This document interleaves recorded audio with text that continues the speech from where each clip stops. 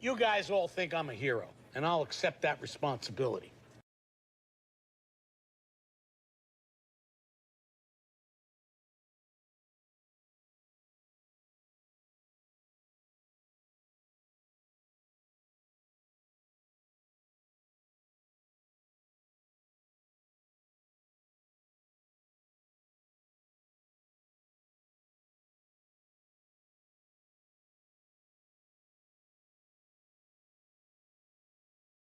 Anyway, I started blasting. Bang! Wow. Bang! Well, I don't see so good, so I missed.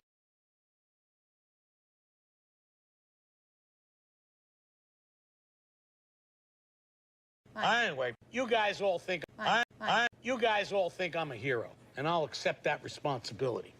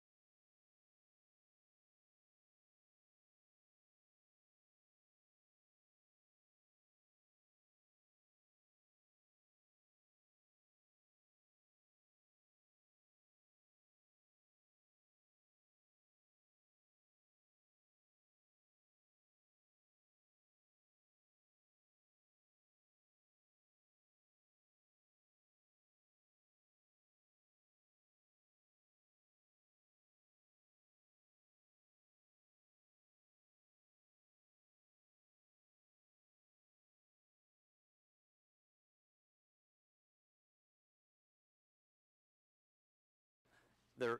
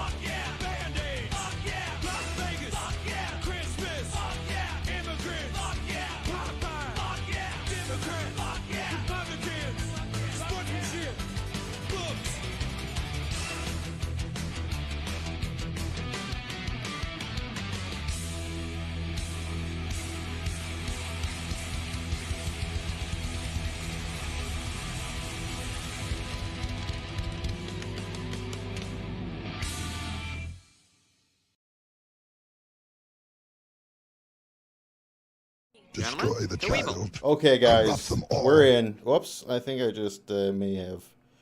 I don't know why. I had one of my various soundboard buttons go off.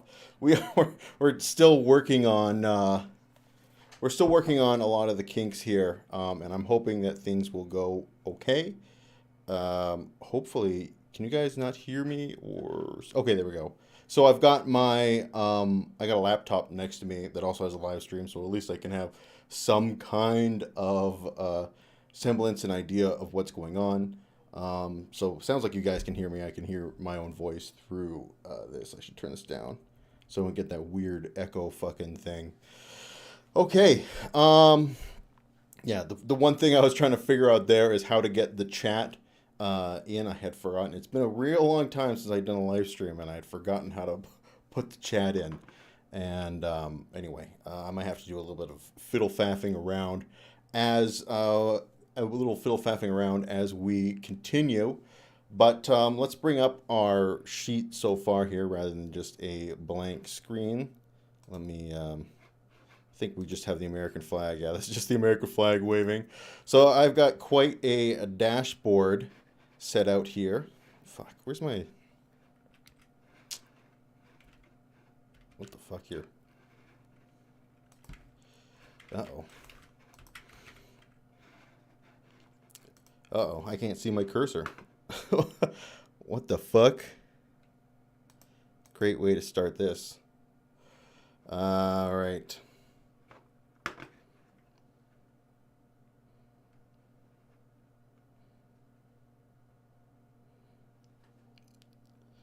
Fuck's sakes, man.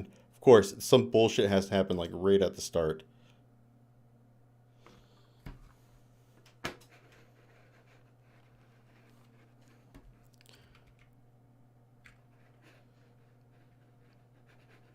Fuck's sakes.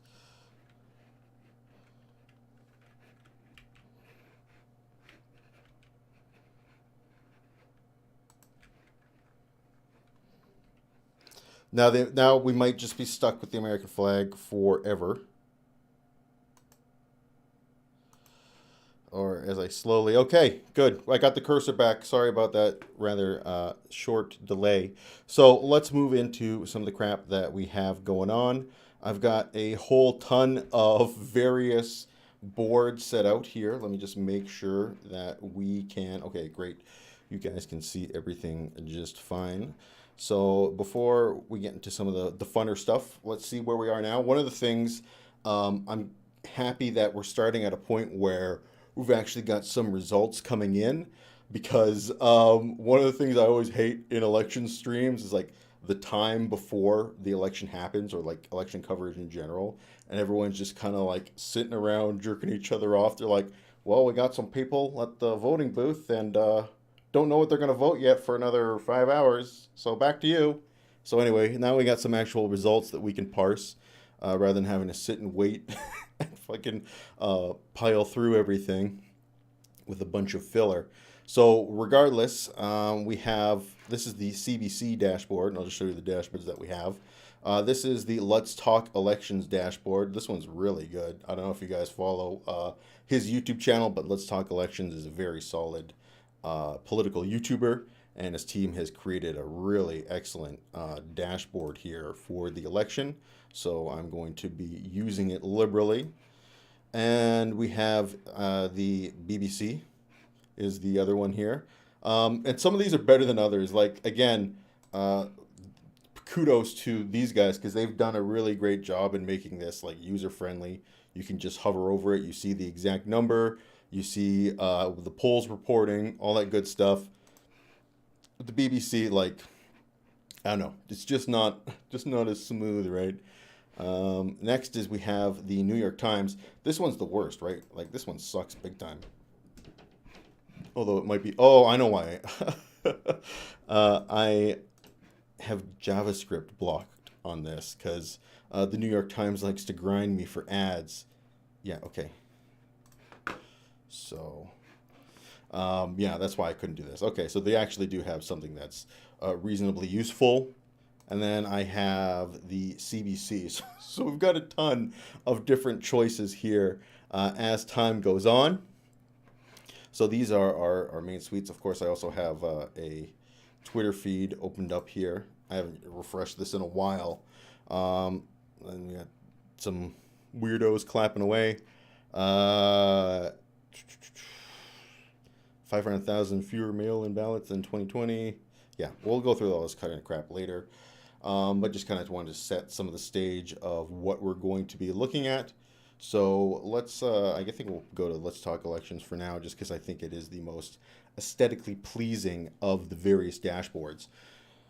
Let me just take some time here, guys. Make sure. I'm going to get the, just give me one quick sec here, guys, so I can put the chat up here on the main stream so everybody can see what everybody else is saying. Oops. Just give me one quick sec here.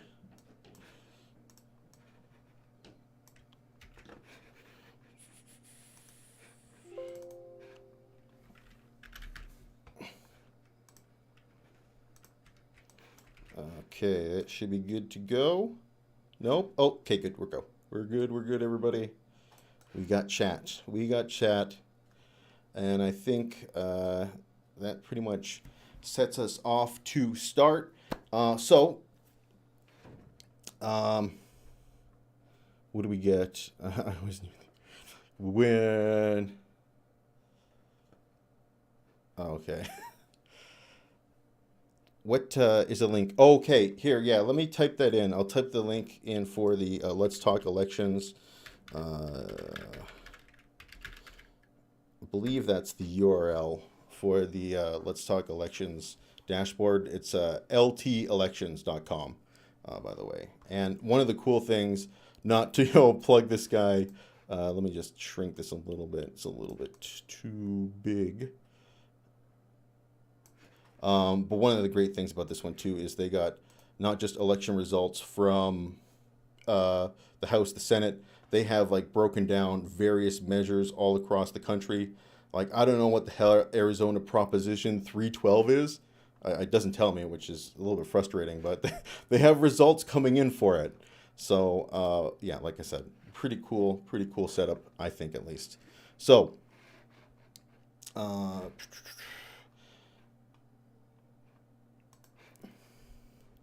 are they already calling Iowa for Harris? I don't know. Yeah, they're just calling it based on the poll. It's like, sold. No. So I haven't even had really much of a chance to dive into these results. We will, oh man, we got Trump slightly likely to win. That's interesting because they had Harris up before. But, wow, did they call Texas already? Is that an official call? Yeah, they did give it to Texas with 53% reporting. Interesting. So I haven't even had the chance to dive into much of these results quite yet. Wow, they already called Florida. Wow, 92% reporting with quite a margin in Florida. That's definitely a little bit concerning. But wow, going into some of the crap that I actually have planned for you guys tonight, we have some very. Did they just make Pennsylvania likely for Kamala? I'm not sure, actually. Let's just see. What do they put here? What do they have Pennsylvania leaning as? I don't think they have anything yet.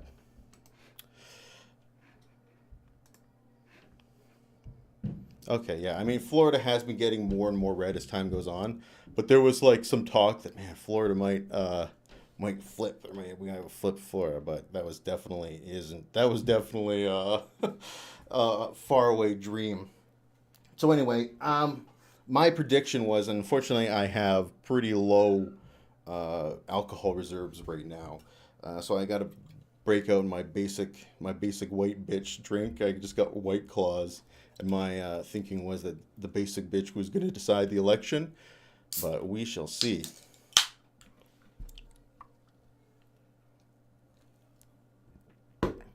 And then I also got, an energy drink because I have been up all day. It's been quite a long day for me, and it's going to be quite a long day continuing into this election. And of course, I also have, I got a dope pen Gotta have a dope pen. Nothing wrong with a White Claw, yeah. So, let's go over the soundboard, and then we'll kind of break into some of the results that we have right now.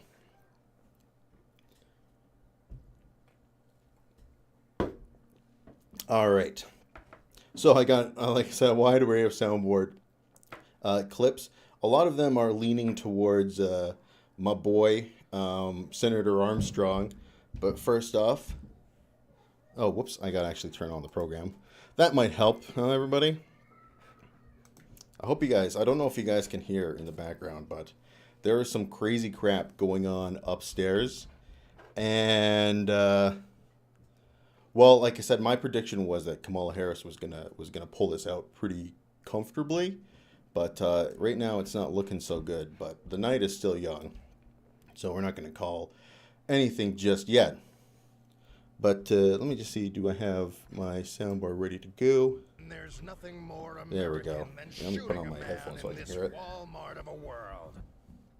So I don't know if you guys have ever, are familiar with, most people are familiar with Senator Armstrong, but not just Senator Armstrong, but kind of Maxor's parody of the great Metal Gear Solid Rising Revengeance. That was actually from the parody, and this is also from the parody. As you know, American imperialism is absolutely justified because we had a black president once. Oh, you can only hear. You couldn't hear the soundboard. That's strange. Okay, I will boost it up. Let's boost it up a little bit. There's nothing more American than shooting a man in this Walmart of a world.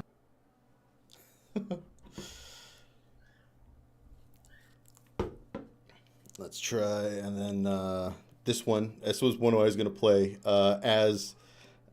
This one I was going to play basically as if Republicans were winning or gaining ground. As you know, American imperialism is absolutely justified because we had a black president once.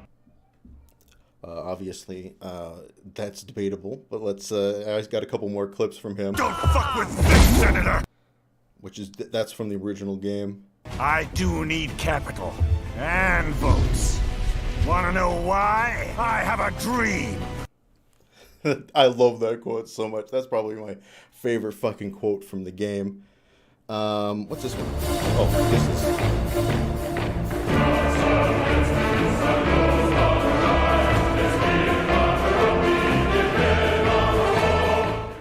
That says Kamala is winning. We have the glorious Soviet March. Next, this is one of my favorite quotes. That's in the Bible! I stole it from another YouTuber, but That's in the Bible! I just think it's fucking hilarious. What's this one? Is this? Oh yeah, this one. Not related to politics in any way, shape, or form. I'll take a potato chip and eat it. That was my. If I was gonna go eat something, but. Oh, this one is just amazing. Another one of my absolute all-time favorite clips. What you always have to remember with the Irish is they get mean. Virtually every Irish I've known gets mean when he drinks. And that's Richard Nixon. In case you don't know, that's taken from the Richard Nixon tapes. And what's this one? What's number 9? Oh.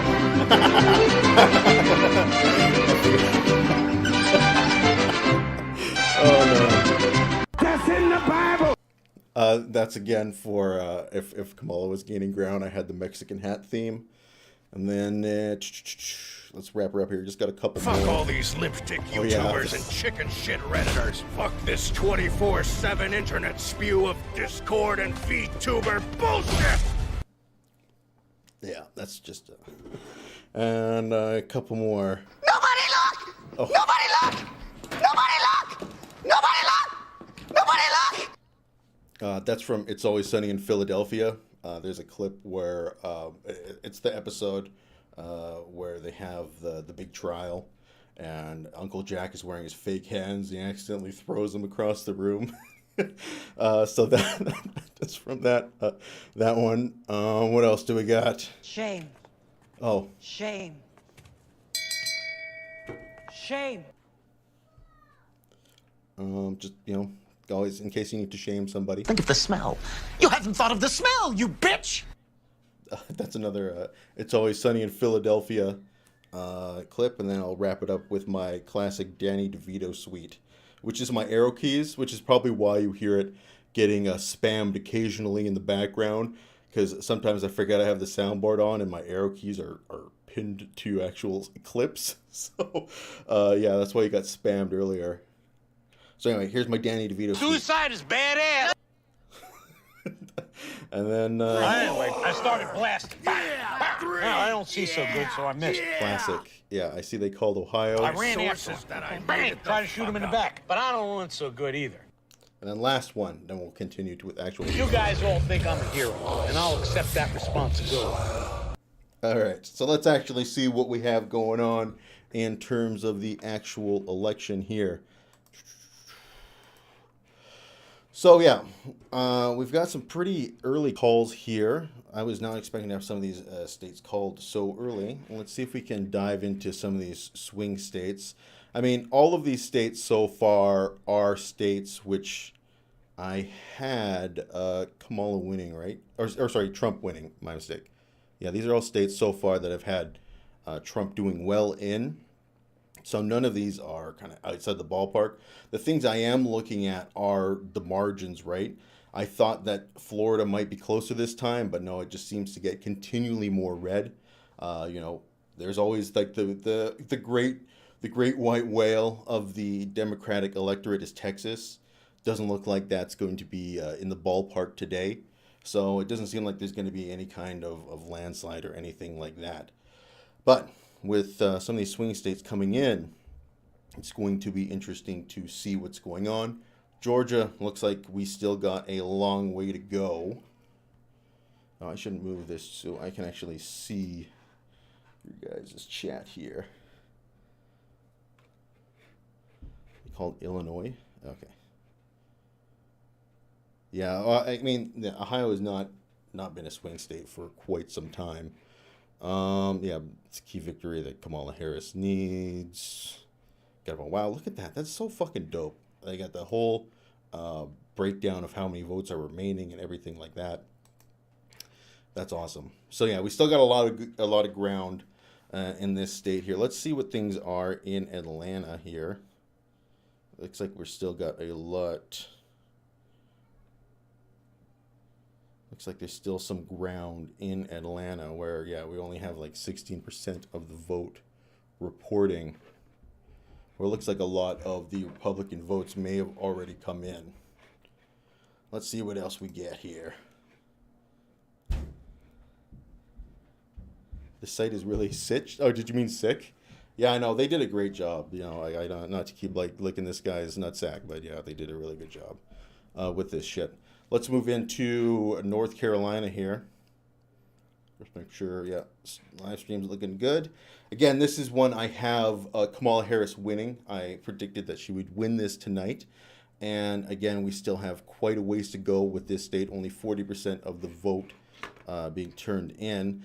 One thing I will say, though, when it comes to North Carolina, I haven't actually really spent a lot of time breaking down, like, the demographics of the state and county by county and which counties are strongest for Democrats, because it's never been a state that I've really had on my radar. So I genuinely don't know which are the kind of counties I'm looking for in this state to see if we have any kind of advantage one way or the other. The only thing I can say is that, yes, we've got a long way to go with North Carolina before we see what's going on.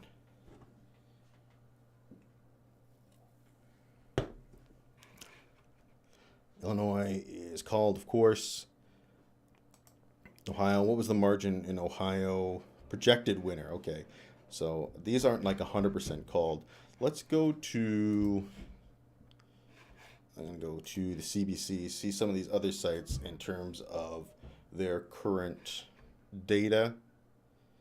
It looks like it's pretty much the same everywhere. But yeah, like, because we are seeing some things like Virginia. You know, the Republicans aren't going to win Virginia.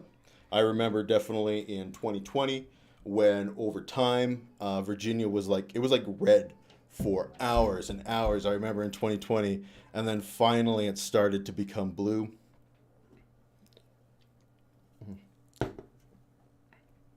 Okay.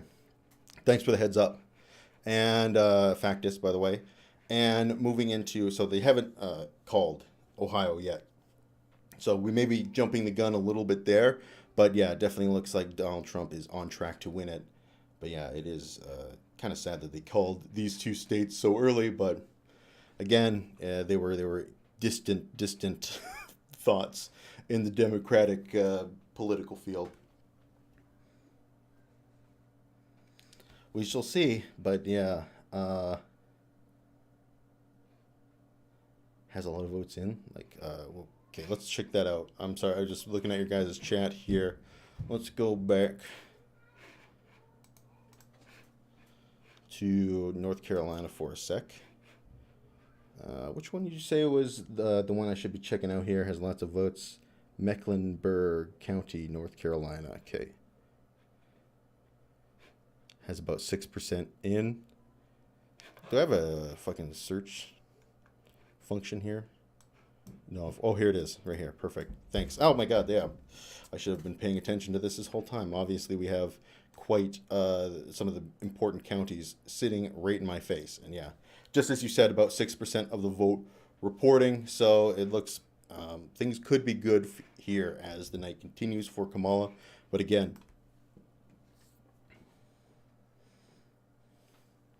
yeah, I mean, like, so Nebraska, like, and you can see that some of these, like, they've called really early, where other outlets are not calling them, right?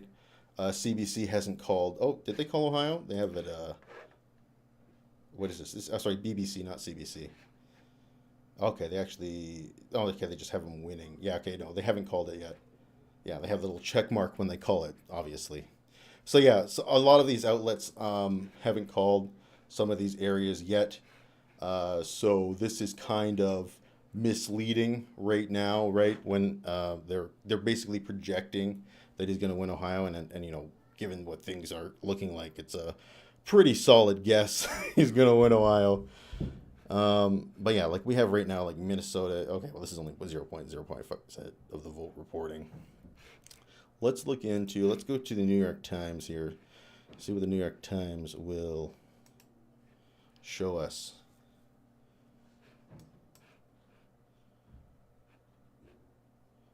Really, 70% of votes in. Mecklenburg County. Yeah, this is the one you were talking about here, 6% of votes in.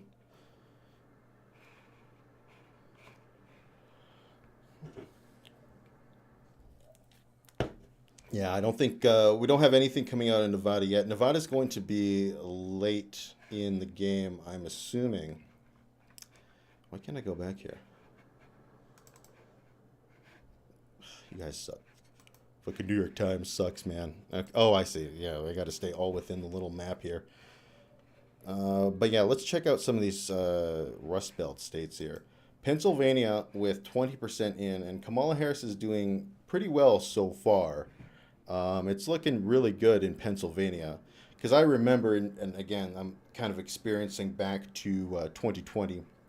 In 2020, I remember Pennsylvania was R pretty much the entire night until the late night, sort of early, the late night mail-in ballots came in and finally swung it to the Democrats. But yeah, so I guess we got some early good signs.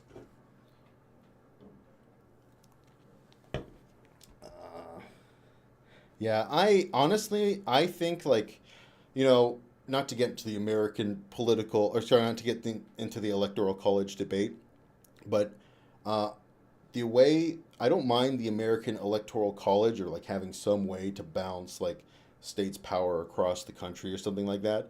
But I think that the Electoral College sucks so much because everybody knows first past the post sucks. It's like the worst voting system. And then with the Electoral College, it's like you get first past the posted twice, right?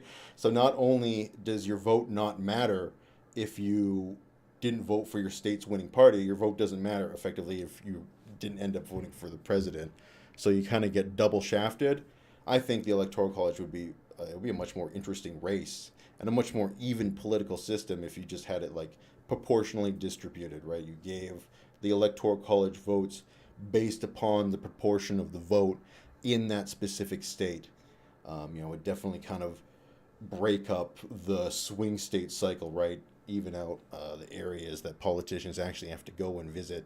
And it still wouldn't be like a lot of people are afraid of, like, oh, we couldn't do the whole just raw popular vote, which is what most countries do anyway. But if I think that's a fair compromise in between like raw popular vote to elect the president and the electoral college system. But you know, that's just how I feel about it. So right now, is this more like 2020 or 2016 in my mind? Right now, I get 2020 vibes is kind of what I'm feeling. The main difference here is Pennsylvania, right? Having a strong early showing for the Democrats was definitely different from what things were like in 2020. Let's see if we can see anything in Michigan. Kamala Harris up initially, but we've only got 11% of the votes in, so it's not. It's going to be a little while here before we really know what's up. Then Wisconsin, we have 3% of the vote. Donald Trump taking an early lead with a 3%, but you know, single digits still. So it's really tough to tell what's going to happen there.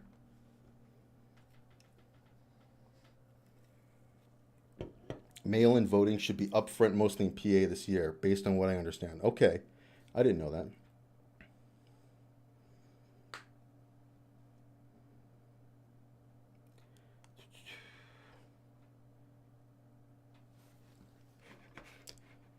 Let's see what the CBC has going on.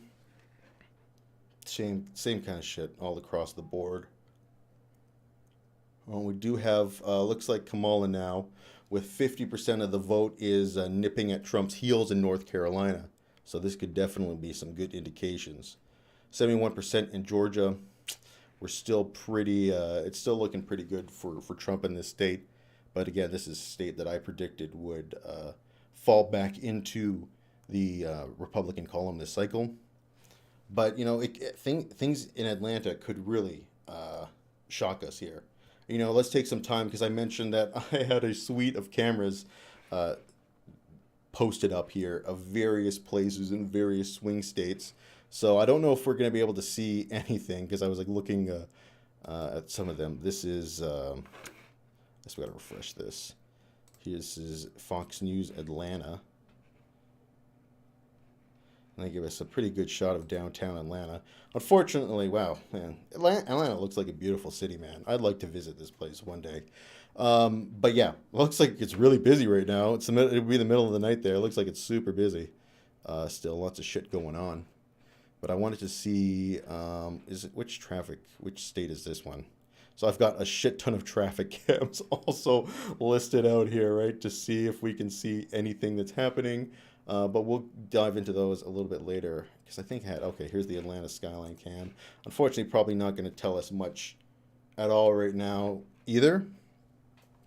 But because I was trying to look for places that had more, like a more focused kind of lens that I could maybe see something that's going on.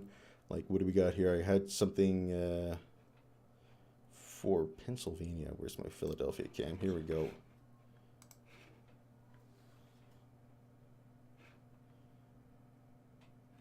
Man, this is not, look, there's no way this is live, because it would be fucking nighttime in Pennsylvania right now. This is definitely weirding me out. Ew, Georgia. Sherman didn't go far enough. Wow. Yeah, this is not live at all right now, which sucks, because I don't know if what is this exactly? The library? I don't know if the library would be a polling place. Things that you'd think would be a polling place. So I would like to see if there's like signs or activity or what the hell's going on. But obviously that's not that helpful right now. We got some more Philly webcams. Is Maine Republican normally? The kind of rural district has become more and more Republican. My understanding with Maine is that it has basically, it's divided into like 4 parts, and each part will vote separately from the others. Why do all American state capitals look the same? Yeah, I mean, here we go. This is another. It's actually a good shot of Philadelphia right now. Unfortunately, you can't really tell us what's going on. We just see people chilling. I'm not sure what part of the city this is, but yeah, just people walking around doing their thing. Here's another cool one that I picked up here. This is Wingner Valley, Pennsylvania. This is a very small town in Pennsylvania. I wanted to see if I could see anything that is happening here, but I guess they fucking shut her down. I knew I was. They knew I was lurking, so they shut it down. This one is Tucson, Arizona. This is South Tucson and North Tucson. So, of course, this is a state which I don't believe the polls would be closing yet. I'm sure, sir, if you're from Arizona and you can tell us if the polls are closed yet. Unfortunately, it's too dark to really see if anything is happening here in old Tucson. But it's a shame. But yeah, we'll keep an eye on this, see if we can pick up anything interesting. Oh, here's Las Vegas, Nevada. Man, look at that fucking hopping there. I don't think these people are really concerned about voting, you guys. I really don't. I don't think that they really give a fuck. But you never know. Maybe these guys are like #1 political junkies. Interested to see what is the top camera. It's again, I think this is Bourbon Street, Louisiana. And yeah, so we'll wrap that up. Oh, there was definitely one place that I really wanted to check out with you guys. Let's see if I can find it. Oh, no, I can't find it anymore. Oh, here it is. I don't know why I pulled up this webcam. I just thought it was a hilarious name. Fucking Oriental Harbor. They have like the most garbage fucking... This is Oriental Harbor, North Carolina. And it's like the most garbage webcam of all time. Anyway, I just thought that was funny. So let's go back to our... Well, actually, let's see if we can peruse the Twitter machine. See if anything's happening. I should also pull up my own Discord here. Let's pull that up. Because I am interested to see what some of the guys might be saying.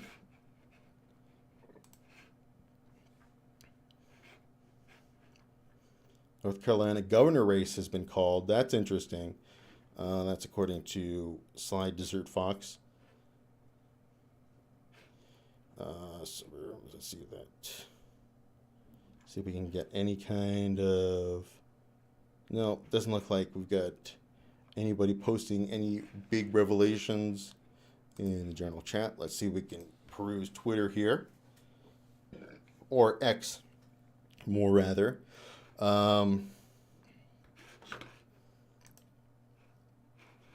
Let's go to U.S. elections. Okay, I'm already on at here.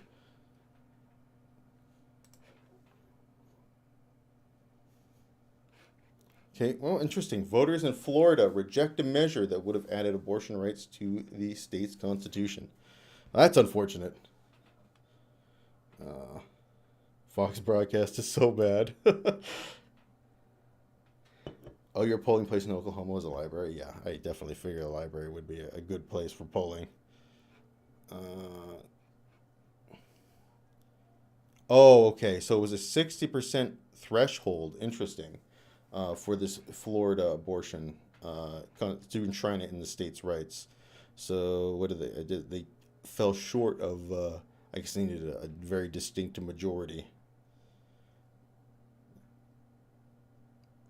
U.S. Senate projected winner Democrat Chris Murphy. That was not, as far as I understand, not a very exciting race.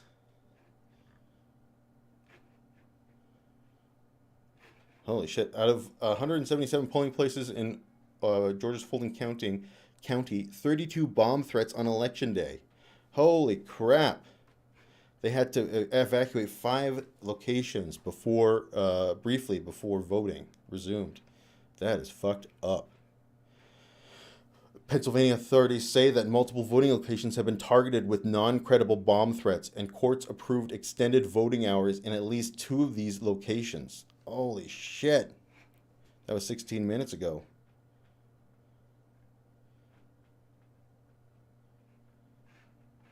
Unreal. Florida gave people the right to smoke weed but not have abortions, I guess. Oh, never mind. Excuse me. It will not pass. It will not pass. That is fucking wild to me. What? That?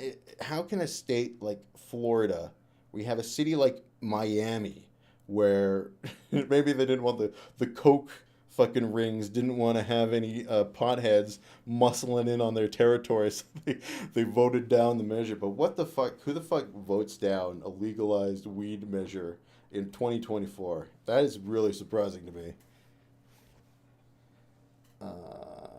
Tammy Baldwin is trailing in Wisconsin. That's unfortunate.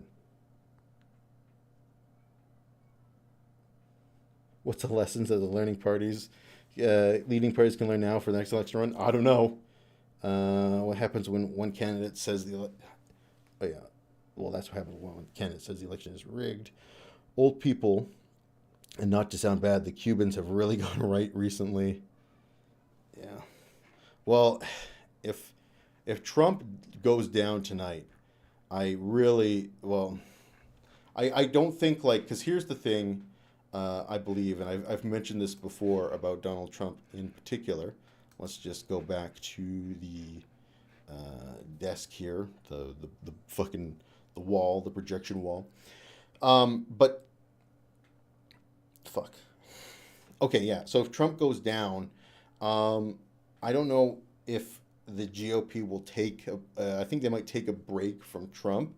But the thing is that the economic conditions that brought Donald Trump to the political fore have not been resolved, right? And the only way that you can prevent another kind of Trump figure from coming out in the future is to actually resolve these underlying issues. And if you're not going to do that, then fuck, like, yeah, you're just setting yourself up for the next fucking guy to come in.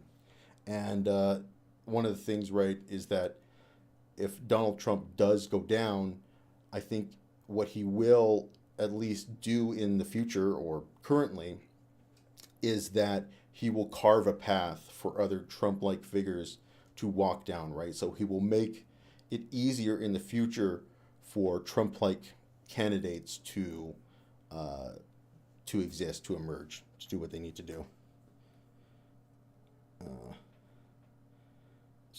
Scarface would vote Trump, yeah.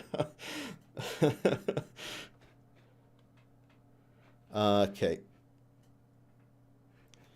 But we do have, look at this, Iowa with 11% of the vote reporting. We have Kamala Harris taking the lead.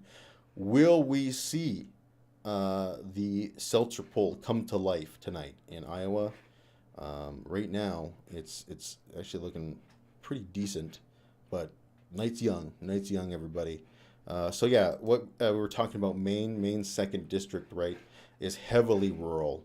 So it very often votes for Republican candidates. So right now, although, wait, this is just the 2nd district I'm looking at, right? Yeah. So yeah, because there's multiple districts in Maine here. And right now, Kamala is leading, or has gotten one of them. Looks like she is leading in a second one. And then Donald Trump is leading in 2 more. Another one here, Nebraska is another split state. And one of the places that the election could actually come down to is Nebraska if we have some sort of horrible tie scenario where, you know, Kamala Harris wins Nevada and all the blue wall states but loses all the other swing states. It's 170 electoral votes for her. And God, that I just hope that doesn't happen tonight. Or whatever happens tonight, God, I hope it is decisive. I really hope it is decisive. And we don't have to spend, you know, another fucking 3 months poring over the data.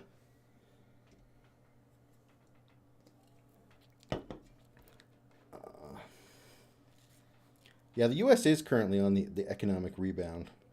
I mean, the U.S. has a lot to, you know, be happy about economically. Yeah, they would rather have everybody armed with a license, but you can't smoke weed. That's fucked up. Anyway, so in honor of the Florida measure failing, we are going to have a little hoot here. Oh my God, did they call North Carolina?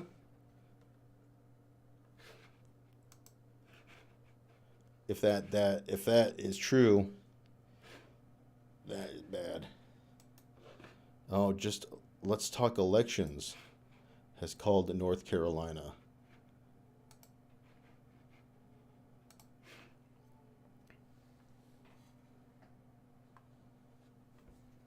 Anyway, let's have our hoot now.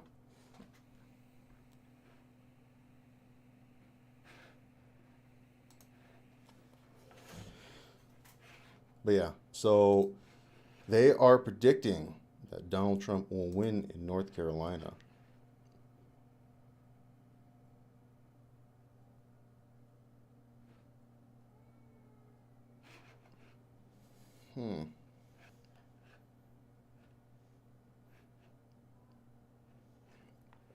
But yeah, it looks like a lot of the outstanding counties are still Democratic. But we shall see if he's on the money here. Yeah, that is really bizarre to me. I don't know why they are. They seem like they're definitely jumping the gun quite early with this one, but that makes me want to see what else is going on here. I want to see if range estimates, chance of winning. Okay.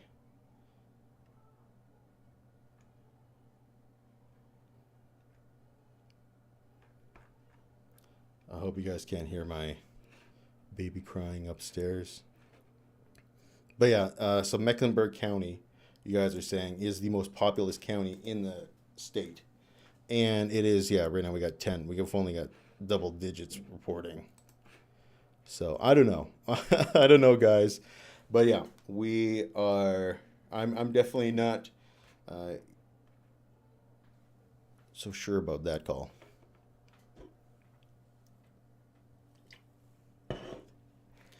Oh, we've got some, Wisconsin is now up to 50%, 18% of the vote, with Kamala Harris leading with 50%.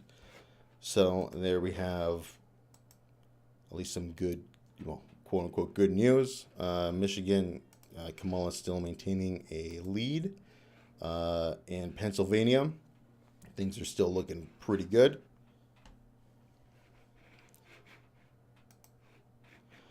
But yeah, in Arizona, polls close at 9.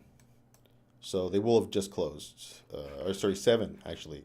7 their time, 9 Eastern time. All right, what are you doing over at CNN?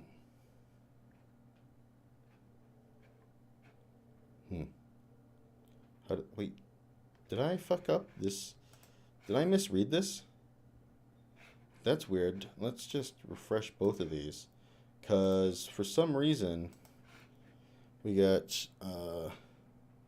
19% reporting in Wisconsin with Kamala Harris with 51%. But CNN, okay, they did just change it. Okay, yeah, I guess I just had to refresh it. But yeah, they now have that flipped as well. I got anything interesting going on the Twitter sphere?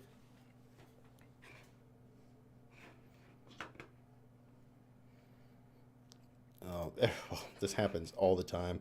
Reporting saying they're going to flee the country. Holy shit.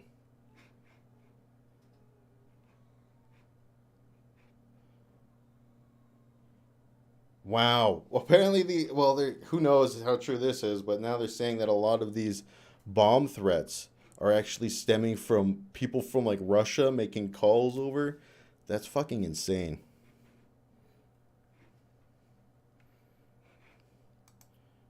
What is your call? I should go to the Hill. The Hill's pretty decent. So 13% of the vote reporting. We do have Kamala Harris continuing to do well in Iowa. But I don't know why you posted that one. Like, nothing's going on, really. Maryland Senate winner Angela, also Brooks. That's an interesting name.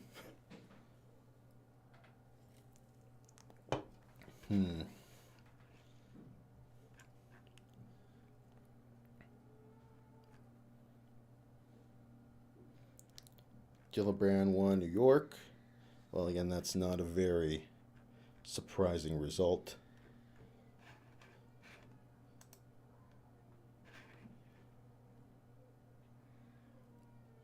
Oh man! Oh, we got a big. Looks like we just got another wave of votes coming in here.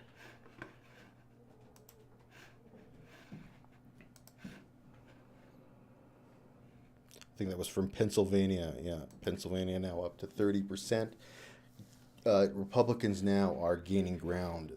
As the votes are coming in, they're eating into that vote share, but it's still pretty sizably in the Democratic favor.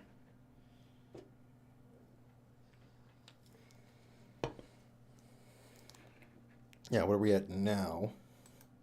I mean, yeah, so we've got 55% of the votes in, like you're saying there, Factus. And now I'm regretting saying that this guy has got the. Oh fuck! Look at this. Oh, they reversed it. They said that he was on track as the projected winner, but now they have walked that back. It looks like Mecklenburg still only 15% of the vote reporting.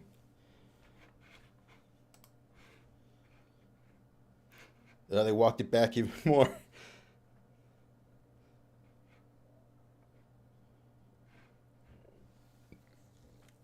But they still have Donald Trump's chances of winning steadily increasing, which is...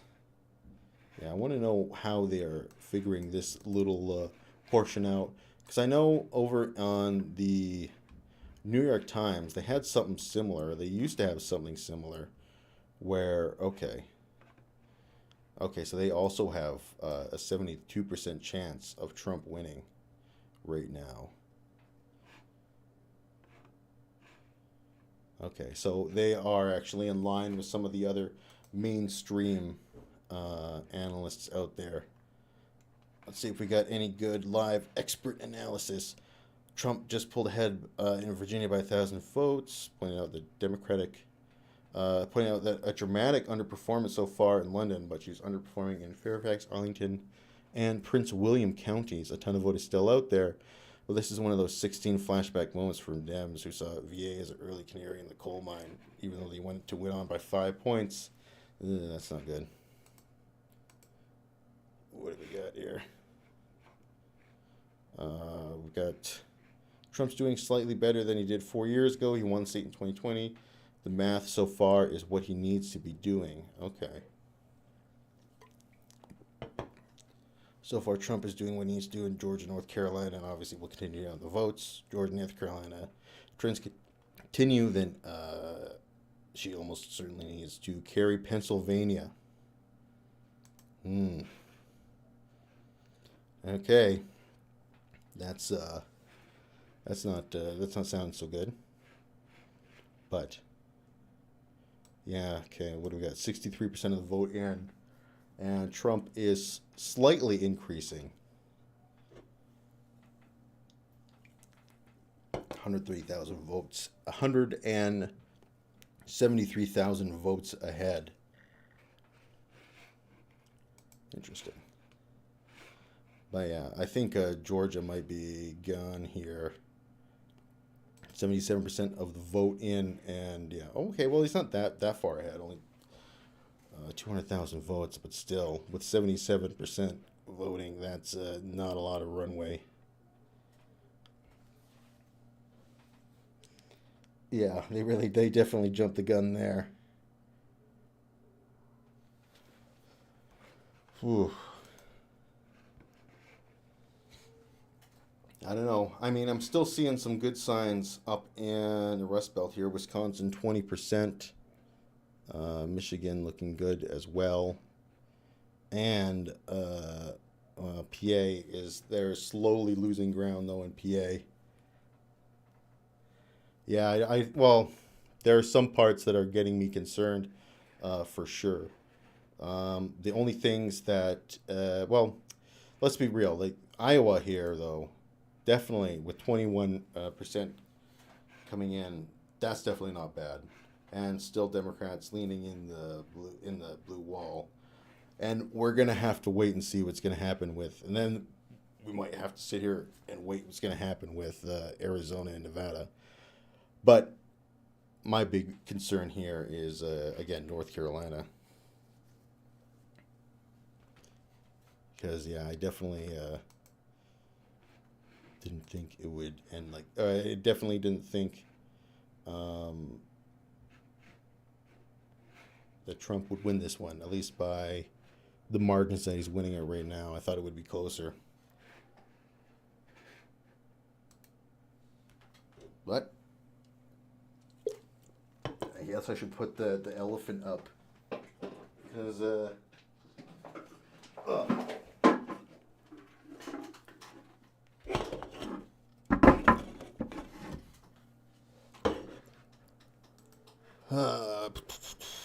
hopefully, I think I might actually, this thing might actually not be tall enough. Whoops. But I'm giving my first momentum marker of the night. Fuck this. I thought I figured out these kinks, but I don't have a tall enough spot for the elephant. But yeah, I'm giving my first momentum marker, unfortunately, to the Republicans tonight. Although, yeah, Iowa is definitely giving me some hope.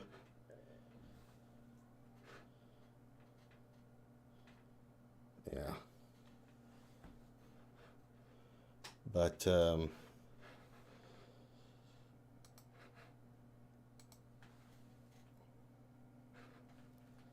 yeah, we will see. But again, so far the initial results aren't what I was hoping. But we got blue wave trending.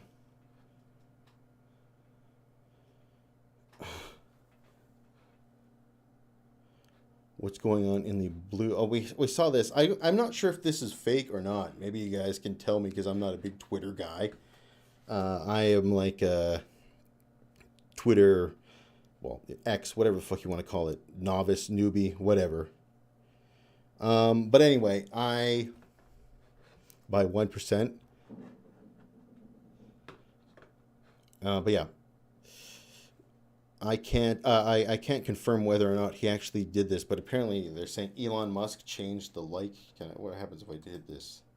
Okay, maybe it doesn't, because yeah, it must not. It must be fake. But yeah, there was this big fucking brouhaha that Elon Musk had changed the like button to promote Trump or something like that, and I couldn't figure out whether or not this was true. It was driving me nuts, but Kamala Harris will win the projection. This is my worst projection for her.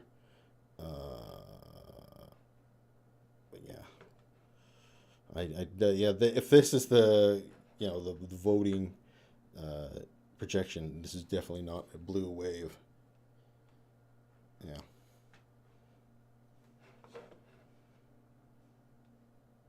Okay, let's see what else we got here. Let's go back to the election. Oh, are you posting in links? Because if you post in links, then they might get blasted by the system. Let's see the people. Okay, Maryland voters enshrine abortion in the Constitution.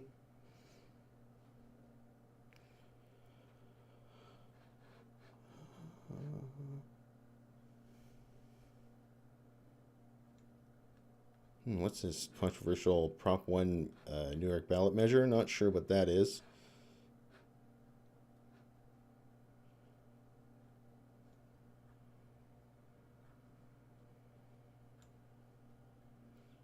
Yeah, they're just giving, these are just votes for like, or calls for various Republican, or excuse me, various Republican wins, Democrat. Okay, yeah, these are all just House districts.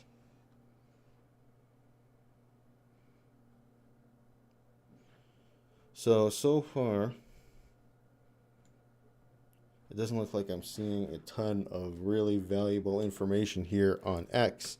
So right now, I'm giving the slight edge to Donald Trump in the initial opening salvos of the night. We shall see. We're keeping track on, but yeah, things out of Virginia are kind of worrying, and things out of North Carolina, which I was hoping that Harris would win, are worrying, and he's looking pretty good in Georgia. But the blue wall does look, and is still holding, to Democratic leads, but they're eroding the Democratic lead in Wisconsin.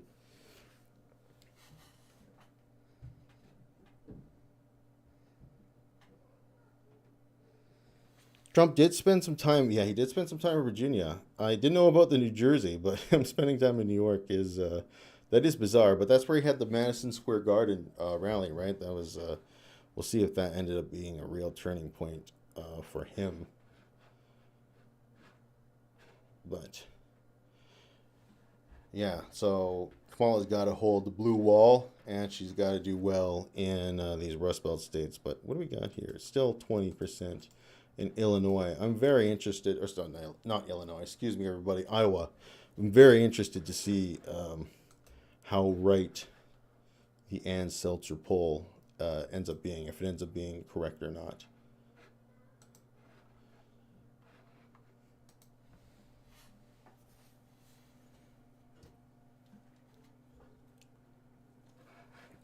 Wisconsin up to 30%.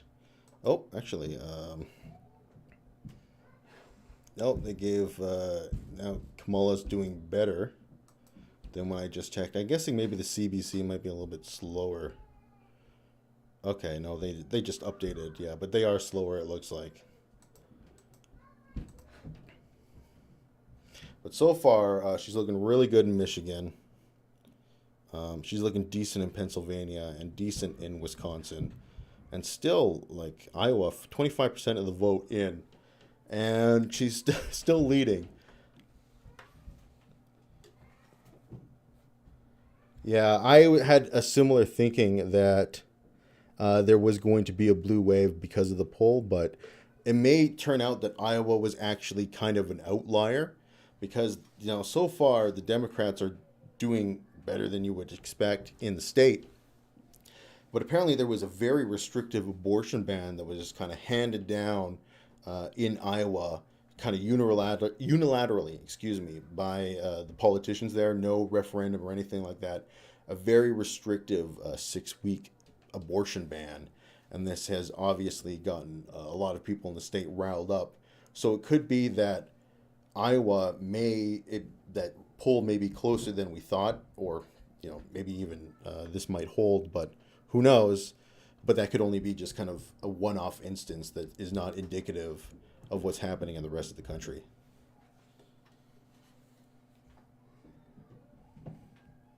I kept telling people on all sides it will be very close. No one believed me. Okay. I mean, to be fair, I had been saying it was going to be close this whole time, but I didn't think it was going to be very close.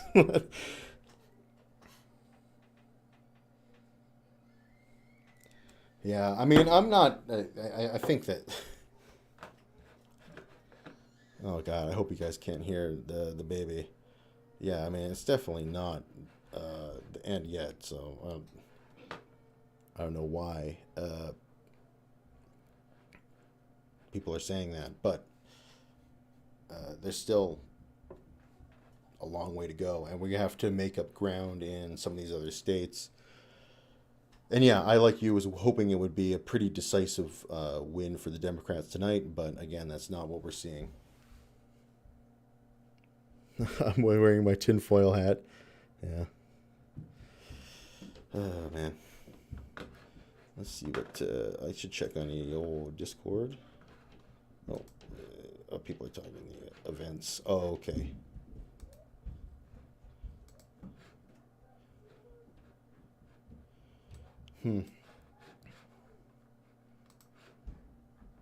I guess everyone's already in here, but...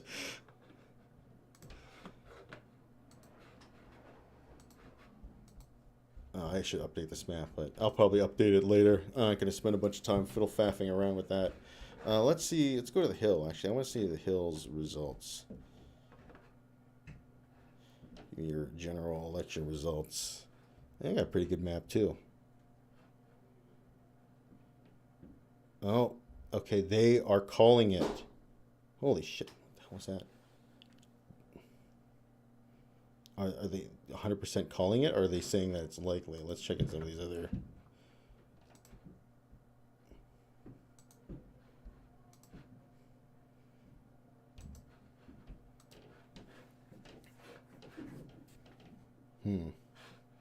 Yeah, other places aren't calling it, but...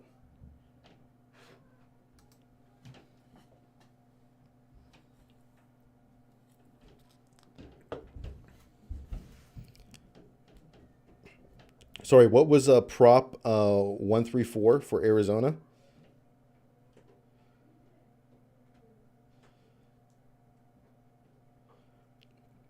Yeah, I mean, realistically, this should not be a close election in anybody's mind. But here we are, man. I remember when Donald Trump won in 2016, I was fairly convinced, like, this has to be. We're in a simulation right now. Cannot be fucking real life. Oh, man. Yeah, I remember that was another late. All election nights are almost always late. They always go very deep into the evening.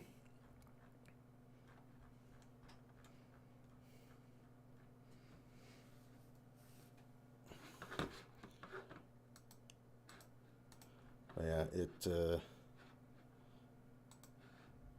shouldn't even be close. They still are giving Trump 65% chance to win. I wonder which ones they are projecting. That, man. Projecting to give Donald Trump 279 electoral votes. Again, it's just so fucking close. Either way. Oh, it's just going to be indicative of more fucking division. Uh-oh, you retracted your message. Changing percentage needed for props from statewide to needing it from all 30 counties. So you get the 10% thing. Oh, okay, I see. So you need to go to every county to become, like, to get on the ballot effectively. So instead of just, like, staying in one city or whatever and getting all of your support just from one city to bring the ballot forward. That sounds, somewhat reasonable to me. Oh, man. This is actually, here we can check out something that's interesting here, because Dan Osborne is an independent candidate running for the Nebraska Senate. And right now he's taken an early lead with a 31% voting. Although Dan has said he won't caucus with the Democrats if elected, I'm always a big fan of any independent politicians in American politics. American politics desperately needs more parties. It desperately needs more independence. And seeing more independence in the chambers of Congress is always a good thing, in my opinion.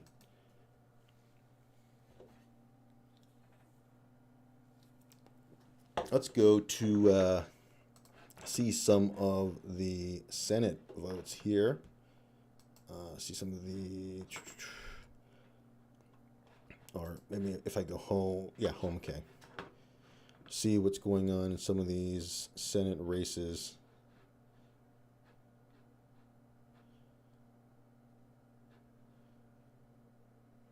Yeah, Klobuchar is trailing, but this is only 2% coming in so far. Gillibrand wins in New York. This is all, Kane looks like he's going to win in Virginia. Also Brooks. Oh, yeah, we already saw also Brooks.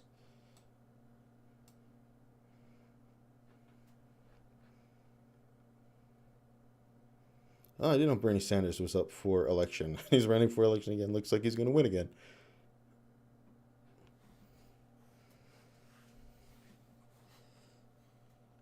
That's true. I can definitely see that there could be long lines still in many areas.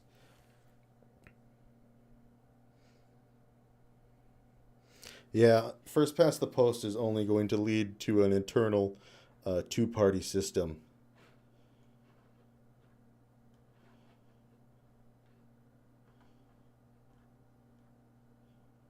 Yeah, man.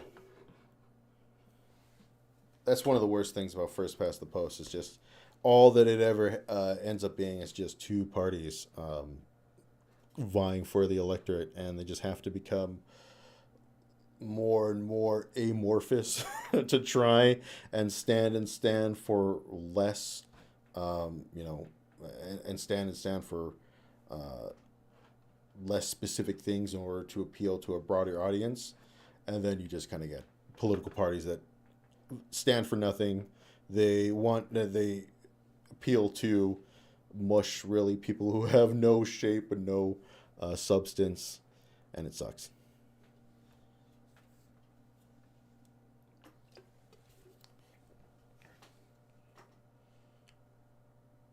Yeah, you don't think? You think she's done? That's unfortunate. Well, we'll still have 19%, only 19% reporting, but yeah, I can see what you mean.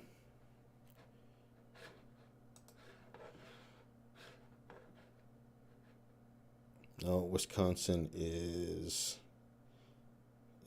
got flipped into a Trump lead with 35% of the vote. Man, Michigan is taking its sweet ass time. Oh man, Pennsylvania has flipped it to the Republican column. Oh God.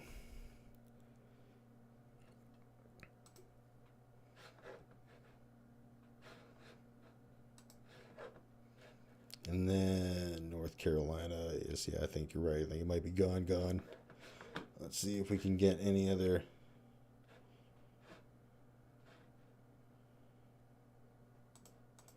important results.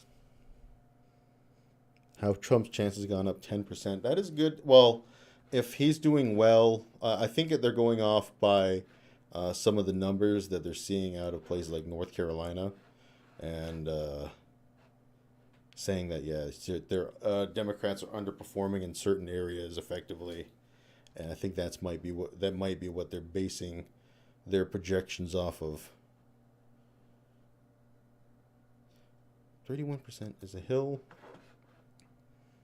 Slow or something? Because, yeah, okay, I think this is just so close that it's continually flipping back and forth. Oh, man, Chase Oliver, look at that. He's kicking ass in Green Lake. What the fuck? He's the Libertarian candidate with 34% of the vote reporting. He has a commanding lead of 57%.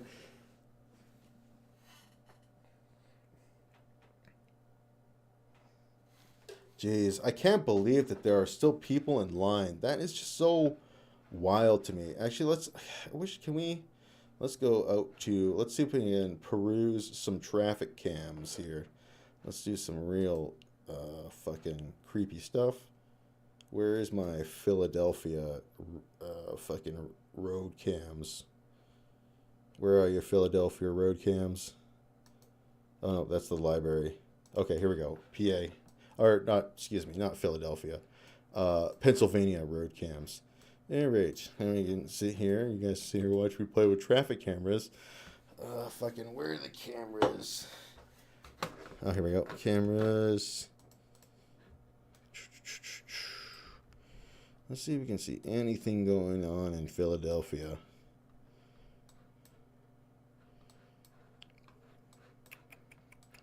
Where could be? Okay, Parkway Central Library. That seems like a place where people could vote.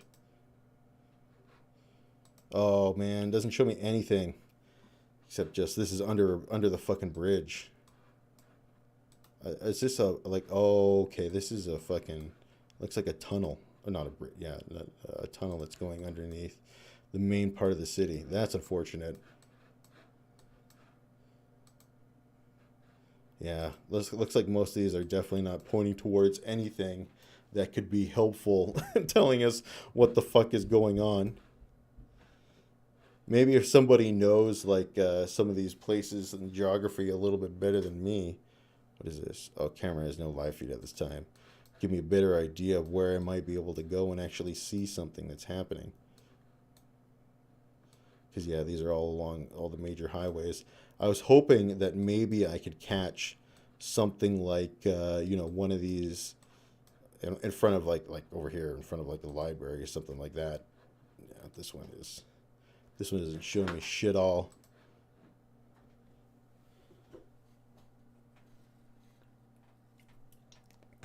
They're probably going to bed in Philly. Yeah, it's 10 o'clock in Philadelphia, and the polls have been closed for, what, 2 hours? And, I mean, but yeah, the cities have been fucking, but yeah, cities are obviously Democratic based, but I just be wild to have people still waiting in line in 2 hours after the votes closed. But then again, as we saw, we were looking through our, you know, old Twitter Who's It here, and we're seeing various bomb threats being carried out at major polling places, and they have had to extend voting lines because of, yeah, saw record turnout, and after a spate of non-credible bomb threats. Okay, yeah, man. Why did you just post this fucking 3 times? It's the same headline.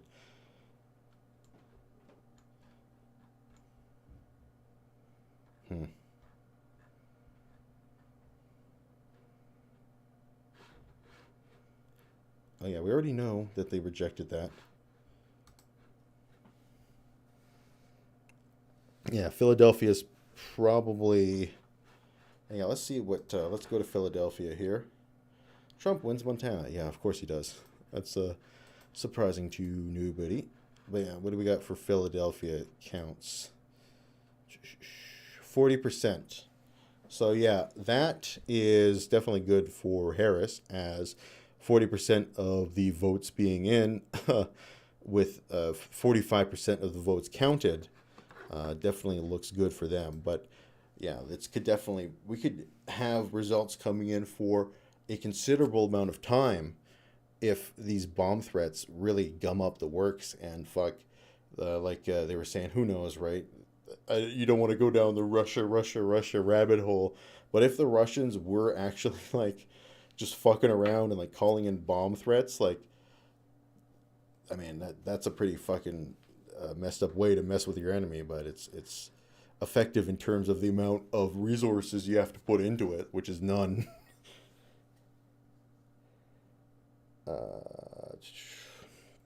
Let's see what you guys are saying. People are probably going to be in Philly. Are the counts manual or automated? I would hope that they're fucking automated. Are you talking about here in Canada? Because they're all ballots are hand counted here in Canada. The only time I saw a voting machine was in a municipal election here. They had one in the Edmonton election, and I looked at it like it was a fucking alien probe that they put in front of me.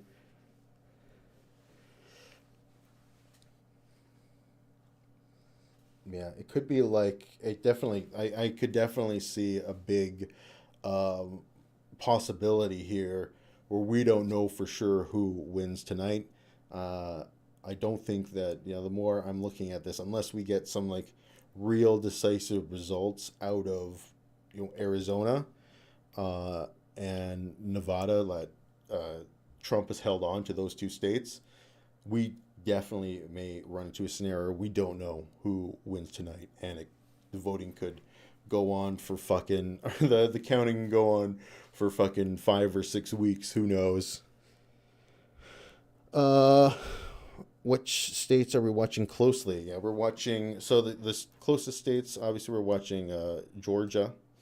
Though Georgia is slowly but surely looking like it's out of reach, saying that Trump has a 77% chance of winning it. North Carolina is also one that we were looking at, but it also looks like it might be out of reach. Again, 77% chance. Of course, the big Rust Belt states, Pennsylvania, Wisconsin, and derp. That's a 77% chance of Trump winning the election, not the fucking state.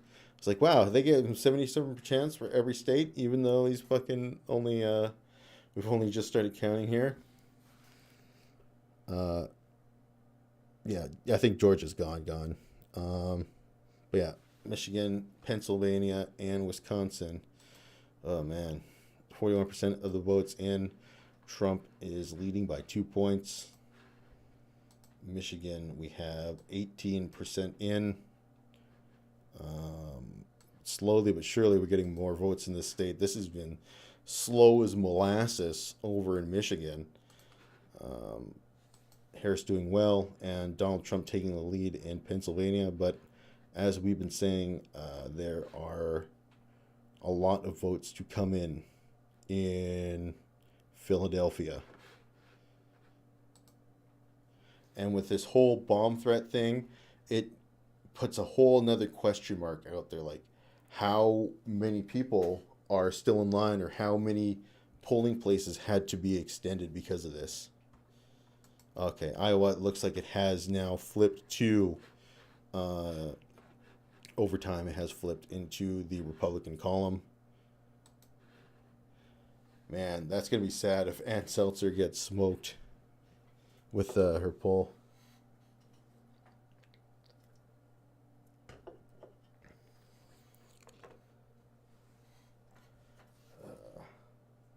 To become budget Julius Caesar. Yeah, those 3 states have voted as a bloc since 1992, the blue wall, or the Rust Belt wall, I guess you could say. Yeah, he's not cool enough to be Caesar, that's for sure. Trump is definitely not cool enough to be Caesar. And also, right, Caesar would be a left-wing, quote-unquote, guy by, we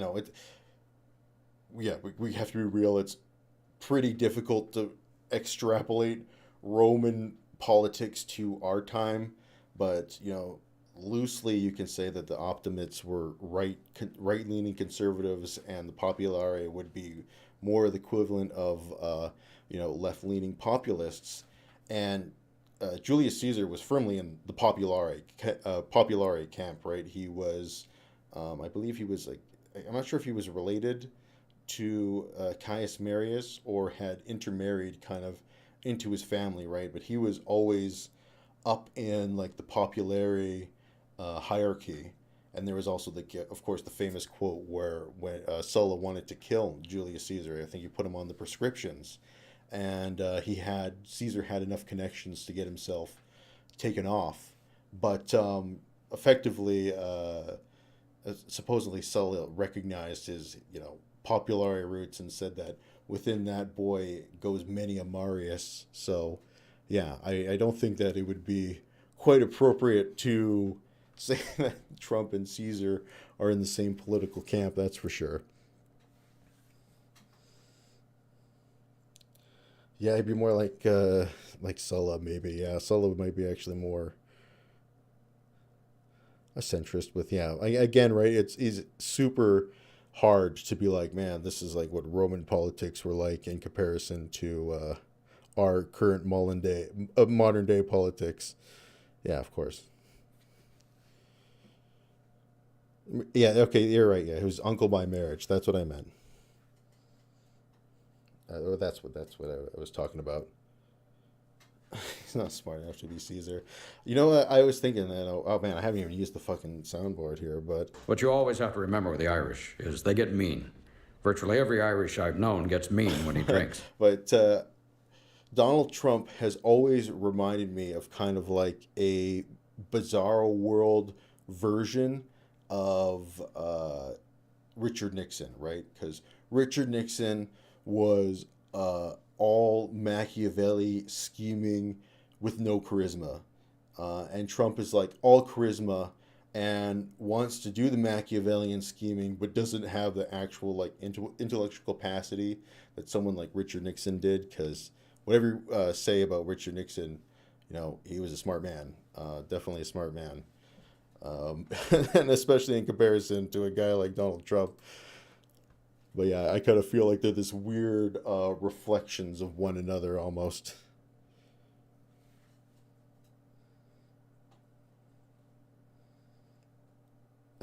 Really, because I actually kind of like. Well, I am definitely kind of a Caesar fanboy. I would say Caesar is definitely one of my favorite historical figures of all time.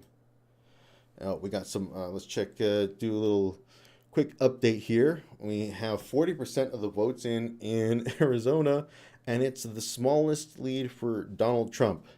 And again, that's well, man, that is a micro lead. But yeah, that's not so good. But this can definitely go either way so far. Oh man, Republicans picking up steam in Pennsylvania. 51% of the votes in. They're now leading by 3 points. In Michigan, we have 2-point lead still, although this is again still taking fucking forever. Wisconsin, again, this just keeps, every time we check in on this, it flips back and forth. This is looking like it's going to be one hell of a close state. And yeah, right now Kamala Harris is leading by 2,000 votes. Okay, now we just had Donald Trump is now leading by 500 votes.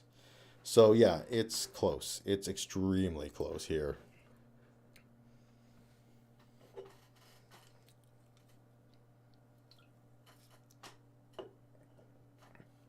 Enjoy seeing the props of Arizona. What are the props of Arizona? Oh, wait. Did we have Kamala Harris taking the lead in Arizona? Yes, we do. Kamala Harris is leading in Arizona with 51 votes in. If that is a surprising victory for Kamala, that would actually be a real big boost, right? Because Arizona is 11 electoral votes. That would definitely be a nice boost in their pocket.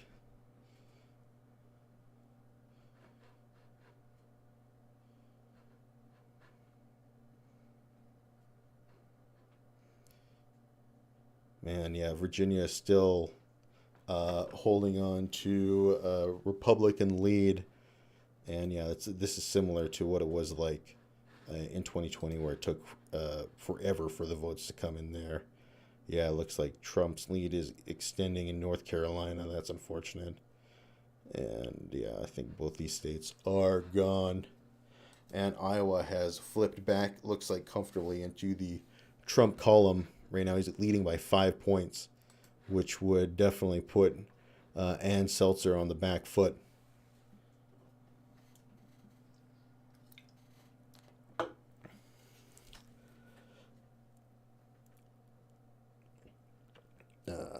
Okay, yeah, I'm also not the biggest fan of Brutus either.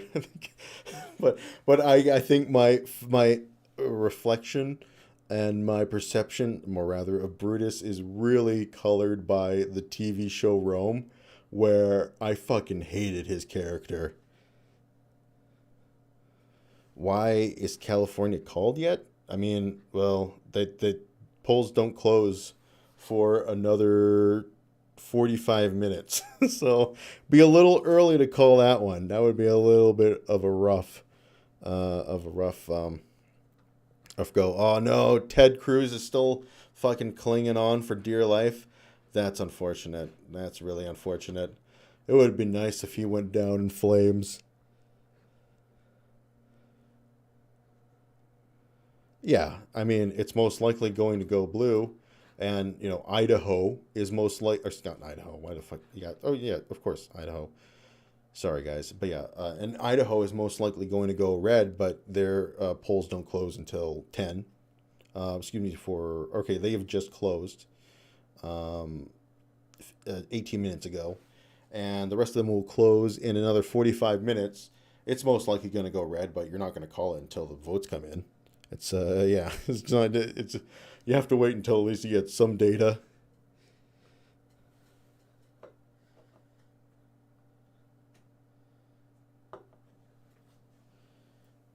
Deport him back to Canada. No, we don't want him. We don't want him up here. Please don't send him to us.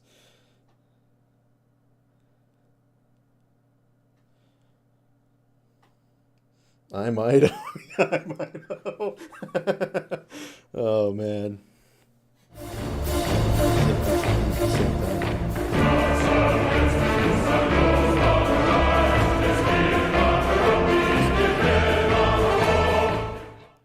I was just getting the Soviet march.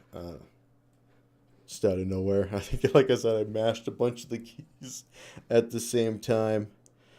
Shame they canceled it in favor of Game of Thrones. Well, I think they canceled Rome long before Game of Thrones, right? I thought Musk was from South Africa or some shit. Maybe we should look it up. So what do we got here? Man, they are saying that Trump is very likely to win now.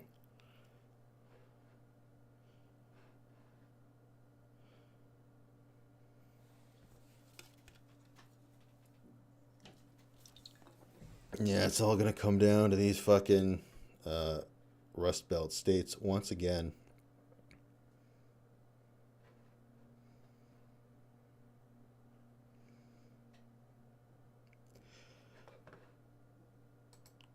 What do you have going on here?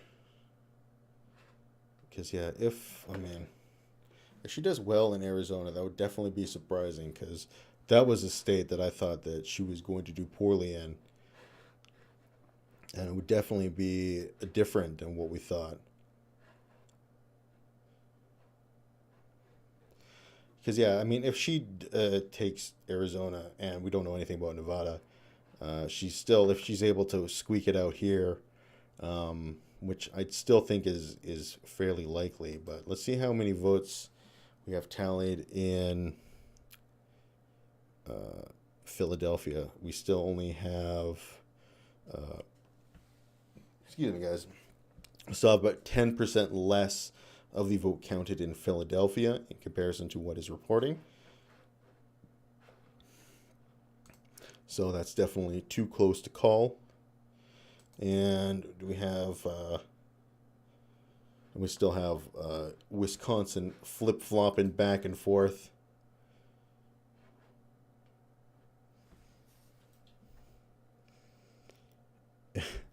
Yeah, I think about, like, I feel like Musk is, like, he's definitely the kind of guy, he will kind of, like, say or do anything to save his ass, it feels like. Man. He's one of the kind of guys, like, I just ignore everything he says and only focus on the stuff that he does.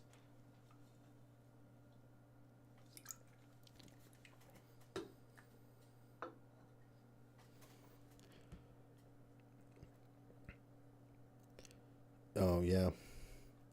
No, I mean, well, the thing about Trump is, like, God, if I really hope, like, one of the reasons, like, not just the whole existential crisis with democracy thing, but one of the reasons I really hope Trump doesn't win tonight is because I just couldn't be more tired of a motherfucker in my life, you know?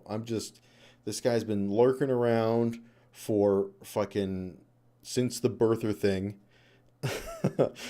which would be, like, whatever, 12 years ago.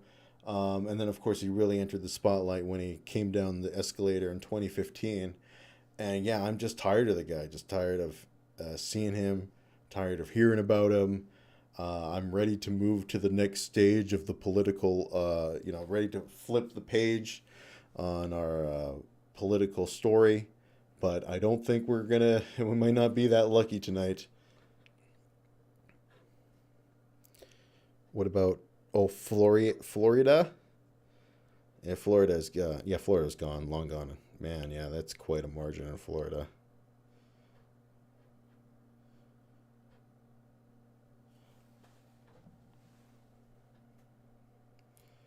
All right, let's see if we can pull up any important information here. Oh.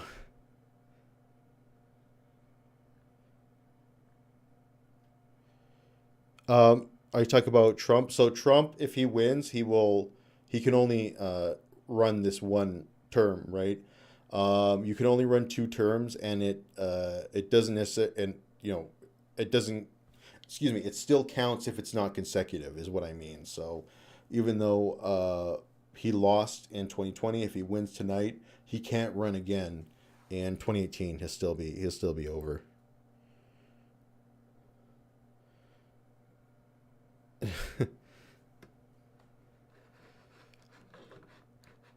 do we have? Oh no, we don't have any vote in for Nevada yet. Ooh, we do have Harris climbing a little bit in Arizona.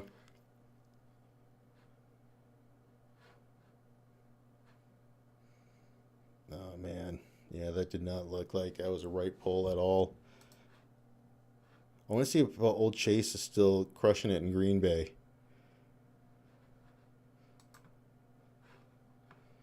No, it doesn't fuck. Get out of here.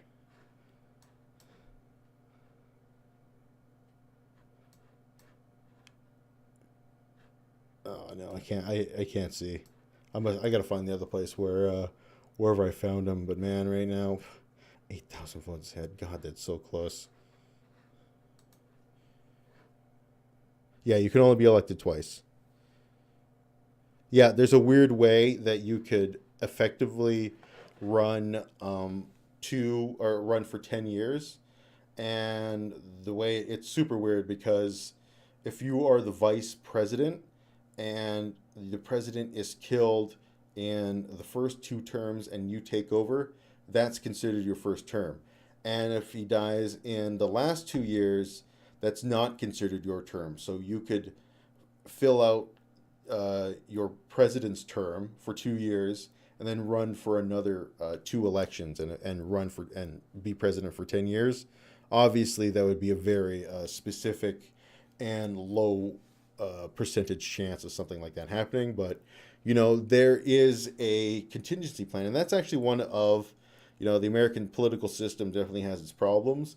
But one of the things the founding fathers like really thought about is like contingency plans for small scale, like outside the box probability scenarios. Like it's possible for there to be a tie in the electoral college and there is like a mechanism for breaking the tie. I'm not 100% sure if it's like it goes to the House of Representatives. I'm not sure if it's a straight vote from the House of Representatives or if every state from the House of Representatives gets to collectively cast one vote for the president. So every state gets one vote. Either way, there is a mechanism to kind of hash it out if in such an unlikely scenario. Never happened, but if it does, you know, they can open the vault and pull out the emergency plan. Big up Polio Boy. Well, yeah, they changed the election right after Roosevelt's tenure was over, right? They had to carry him out in a pine box, and then they officially changed the Constitution to only have 2 years.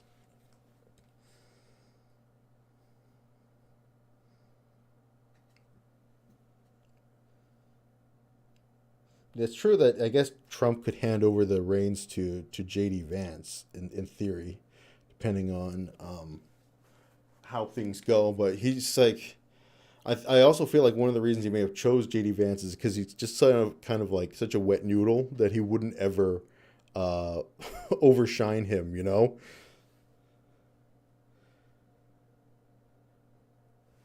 Yeah, okay, it's every state. There you go. Uh-oh. Arizona's back into Trump land. But again, this is another, oh God, it's incredibly close. Yeah, this is looking like a real fucking nail biter.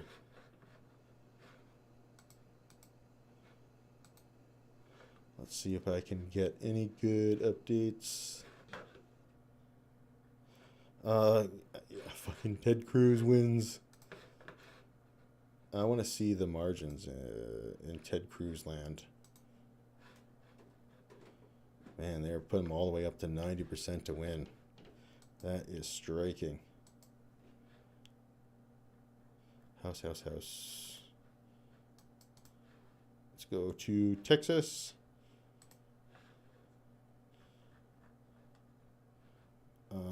U.S. says, okay.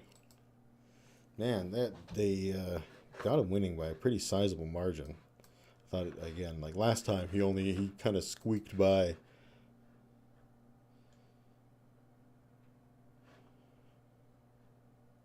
Election officials reported threats in Georgia, Maine, Arizona, Michigan, Pennsylvania, Wisconsin, and Ohio on Tuesday that were found not to be credible.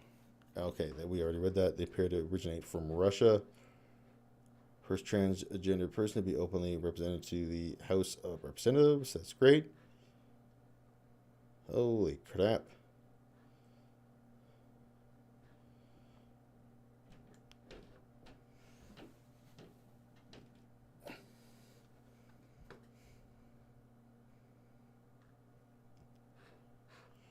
Okay, none of these are really giving me anything that's worth looking at.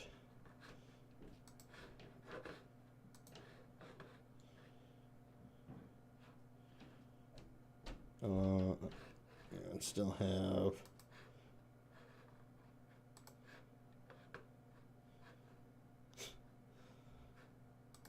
yeah, I think a lot of people are basically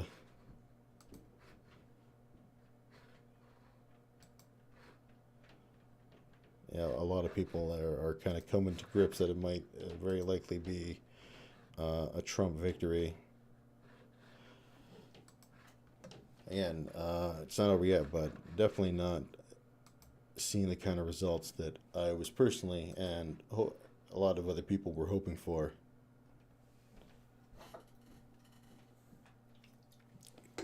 Yeah, I always heard that they wanted Doug Burgum. Yeah.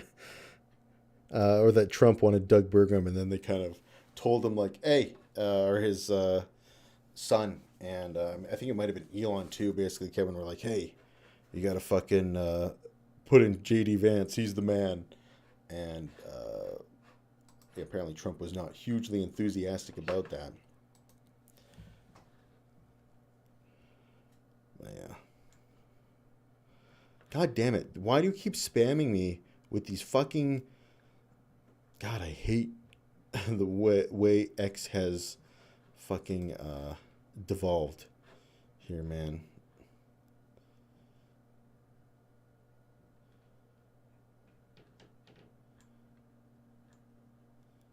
Man, nothing at all that is useful.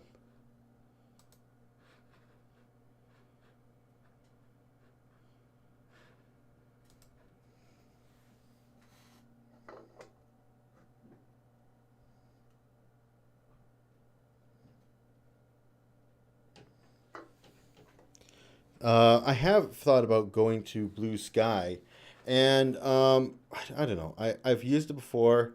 I just don't like the whole Twitter thing, to be quite honest. Like, I vastly prefer longer form types of video content. It's why I struggled and with TikTok and shorts and stuff like that. Like, it's just really short form content is just not for me.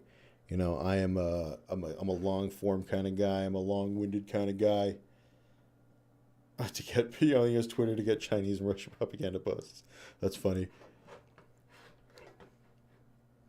All right, let's see if we can see anything important. Ba-ba-bum.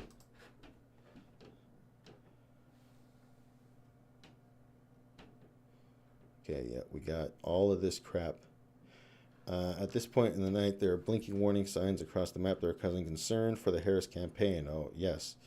Dwayne County in Wisconsin. Yes, Harris is considerably up in the county home to Madison, but Trump is at 26%, and if that holds that could be a statewide problem for Harris. Audi, it's a striking piece of information to emerge today that our colleague Jim Acosta has just reported on air. Nevada election officials are saying, young voters don't have any experience signing their own names, and thus can't match their signatures for verification purposes. What the fuck? So, I've heard about this, that people are, kids are no longer learning cursive, and my daughter just went into kindergarten, right? So, as far as I know and have seen from the material she's brought in home, they're not teaching her cursive.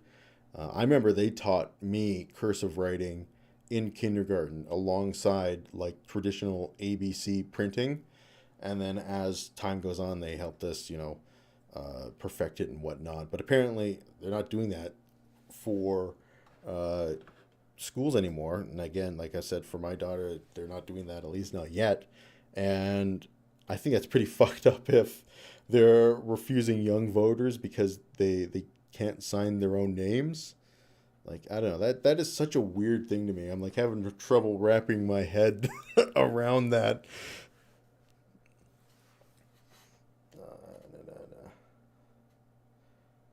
Okay.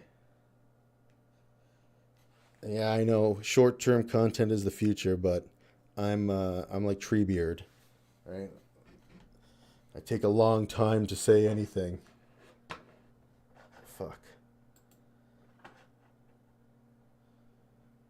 Simpsons shitposting is a gold subreddit.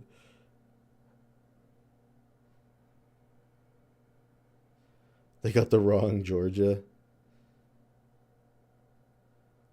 Yeah, so that is such a weird thing to me. Hold on, I gotta plug in my laptop here, guys. It's running out of battery. Ugh. I'll just see, put us up to the map here. Let's see if we can, because this one will actually update rapidly.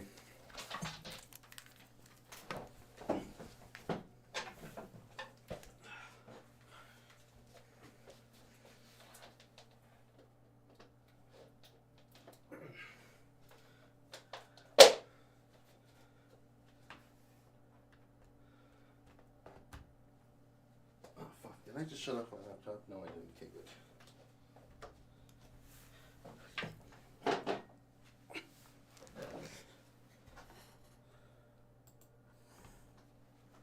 good. Okay. Oops. Actually, before I sit down.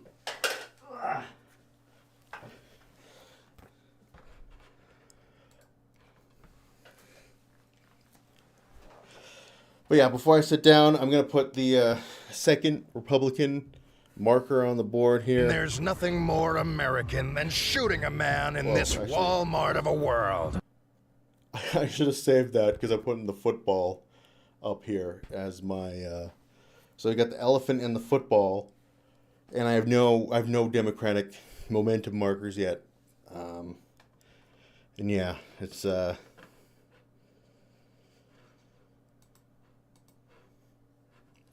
The only hope I have, well, the hope right now is Arizona. But that's, oh my God, that's close. Wisconsin is slowly, ooh, that's not good. Wisconsin, as the votes have been coming in, have been slowly moving in towards Trump's favor. And man, that would be wild if, because I one of the things I mentioned is that Wisconsin might be the blue heel, or the Achilles heel of the blue wall. That if Kamala ends up maintaining Michigan and Pennsylvania, she might lose Wisconsin, because I feel like she didn't spend a lot of time there. Or, of course she spent more time there than previous Democratic campaigns, but I didn't really hear much about Wisconsin in terms of rallies or in terms of policy proposals or anything like that. So it'd be interesting if both Pennsylvania and Michigan vote blue, but Wisconsin votes red.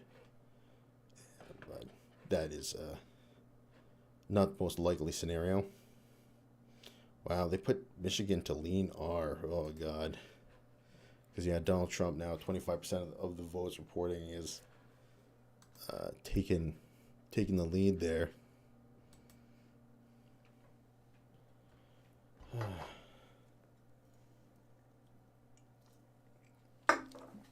Well, time for another fucking White Claw.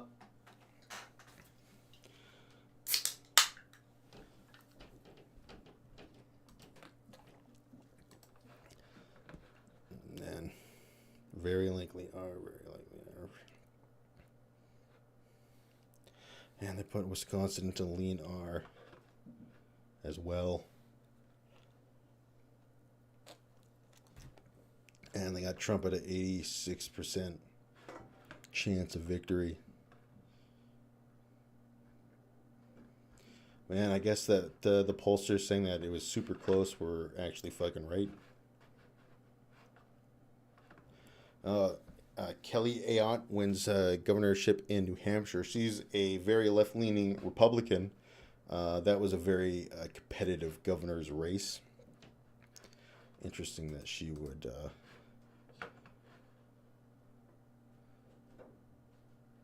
she would do well there. We're gonna give me the governors. Let's go to just New Hampshire. New Hampshire, where are you? There you are. Yeah, she is a GOP candidate. But yeah, this is definitely not looking like the best night for the Democratic Party.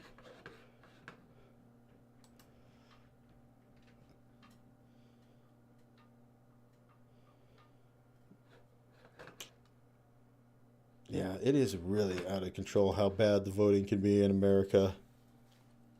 Like in terms of how long this is taking.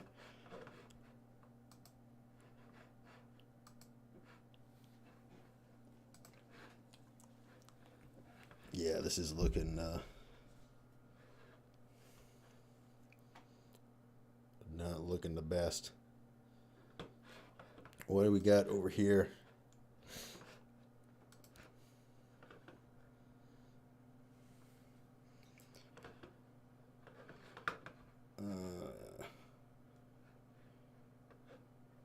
There's still plenty of votes to count for Harris to come back. For instance, Trump now is taking lead in Pennsylvania by 58,000 votes.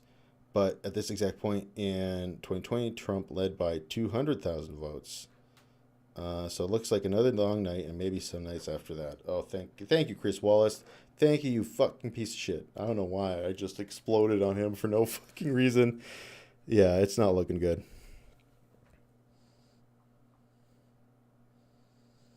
What the hell is a White Claw North American drink?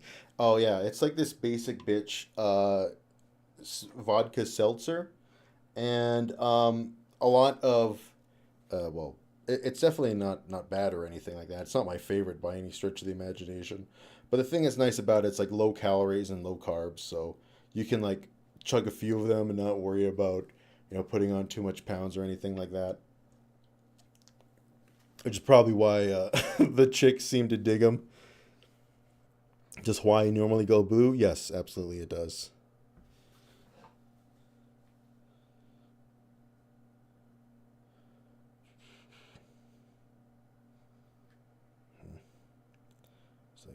But Trump ended up pulling up an upset. Yeah, that's true, right? And that's funny because that's what happened. You're right. That's what happened in 2016. Excuse me. Yeah, that it looked like Hillary Clinton was on track to win, but all of a sudden, Trump came back. So yeah, it's not, again, we're not calling it. No one's calling it and saying it's over because there's still, we still haven't gotten anything out of Nevada. Fucking, let's not, excuse me, guys. Let's not go to the CBC. They're fucking slow as shit. Oh, they called Iowa for him. Damn, and that is by a big margin too.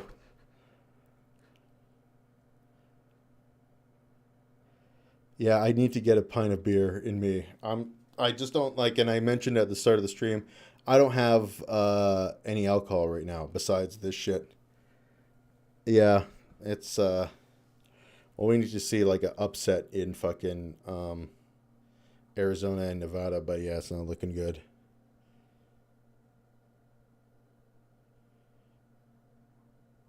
All right, well, have a good night, man. But yeah, I gotta get a good pint in me. This White Claw stuff is pretty weak. Yeah, and it's true, right? It's not, again, like I said, it's not over by any stretch of the imagination, but it's not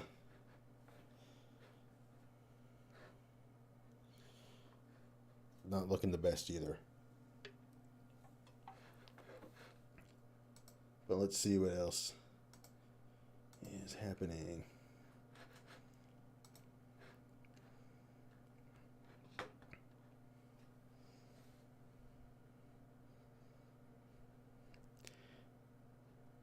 Yeah, Iowa went red, and man, it is crazy how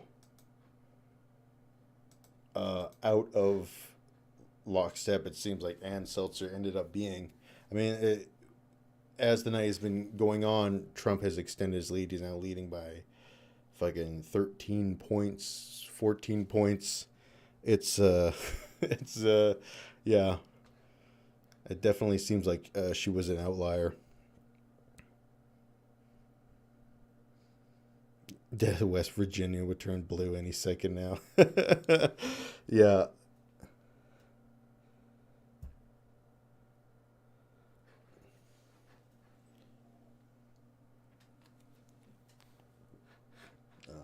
Oh yeah, we're looking at the CBC and what we don't like. I keep wanting to go to yeah.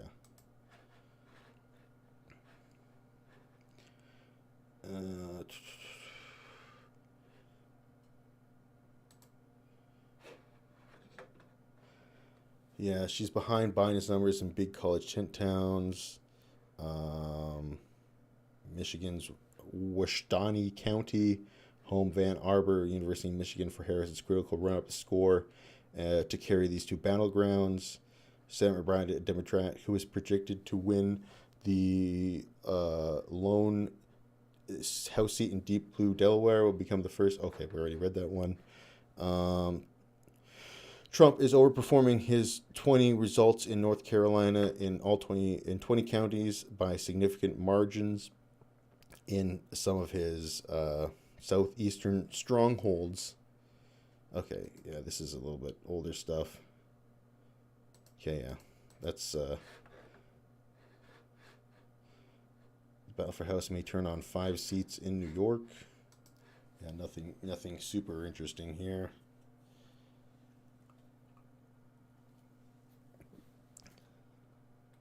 Michigan leaning back to the Democratic column. Wow, that was quite a jump.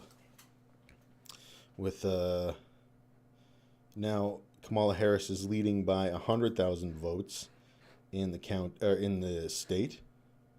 So that was quite a substantial shift in a little bit of time. Oops, let's close all these stupid fucking windows. Like, what the hell is going on with Minnesota, by the way? Why is there only 6% of the vote in this state? 56 in Wisconsin, and Trump's lead has now shrunk to 10,000 votes. I think it was at 50,000 last time we checked. In Pennsylvania, Trump is unfortunately running up the score here in the city, or in the state more rather. And Philadelphia, she needs to be doing better. 67% of the vote in now.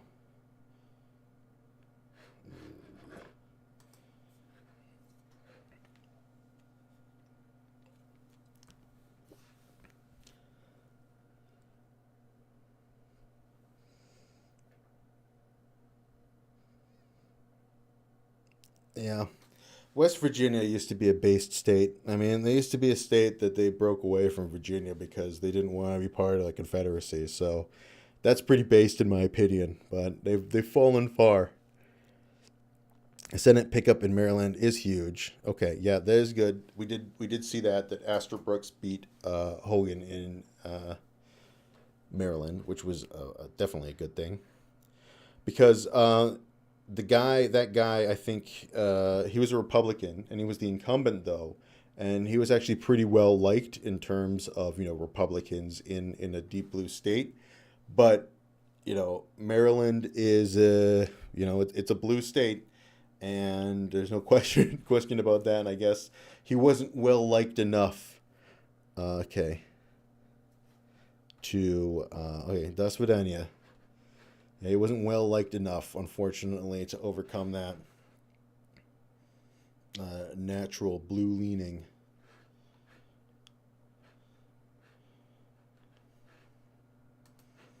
Can I hit CO? What happens if I hit this? Do these guys have anything useful to say to me? Oh, here we go. If you're wondering how Harris went down from being down in Michigan to now up by 100,000 votes, 2 words for you: Wayne County. We spent most of the night with 1% there, and now they started reporting, so Harris got a huge bump in kind.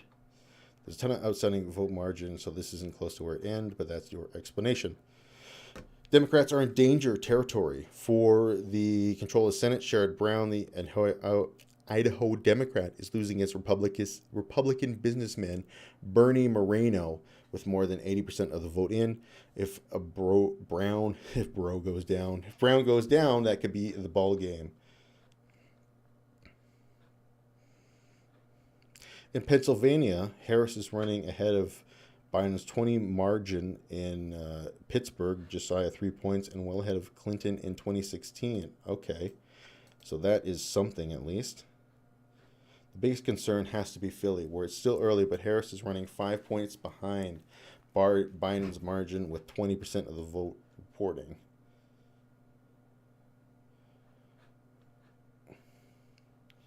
Man, yeah, he's just increasing his vote margins in Idaho and Ohio as well.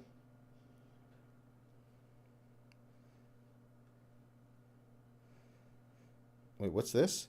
There are some back and forth over the counting of the votes in Gwinnett County, Georgia, with issues involving the education software that certifies mail-in votes. But the county says the issues are supposed to be resolved soon? What the fuck?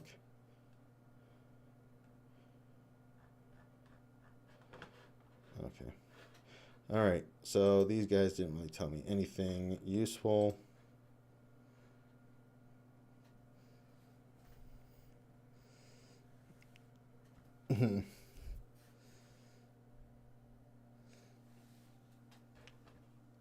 So he's doing better, like shit, yeah. Wait, is this?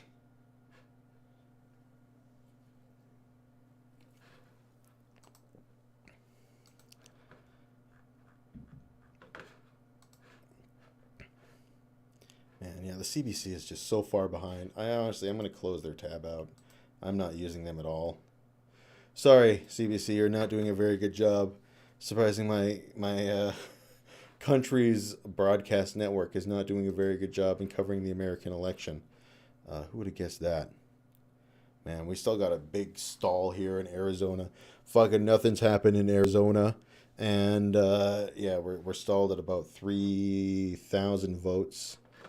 A Trump vote with 3,000 votes. Trump lead with 3,000 votes with 51% of the county, why do I keep saying county? State reporting. Oh, that's Maryland. I was like, wow, what the hell is happening in Pennsylvania? 66% of the vote in Pennsylvania.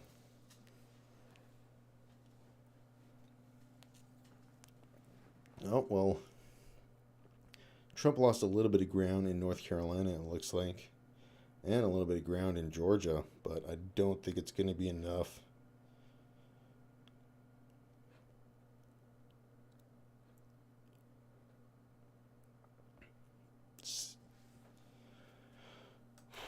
Trump adding to his lead again in Wisconsin, now with 57% of the vote in. Man, real men drink dirty vodka in a dirty glass. Yes, I could bring out, I have some Grey Goose vodka, but in Canada, at least, you can't get Russian vodka anymore, obviously. Ever since the war, it's kind of been like, nope, you can't get any Russian products anywhere at all in the country, which, I don't know. I mean, I'm kind of sad about it. I'm sure I'm in a minority about that, but I'm just a weirdo who likes to, you know, try and get weird things from the former Soviet Union whenever he can. Oh, man. Yeah, I just feel like this is going to be a long, long night. It's shaping up to be that way. You know, No, it's not looking good. Not looking good tonight. The West Coast, I mean, it can help Harris, but the thing is, like, I mean, it will help boost her in the popular vote. But in terms of the Electoral College, right, there's not the, none of these states are expected to swing one way or another. And, yeah, these are all just expected to be Democratic holds. One thing, actually, CNN has been one of the better reporters or maps for this election cycle. I just really like. They've definitely been the fastest in terms of their updating.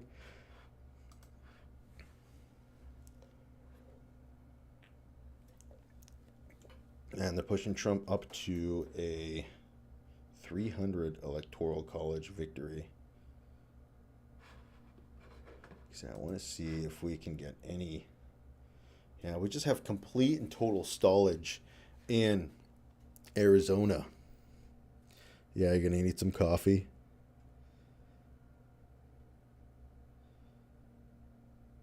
Yeah, that is, this is definitely will be an impactful legacy of Donald Trump is turning the Rust Belt into a battleground, into 3 battleground states. And yeah, that's definitely a political shift. There's no question about that. These haven't been updated in a while either. I think we're kind of, some of these places were stalling out here. And fucking Michigan, right, 29%. I wonder if they still have fucking Michigan lean R. I'm going to refresh the fucking New York Times. I'm always wondering if these kind of projection results, do they take into account, like, possible votes which haven't been, that haven't been counted yet, in terms of, like, do they, when they say, like, even though, like, Michigan is lean R, are they just going on based on the votes that they have now? Or are they also looking into the future and seeing the votes that are most likely going to come in? I feel like that's what you'd probably want to do, but I'm not 100% sure if they're doing that.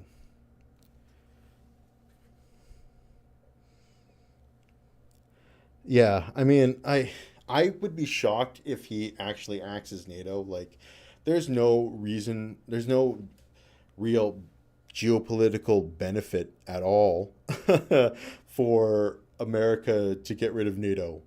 Like, the most benefit for America is to get other NATO partners to contribute more, which is which he's really trying to do, or which he's probably going to end up doing when he comes in and says, "Oh, we're going to withdraw from NATO." I don't think that that's a likely thing he'd do. I think that's just like a bargaining chip, right? It's just like trying to be with you guys. Hey, if you don't fucking do what I say, I'm taking my big American ball of cash and going home type of thing. But yeah, there's no reason for America to dissolve NATO, especially right now when it's very clear that, I always really liked, if you guys played Millennium Dawn, I always really liked the title they gave for the opposed to the Western Order countries, whatever the fuck you want to say. They would call them like the emerging outlook, right? So the people in the emerging outlook block, because we don't really know a name for what these people believe or what these collection of countries believe.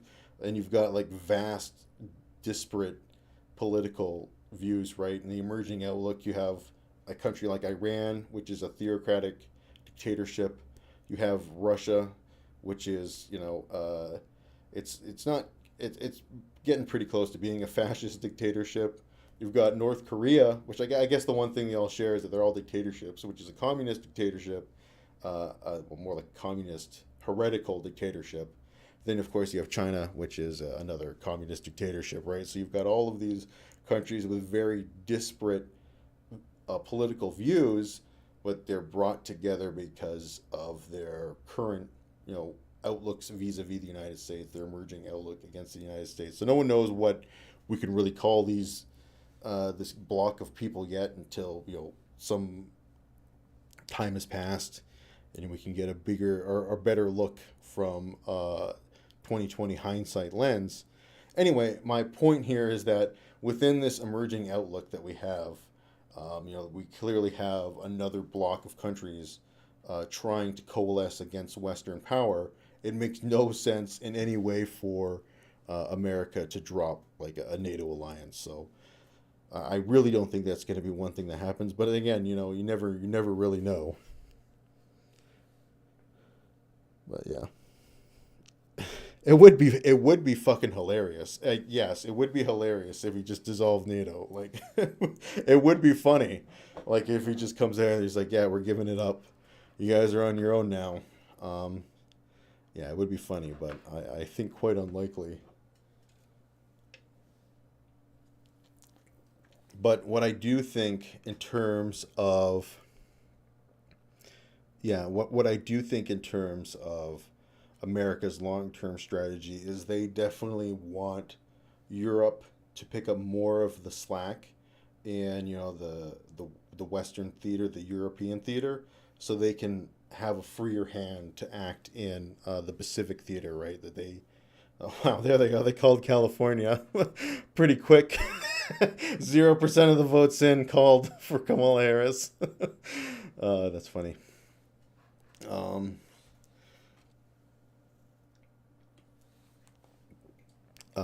But yeah, I think that's really what American, top general strategists are trying to work out, that they want to let Europe focus more on the NATO aspect and kind of cobble together. There's been talk of like kind of a more Indo-Pacific facing alliance. I can't remember what the hell the acronym is called, but you guys understand what I mean. I think they want to be more focused towards China, which I think, both, and people like shadow over Biden for like not being hard enough against China. Like that, I felt like that wasn't true at all. He was pretty hard against China in terms of a lot of his trade policies. And I think that both American political parties are now very much cognizant and are thinking as China as their main geopolitical rival. Also wish Millennium Dawn worked for me. It is a great mod. It is a very fun mod. Yeah, they're all united around a big axe to grind.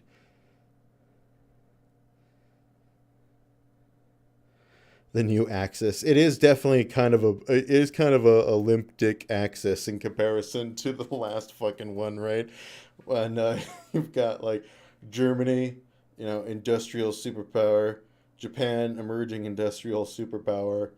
Oh, well, then you have Axis, the Italy, which is like, the redheaded stepchild. But you understand what I mean. That's just Germany and Japan alone, much more fearsome. But then again, China, in terms of the quote unquote emerging outlook, China is definitely a fearsome country. Especially in comparison to its partners, right? Oh, we got 3 more percentage points coming in Arizona, still stuck at about a Trump 3,000 vote lead.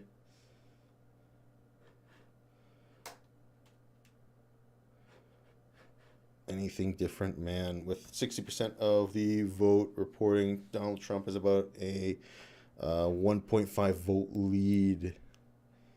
That is definitely running out of. We're seeing Harris run out of runway slowly but surely in this state, and it's getting me concerned. And Pennsylvania is also getting me concerned with 100,000 votes. More than that, excuse me, much more than that. Well, maybe not much more than that. About 160,000 votes separating the two of them.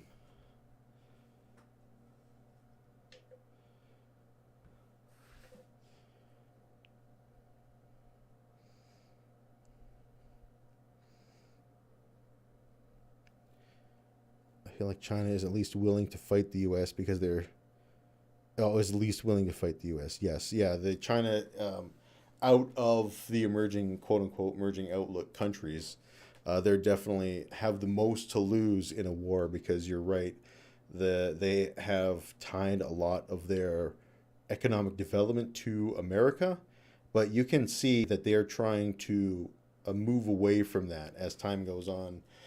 You can see the moves that they're making, moving away from moving away from a country which is focused on international trade and trying to become more a country which can take care of its own resources without having to worry about international trade. And honestly, if like China had, managed to maintain some type of autarky, right, in the way that Russia has been able to, and autarky, just so you guys know, it's like the fancy political science word for being self-reliant as a country, for not having to rely on other countries for materials and that kind of stuff. But yeah, if China had actually become like an autarky, they would be much more willing to go toe-to-toe with the United States over Taiwan because they wouldn't care, or they have much less skin in the game once the war broke out, because they wouldn't be worried about their economic prospects as much. But you know what? That's an interesting, maybe that's the Fallout fucking universe. That's why the war happens in Fallout, because the fucking the Chinese gain economic self-independence, and they don't need to worry about the U.S. anymore, so they have a much freer hand to do whatever. Excuse me. Oh man, been talking too much, but yeah, they have a much freer hand to do whatever they want. But there you go. That's my opinion of how China decided to declare war on the United States.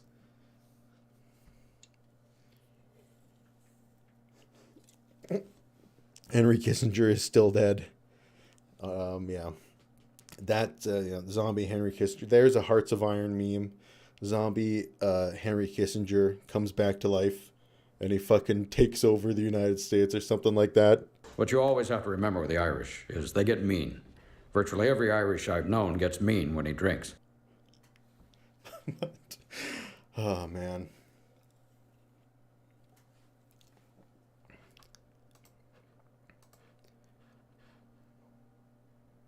%71 in Pennsylvania. Yeah, I don't like this. I don't like it. Yeah. It's because he's waiting for, yeah. Yeah, and that's the thing about China, right? China doesn't have, like you said, the combat experience, so we have no idea what is going to happen. What does the Hill now have? At 81% the Trump one. Jesus Christ.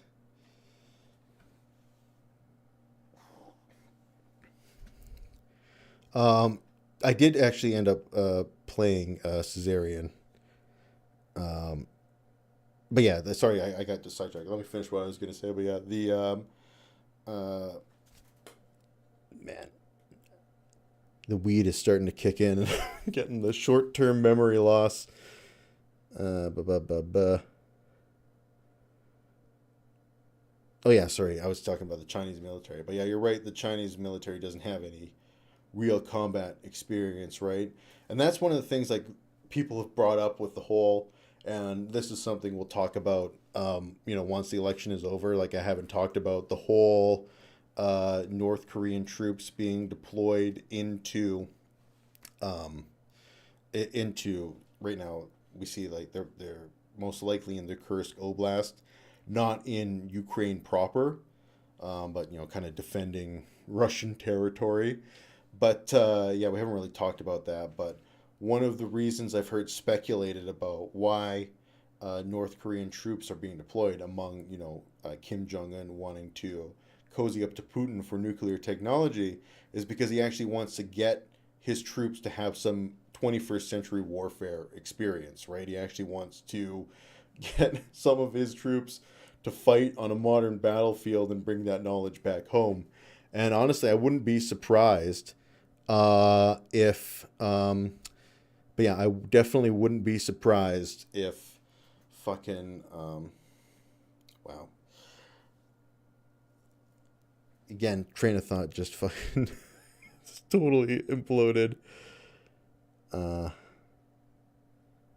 sorry guys. I just totally, ever since I don't care if you know my first name, because he asked if I toy with the herb, and yeah, well, not big time, but it's definitely been known to occasionally, I definitely have been known to occasionally partake.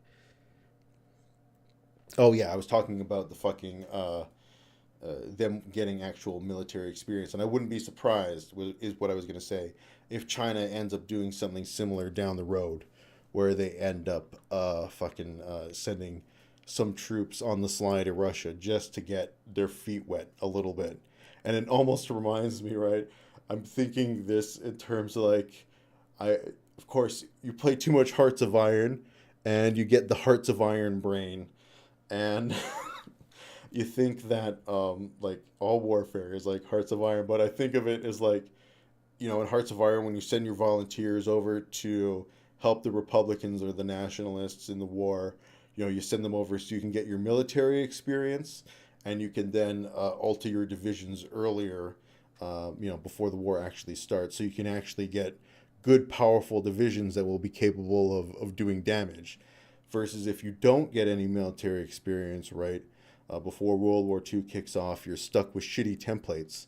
And, you know, you're going to be outclassed by your, you know, particularly the Germans. If you're not playing as the Germans, you're going to be outclassed by the Germans early on, as they're able to use their military experience to build better templates. So, yeah, maybe that's what they're trying to do. They're trying to figure out what are going to be the best templates for their division design going into the future.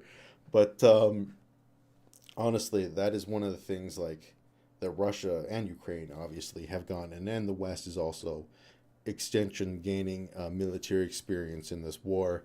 But Russia has definitely gained a lot of military experience, and they've really reformed, almost completely overhauled their like military structures, and you know how they operate divisions and all kinds of shit since the war started. So they're fucking yeah, they're learning a thing or two. But yeah, sorry. But yes, I did end up playing Caesarion. I really fucking want to do a playthrough of that game. And what I wanted to do, but this is just like me dreaming big with ridiculous fucking but yeah, this is just me dreaming big with all my ridiculous ideas. But one of my ideas was that I would you know, play Caesarion, and I would have like a AI, like a chat GPT or whatever, read the lines of the other characters and actually generate like AI voices for them. You know, I would narrate the main character, but I'd actually be able to have like different voices generated by AI for all the other ones. But when I looked into actually doing something like that, I realized it probably be far beyond my technical capabilities for at least in the near future. Did I say Caesarian?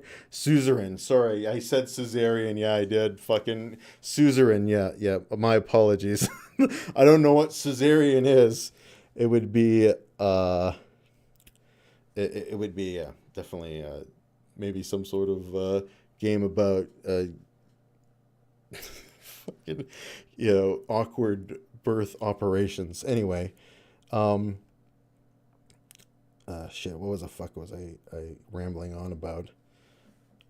But yeah, so I just looked into that and I'm like, that's way beyond my technical capabilities, at least right now. Maybe one day, you know, as I start to learn how to code more and stuff like that, I could bring that into the fore. But still, I do want to play the game.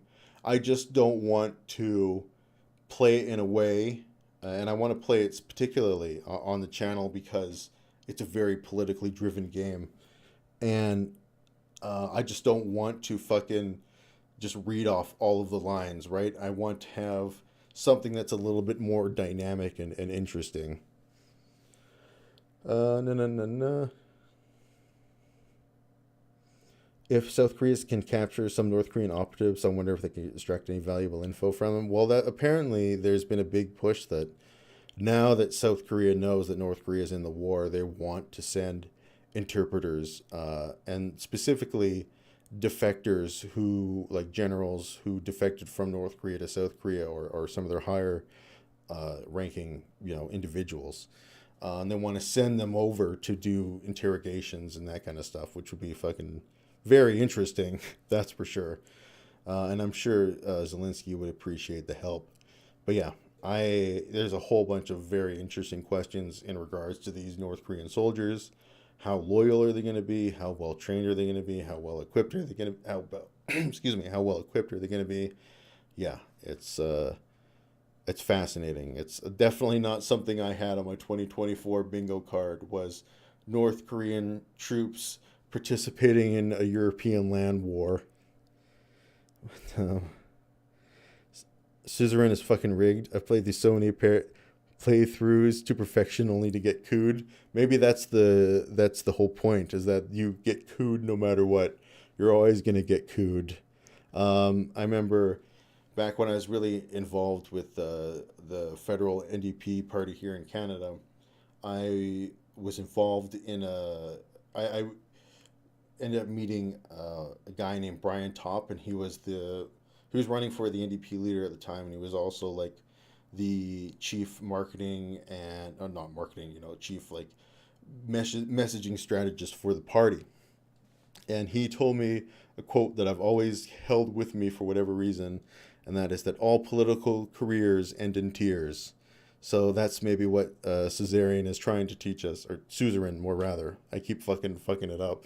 But that's what Suzerain is trying to teach us, that all political careers end in tears no matter what you do.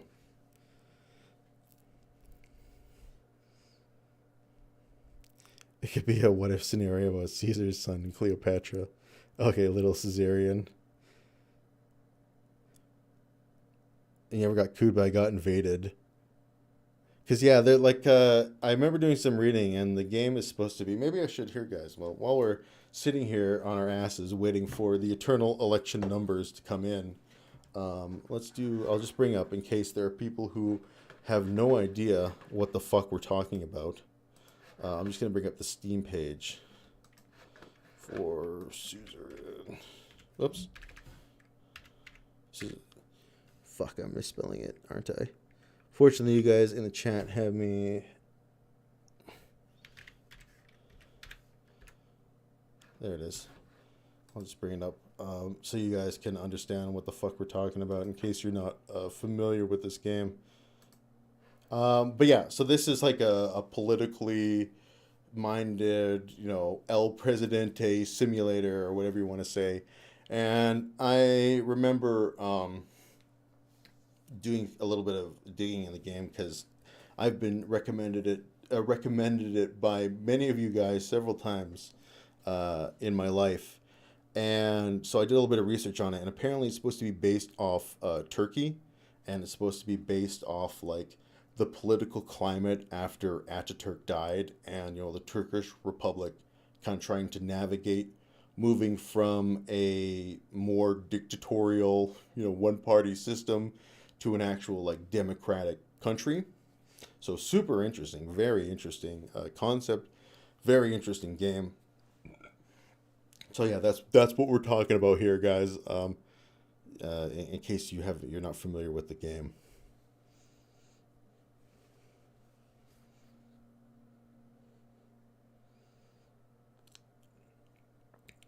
But yeah, there's like countries that are supposed to represent Russia. I can't remember which one represents Russia, and like one represents the United States, and there are analogs to like the UK and some other ones. Putin actually acknowledged the existence of North Korean soldiers. I thought he was still like being coy about that shit. Holy shit. CNN is reporting that a lot of PA votes will not be counted until 1 a.m. Eastern time. Fucking deja vu, man. Man, math is hard right now, guys. Sorry. But yeah. this is going to happen in 2-3 hours from now.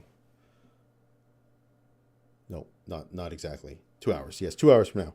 So yeah, 2 hours from now, we're not going to know until anything happens, until anything more happens about the oncoming votes in PA. So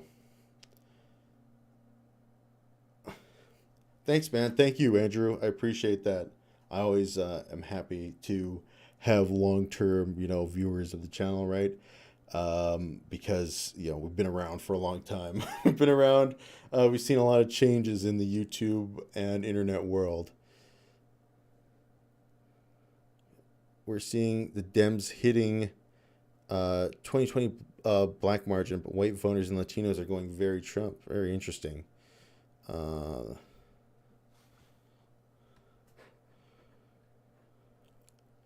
Yes, I am doing well up here. Thank you. Thank you, Viking. Things are doing well. Family's doing well. Just unhappy with the election results, but not much I can do about that. And people talk about, like, I've gotten this kind of shit. It's like, oh, what? Well, why do you talk about or emphasize American politics if you're Canadian? Well, one, I love politics all across the world. Obviously, you've been following and watching my content for any period of time. I just love talking about elections regardless of where they are. But two, most of you guys know that my wife is American. My kids are dual citizens. They both have Canadian and American passports. So there's a very real chance that I will probably end up in the United States at some point. And of course, considering that my kids are American citizens and will be able to vote in American elections, I at least got some skin in the game now at this point, because they'll be able to make decisions on the country, even if I can't. They're hand transporting data sticks to counting sites. Why are they doing that? I hate this fucking machine voting bullshit, right? Why can't you just have a paper ballot that you mark a fucking X on, and that's it? Why? And the best thing about, like, the fucking machine voting in the United States, like, it's very prevalent in the United States, like I mentioned here, it's pretty much non-existent in Canada, is that it takes fucking forever. Isn't the point of the machines to count the votes faster? Isn't that why you have the machines in the first place? Is so you can get this shit done in a more efficient manner? If it's taking forever, why have the machines in the first place? Why not just hand count them? Because it seems like it would be more efficient.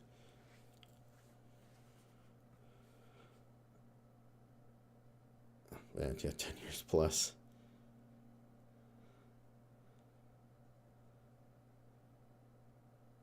From an edgelord jury. Yeah, I definitely, right, we all start a little bit more edgy, especially when we're fucking kids, man. Like, I look back at some of the shit I said when I was younger, and I was like, what the fuck kind of shit were you thinking about, man?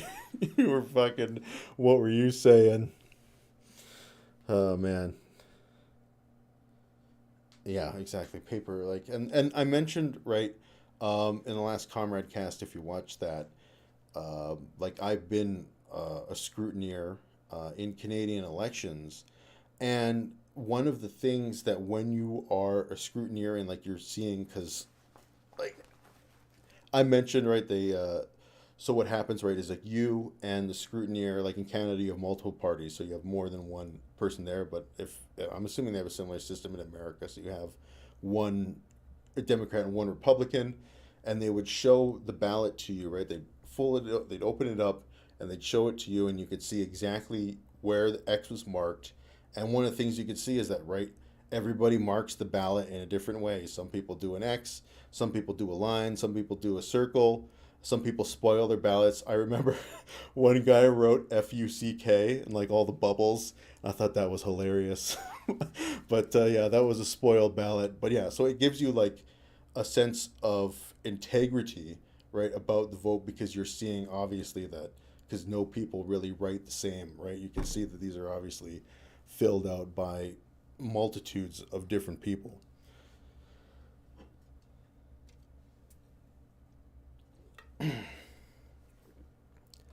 Fulton County with it as close to having all votes reported, then yeah, if that's the case, then I wouldn't be surprised if they called Georgia here pretty quick.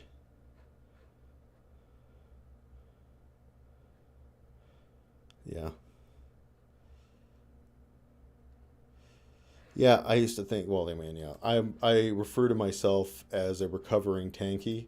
Like, I'm still obviously a left-leaning guy. I consider myself to be, communist socialist in that realm. But I don't have the same love for the USSR dictatorship that I used to. That's for sure. Let's see if we can do a little update here. See if we can get anything on the go. In Arizona, we are still stuck at the eternal 51% of the vote counted. So we're all sitting here waiting with our thumbs in our asses on this one.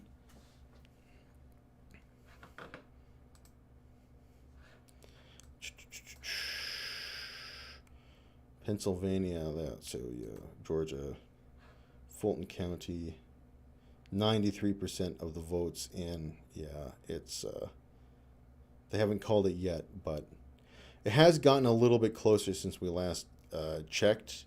Trump's lead has been shrunk from around 200,000 votes to 150,000. Oh, they just had a big bump again, so I think they might be close to calling this one. In North Carolina, we've got, 87% in, and I think we might be getting close on this one. Pennsylvania, we have no real changes, and like you guys were saying, we might not see anything updated there for another hour or two at least. Slowly, we have votes coming in Michigan, with Trump gaining a bit of a lead, and we're pretty much stuck here in Wisconsin. We've been stuck here about 66% for a little while now.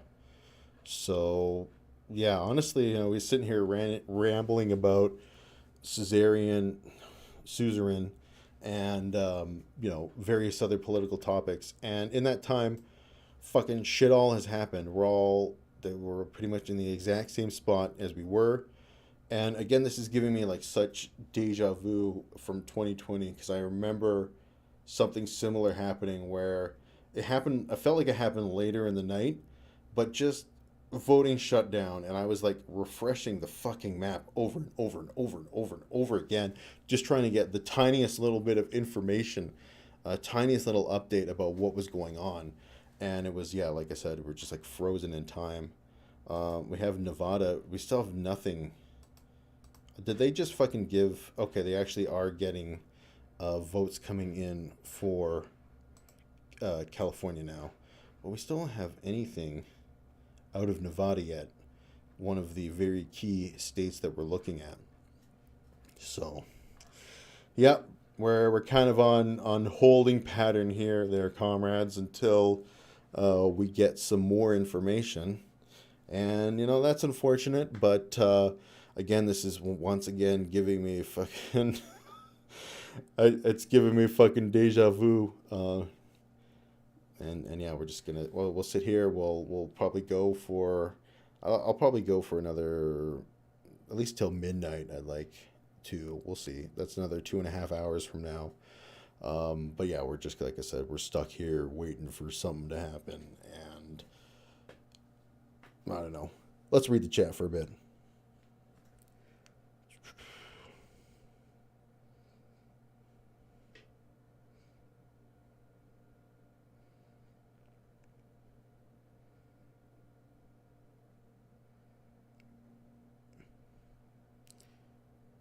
Yeah, Soviet art does hit hard. And like, Russian propaganda is always, like, fucking top notch. Sorry, oiled and lubed up phalanx. You asked earlier if I thought Russia's army was the best in the world. They're definitely not the best in the world.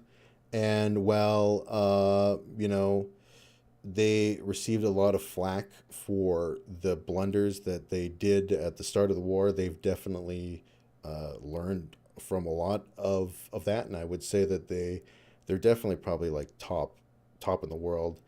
I'm not sure if they'd be the number 2 army in the world. They'd probably have to compete with something like, even though China doesn't have any fucking combat experience, they do have the men and material. So you'd have to see really how China performs in a war, I think, before you give Russia the number 2 army. But the Russian army has proved that it is still very capable to it's very capable of adaptation to hardships and to adversities.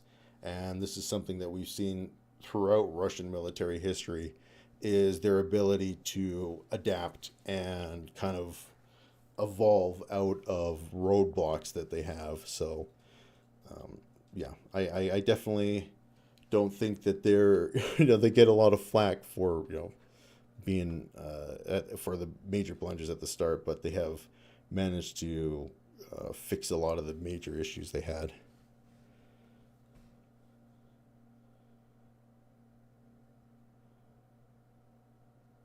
How did I figure out that it's cringe? I mean, I always knew that it was cringe, but it was just like, more when you're like trying to come. I don't like to talk. Okay, I don't know if I ever told you guys the story. Actually, you know what? This is the still second strongest army in Ukraine. Yeah, I mean that's the thing. Like the Ukrainian army has they've come an even longer way than the Russian army, right? Because the Ukrainian army, especially back in like 2014, was basically non-existent, and they've built up a world-class military force in the span of about a decade, or even less than a decade, I should say. And I think that is certainly worth a whole heap of praise. There's no question about that. Sorry, I'm glad that I'm helping you guys cope with the results. Like, it is a bummer. Like, there's no question about it. And I'm not the kind of guy who's gonna, like, you guys know that obviously I'm like to come across that I'm fairly chill and even keel, and I like to think that I am as well. So you're not gonna get like any kind of outbursts of me being like, no, why isn't Kamala going to win, or anything like that. It's just a bummer. But if Trump wins, another 4 years of Trump is really gonna fucking suck, but hopefully we'll fucking get through it. Hopefully we'll fucking get through it. But yeah, I'm not gonna have like a meltdown or anything like that. But yeah, so hopefully I can give you guys something to do while we sit here and wait for this fucking snail's pace of election to tell us who's gonna be the next president.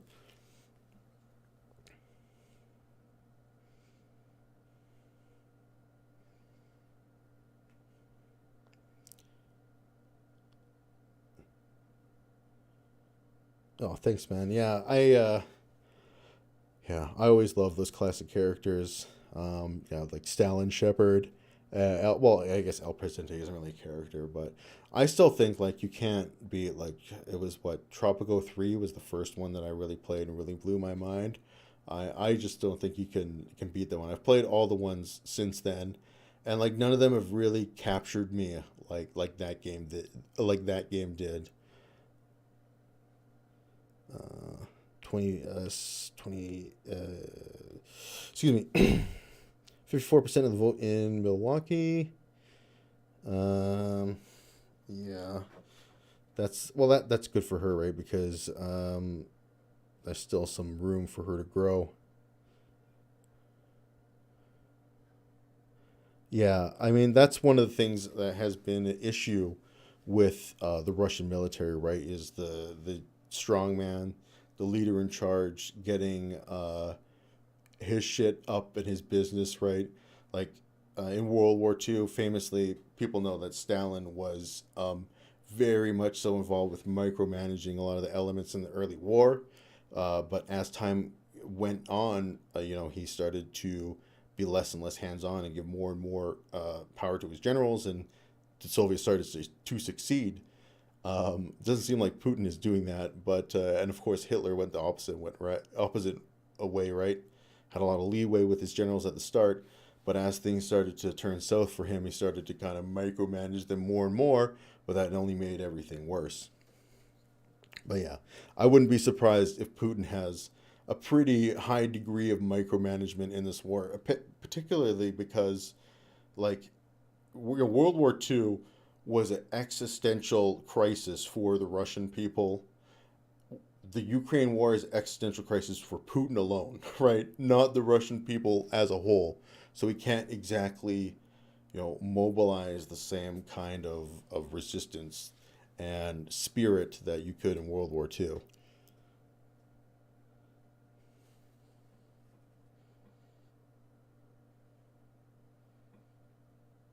Oh man, yeah. Well, I mean, yeah, we're all like, I am usually about, I think for my audience, maybe usually about 5 or so years older than most of you guys, and I think one of the things like a lot of you guys may have turned to me for, and maybe this is just me speculating, is because I was a little bit older.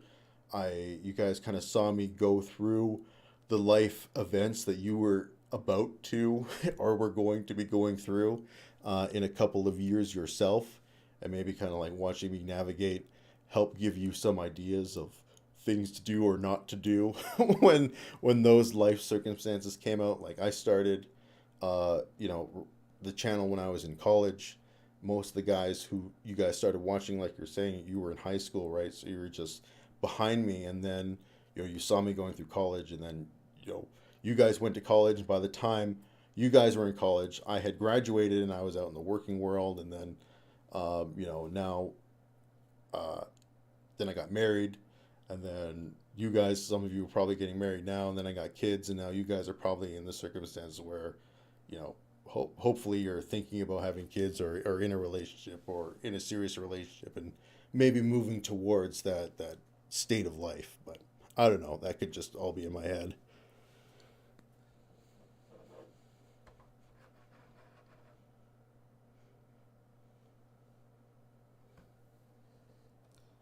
Yeah, you know what? You're definitely right about that one, X. I feel like one of the things that is surprising me about Donald Trump doing better, or at least seemingly to do better right now in this election than in 2020, is that I felt like Donald Trump ran a better campaign in 2020 than he ran in 2024. And I felt like Kamala has been running a better campaign than Biden did in 2020. So, maybe I'm definitely wrong about that one, but it just seems like you said, like, he really kind of phoned in this campaign at a lot of elements, and he didn't seem like he was taking it seriously at a lot of points. Oh, God, I just saw Michigan switch back to red.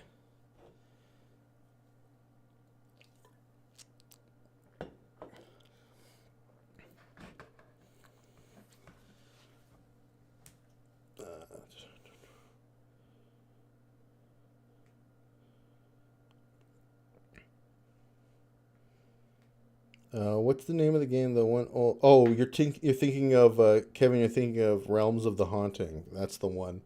Man, I want to.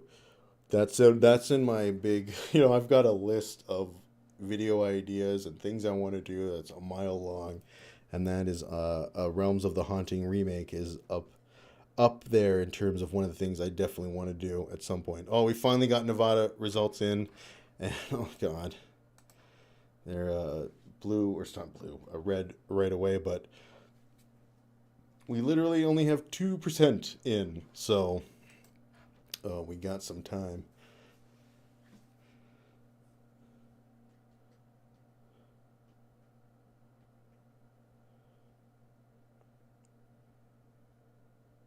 Yeah, I definitely, I think that for the forum community, things worked out okay. Yeah, until I brought some bitch in there that fucked everything up. But yeah, that was definitely a learning experience. That was a learning experience that taught me a lot about relationships in a very short period of time.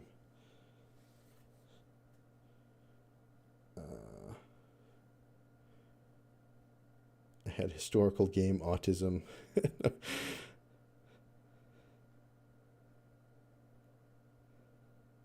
Yeah, I remember playing Heavy Rain. I mean, yeah, depressed dad Um, Heavy Rain also is another fucking game that betrayed me.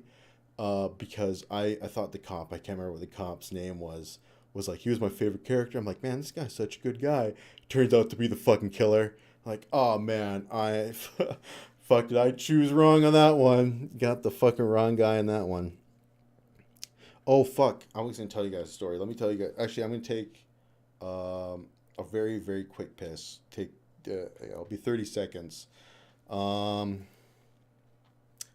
Here, I'll play the. I'll be gone 30 seconds, very very quick, and I'm gonna tell you guys a story.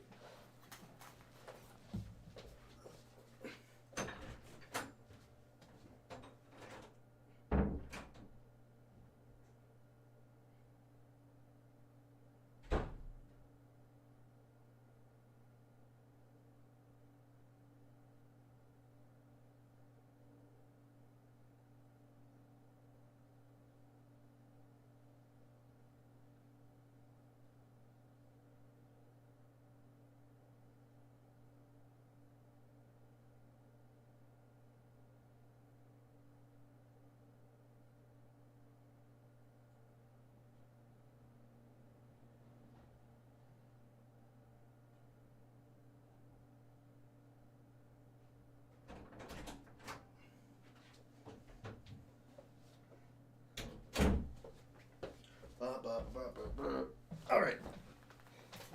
There you go. I told you guys it'd be quick. Yeah, there's the chair. I gotta get a better chair down here. I got like a shitty dining chair. But yeah.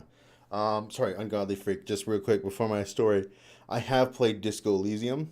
I never finished it. I would like to finish it, but so what I've played, it's been a fucking great game. Anyway, yeah, been sitting in a wooden chair all night, not even a pillow. Anyway, my story. Here's my story, guys, about when one of my bosses found out about my YouTube channel and when it was still named Joseph V. Stalin, like, or the Stalinator, more rather than Joseph V. Stalin.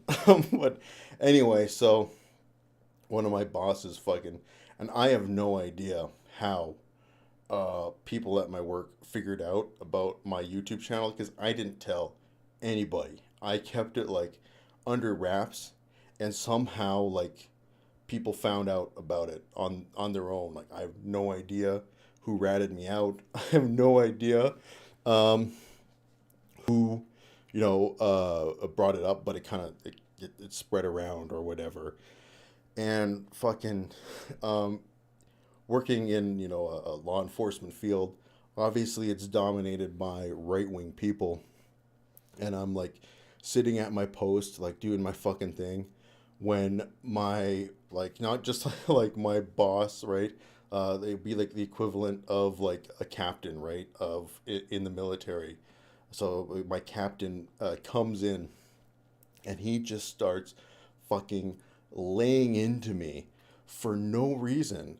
Like, I've been on my job for like a year maybe, and had almost no interaction with this guy, and he fucking like loses his mind at me, and he's like, yeah, you know fucking Stanley killed so many people. He was such a fucking piece of shit. How can you not know this? And he's like screaming at me. And I'm like, oh, and like I'm shocked because I had not expected this at all. I had no idea that anything like this at all was happening. And then at the end of screaming at me, he's like, I found your channel very impressive, by the way. It's like, I was like, what the fuck just happened? What just happened to me? But anyway, that was a big thing about why I was going to change the name away from Destalinator, because I didn't want people at my work or my real life coming in and screaming in my face about shit. So yeah, that was definitely a big fucking spur. But yeah, so most of the people at my job, know about this. It's like the worst fucking, yeah, maybe you just fucking trolled me. You never know, right? But yeah, they know about this. It's like the worst fucking kept secret on the planet, and everybody knows my political leanings, right? They know that I'm a big time lefty and all that shit. I just noticed that. Yeah, I just saw it flip to solid red there, which is unfortunate because that's my first failed call of the night. I predicted that Harris would take this state, and she unfortunately did not. So that's my first loss. I did not predict that Harris would take Georgia.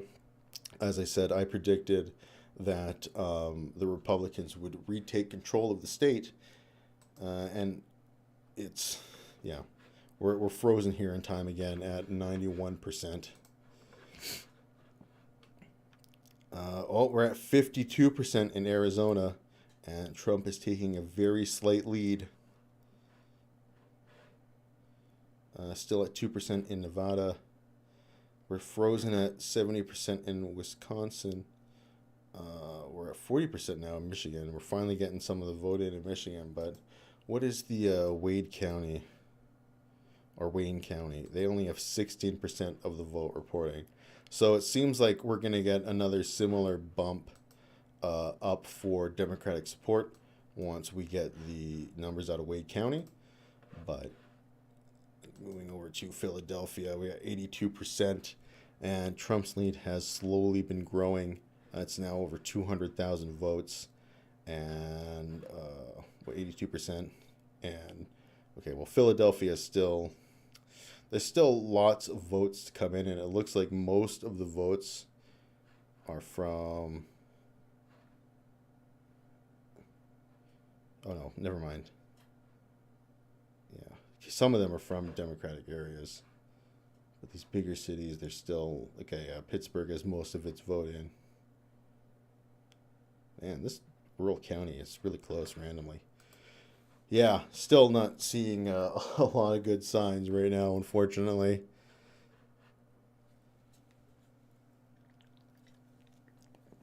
Okay, yeah, Virginia is now solidly in the Democratic camp after being Republican for hours. Same thing happened last time, but man.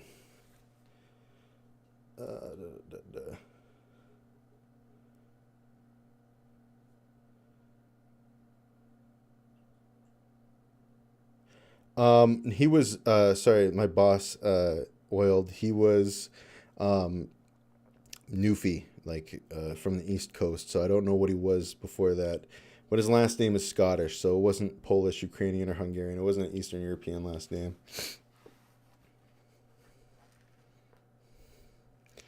Yeah. I mean, this is just reeking of another extremely close election. Man, I should have just gone with my initial guess, but fuck, I just didn't want to be one of those pussies. It's like, I don't know what's gonna happen. I want to make a call, and if I make the wrong call, it's whatever. You live and die by it. But I just didn't want to be a fence sitter. Fuck those guys. If you guys saw my Frostpunk 2 playthrough, you'll know that, God, I just think that fucking system and of political control is hilarious. And I don't know if you could ever do something like that in real life. But if you guys didn't watch it, effectively what I did is that I ignored all the moderate factions and only rewarded the extreme factions, because they're the only factions that will actually get up off their asses and protest or shut down your city or start killing people or whatever. So long as you keep them complacent, the moderates can hate your guts and they'll never do anything about it because they're fence sitters. But so long as you keep the extremes happy, even though they're diametrically opposed politically, they'll never vote you out in the city. It's pretty wild. The election, it's unfortunately not looking great for Kamala, and we're in a holding pattern right now. We're just sitting and waiting for votes to fucking come in.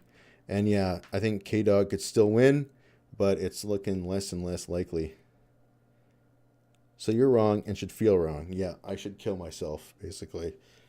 Suicide is badass.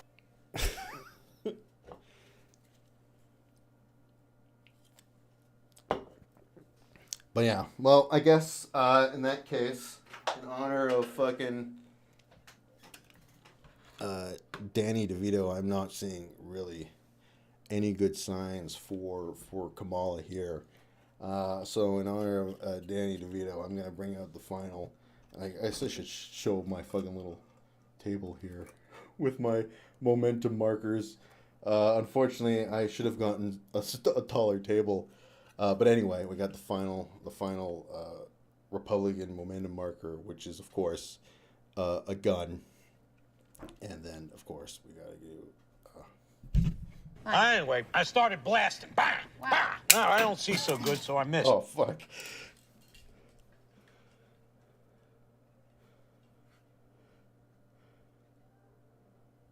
Hey, good. Well, I'm glad. Maybe you've been watching a lot of political stuff, so you could get update on what's going on. 0 to 10 there. Yeah, we went from 0 to 10 real fast.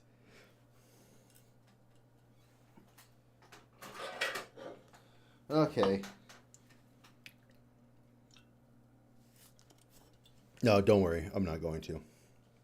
It's a very obvious a joke. I have no intention. By the way, if something does happen, I'm not feeling suicidal. Just so everybody knows. If something does end up happening, don't know why something would end up happening, but if it does, it wasn't suicide.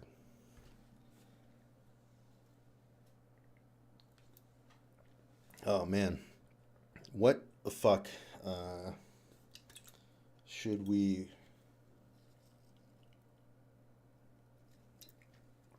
Oh, the election, yeah. What part of the world are you from?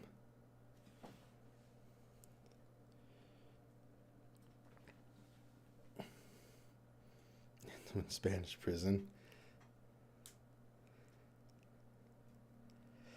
Oh, the math isn't mathing in PA? Really, eh? That is not good.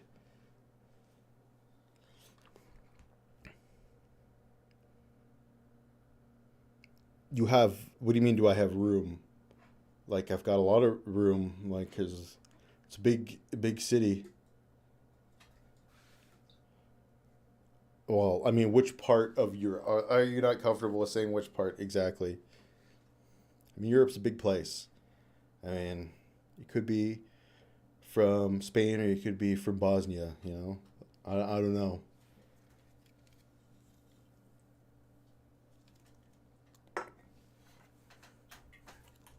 All right, for another White Claw.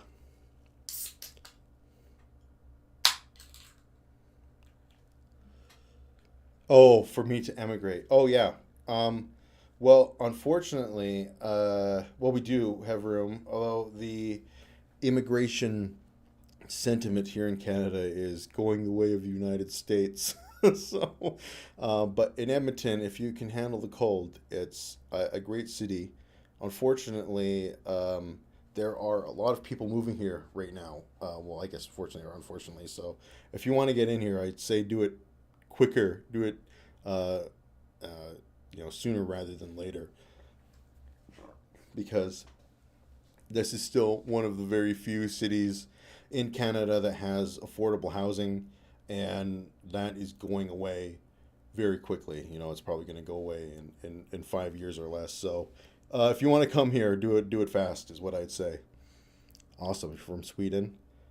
But, I heard one of the random things I heard about Sweden is, oh yeah, you definitely would, especially if you can do something in like fucking oil or whatever, some sort of like chemical refining, you'd be fine. But yeah, I heard like something about Sweden that everything there is like ridiculously expensive or something like that.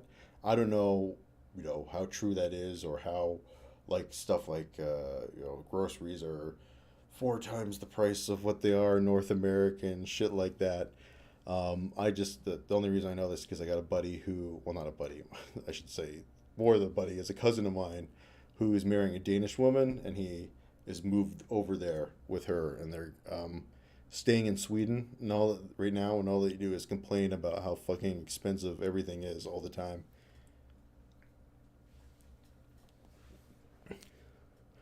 No, we can't move to the UK with my citizenship. I looked into it once. You could, it's like there's actually a certain cutoff, like I think it's like 1972, that if you were born in like 1972 or 73 or something like that, you can still apply for like US citizen, or not US, excuse me, UK citizenship under some kind of like Commonwealth law. But obviously I was born past that, so I can't really do anything in regards to that. No, not in a live stream like this, but the last one, I had a episode of the Comrade Cast where I went through like a whole bunch of different elections that had happened in a short period of time, and one of the ones I talked about was the last Indian election, where it looked like where basically Modi ended up getting less than he thought that he was going to. He ended up kind of getting blunted there, even though he still ended up winning. His share went down considerably, and you had all of the opposing parties, and this is something that's happening in a lot of countries. Well, maybe not a lot, but a few countries. Like this has happened in Turkey, has happened in India, it's happening in Hungary, where all of the opposition parties realize that they have no chance of winning unless they get together and build some broad coalition. So this is what happened in the Indian election, that all of the opposition parties effectively banded together to make one coalition to oppose Modi. And it didn't end up, working in the sense of overthrowing, but at least it blunted his power, so he no longer has a majority. So yeah, that was the last Indian election. And Indian elections are wild. I almost kind of feel like they're similar to, well, actually, no, they're not, because Indian elections are wild because they're all staggered, right? Every part of the country like votes at different times. So like one province votes one day, and then the other province votes 2 days later, and so on until all the provinces have voted, and then they release like the election results. So the election results don't come out until like all of these staggered like mini elections across the country have happened. So I guess it's not 100% like American elections, but it reminds me of American elections in the sense that it takes forever to count the vote, and voting lines are always filled with a lot of heated rhetoric. The Indian people are very passionate, surprisingly passionate about their politics, and there's like a lot of corruption that can go on in terms of like maybe not corruption is the best word, but like intimidation that happens at polling places, where they will have people from certain parties try and intimidate you into voting a certain way and stuff like that. I feel like that's kind of happening more in the United States, but that's what Indian politics are like. They're pretty cool.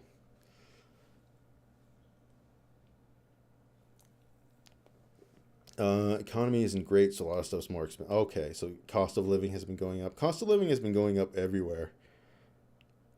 You should put comments to all messages rather than top messages. Sorry, what's that? Should put comments to all messages rather than top messages. Are you talking about like when I post a video? Nothing right here in Finland, right-wing government in power, cost of living going up, unemployment skyrocketing, education system falling apart. Man, that's sad, man. Oh, what kind of issues do they run on in India? In India, they do a lot of like, it's a lot of voting along like ethnic lines a lot of times, unfortunately, where you have like Modi is a party which is very much dominated by like Hindu culture and Hinduism, and trying to portray like a version of a Hindu Indian that is more unified across the country. But there are a lot of, like, India is a very divided place, so there are a lot of smaller regional parties, and a lot of the time they end up being like the ones who end up dominating in the parliament. So you have like a few like and then of course you have the why am I I don't want to say that it's not the coalition. Fuck, I gotta look this up now because it's gonna piss me off.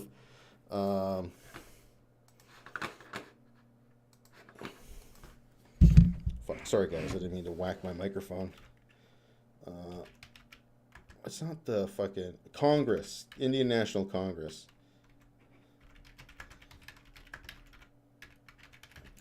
That's who I'm thinking of. So yeah, these used to be, this used to be like the dominant party in India because this was the party of Gandhi, and until Modi came in and kind of overturned it, the Congress used to be like the natural governing party, and they were kind of more what you would expect from a traditional political party, pretty centrist, actually running on political issues, but. Because India has a lot of different regional groups, a lot of these regional parties end up getting represented in kind of the Congress, and then they have to work together, these weird coalitions and stuff.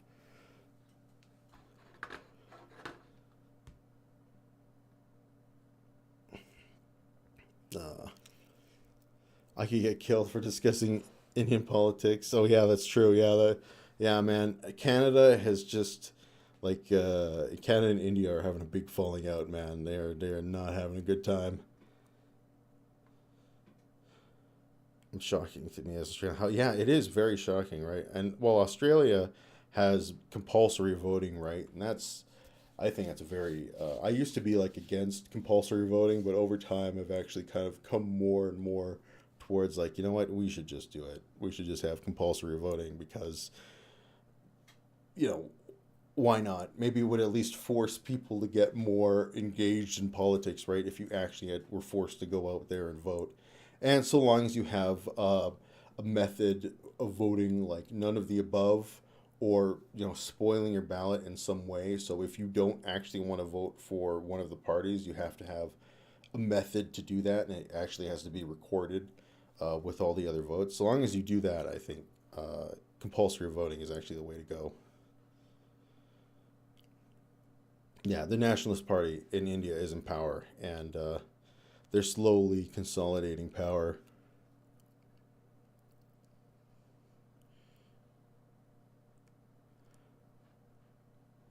Yeah, I'm not very familiar with Brazilian elections, but it covered the last one where Lula won the presidency. But I'm not super deep into Brazilian elections. Oh, Brazil has compulsory voting? I didn't know Brazil had compulsory voting. Actually, I probably did. I probably did. On the chat, you can change... Oh, okay. Oh. Shit. Wow, thank you. Let me change that. I see what you mean there. Okay. Let's change it to all chat. See if that changes anything.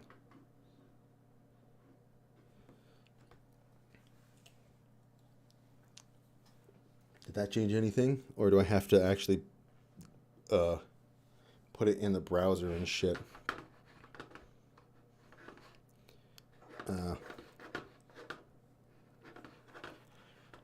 Okay, here's what I'm going to do here, fellas. Oh, wait, you know what? I think, unfortunately, I'm going to have to leave it here as the top chat for now. I don't think it really matters because we don't have, like, such a big chat that it's, like, going, like, and everybody's getting crushed. So I think we have, like, a nice enough chat that, everyone's getting represented. I think I can change it to a live chat. I just have to repost the URL link, and I don't really want to do that right now. I'm going to be honest. I don't really want to do that right now.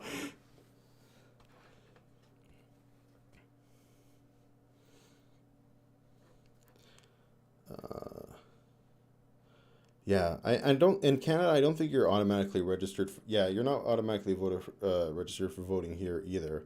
It's very easy to register, though. Like, you go to the polling place, and it's, very simple. I would say, well, yeah, because it is definitely more. I feel like the attitude of Indians towards politics reminds me more of the American attitude towards politics. but their system definitely resembles like a parliamentary system. Obviously, given the British influence in the country, you know, it's a parliamentary based system, so they have a system that's closer to what you would see in Europe. Yeah, I hear. Well, I mean, Australia, they like to enforce stuff in Australia. They're big on enforcement down in that country. But it is true. I hear that they do a lot of like actual enforcement in Australia, and like, man, we should do here. Let's do while we're waiting for stuff to come in. What was the last Australian election? Because I remember like looking through some of the results, and they had some pretty hilarious parties. Anyway, I started blasting. Oh yeah, you get my No, I don't see soundboard so again good, because so I missed. forgot my keyboard is my Danny DeVito collection. Fuck. We'll just go here, and then we can go, bam, bam. It was in 2022. Okay, but yeah, like especially in like Western Australia, they had like some weird ass fucking parties. They had parties that was like, man, can they give me like a fucking rundown of all of them? Yeah, you have some like weird fucking parties. Man, no, there was one. It was like a party for like fucking mechanics or something like that in Western Australia, and it's like this reminds me of like those guys from Mad Max, like the Chrome. It was a party like designed by those guys who worship Chrome from Mad Max. But yeah. I can't find it right now, unfortunately. Maybe they're one of the independents. But yeah, Australia definitely has some weird-ass politics and weird-ass parties. Yeah, the U.S. Yeah, it's definitely not looking great, unfortunately. I understand, right, the kind of why voting isn't compulsory, right? But at the same time, it's like I would like for more people to get involved in politics, and I don't know how else we're going to, unless yeah, I do agree. Like a 90% turnout for an election is a net good, by and large.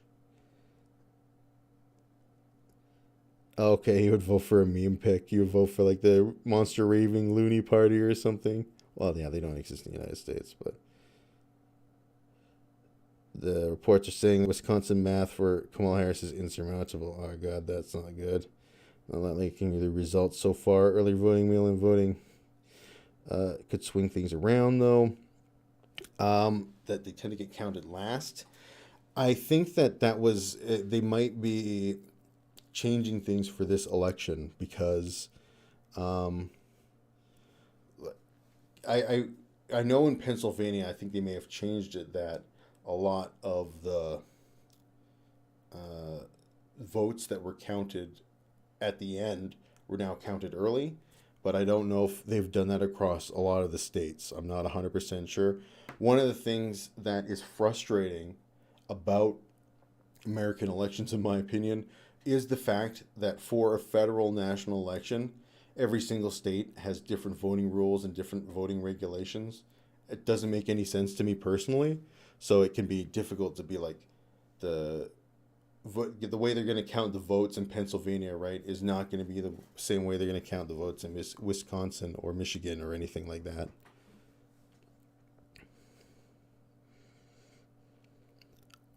Okay, yeah.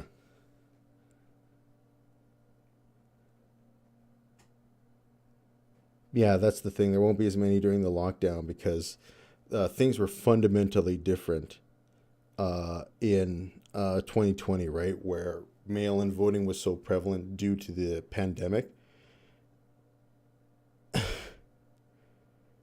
Yeah, I don't have $1 million to hand out, unfortunately, and as much as I wish I did.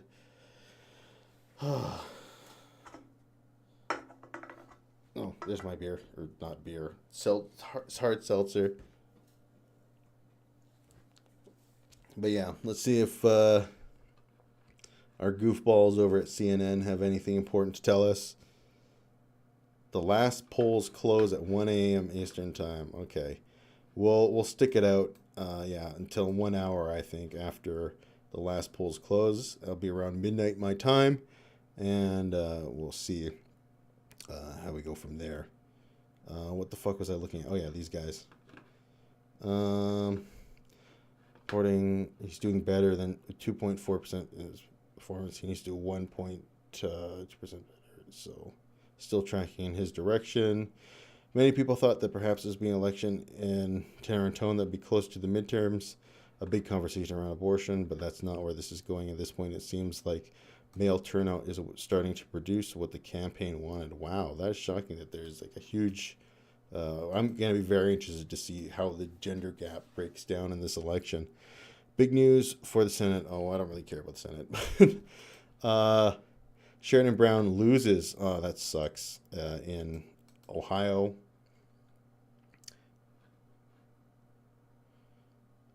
Has only called one battleground state for Trump, North Carolina.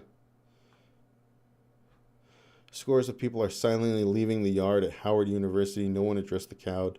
The Harris campaign has been radio silent to its crowd of supporters who arrive with a spirit of jubilation but are leaving with a sense of disbelief and dejection. Yeah.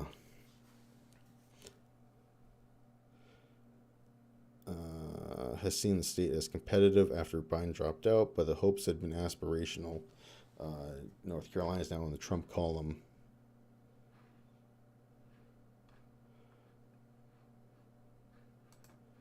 Yeah.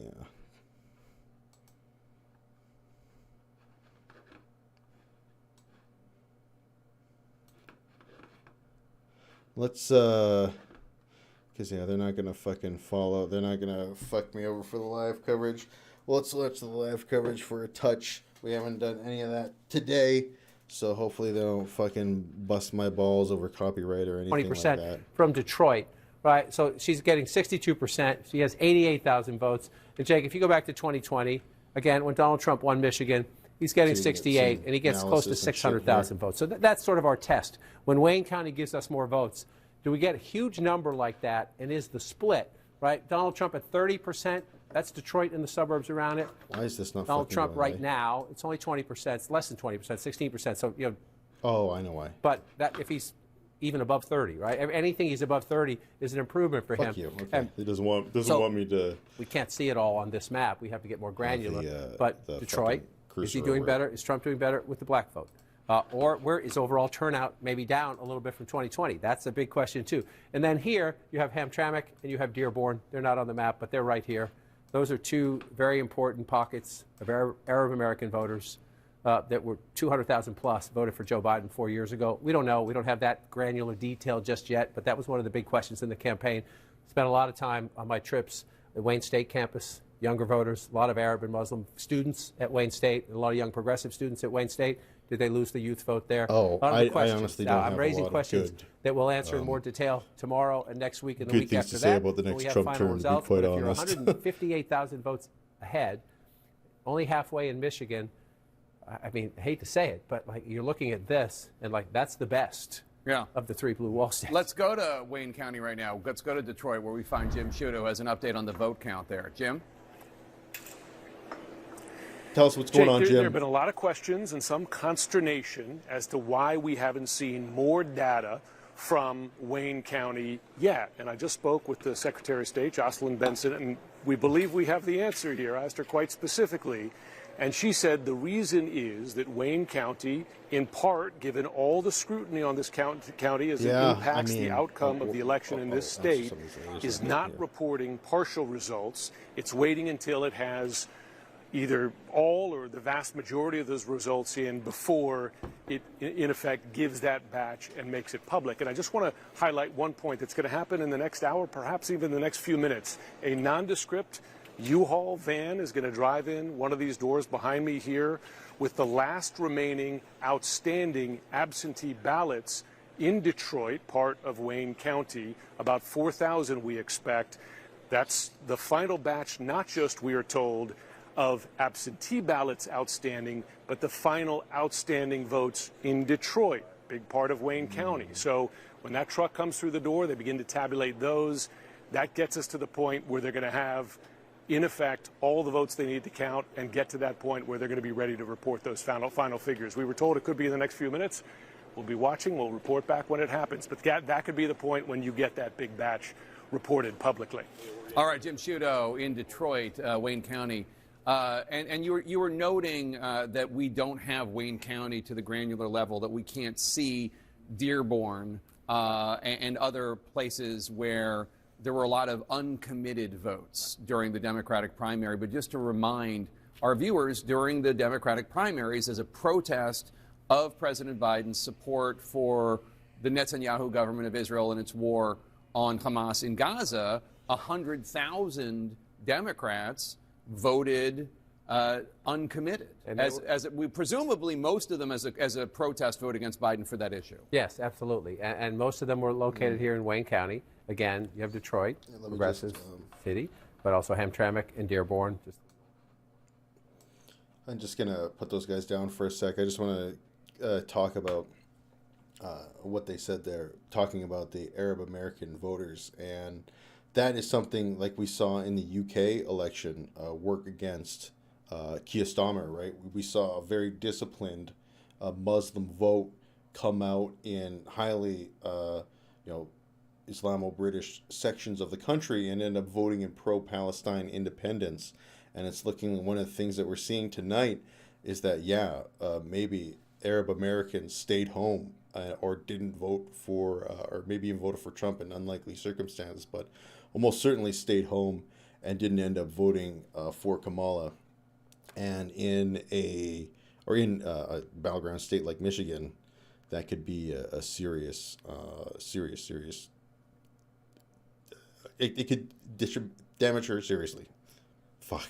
Community in places like Michigan is not that they were going to vote for Donald Trump, but they either were not going to vote or they were going to vote for Jill Stein or Cornel West. I'm not sure if Cornel West is on the ballot in Michigan, but these numbers don't add up to 100 here, so I'm guessing that there is a better than, my guess would be, educated guess would be, there's going to be a better than average showing for Jill Stein in Michigan than in other states. Right, and she worked it hard. She was out there quite a bit. Every trip I was out there, you saw activity. Either she was in the state or had just been in the state.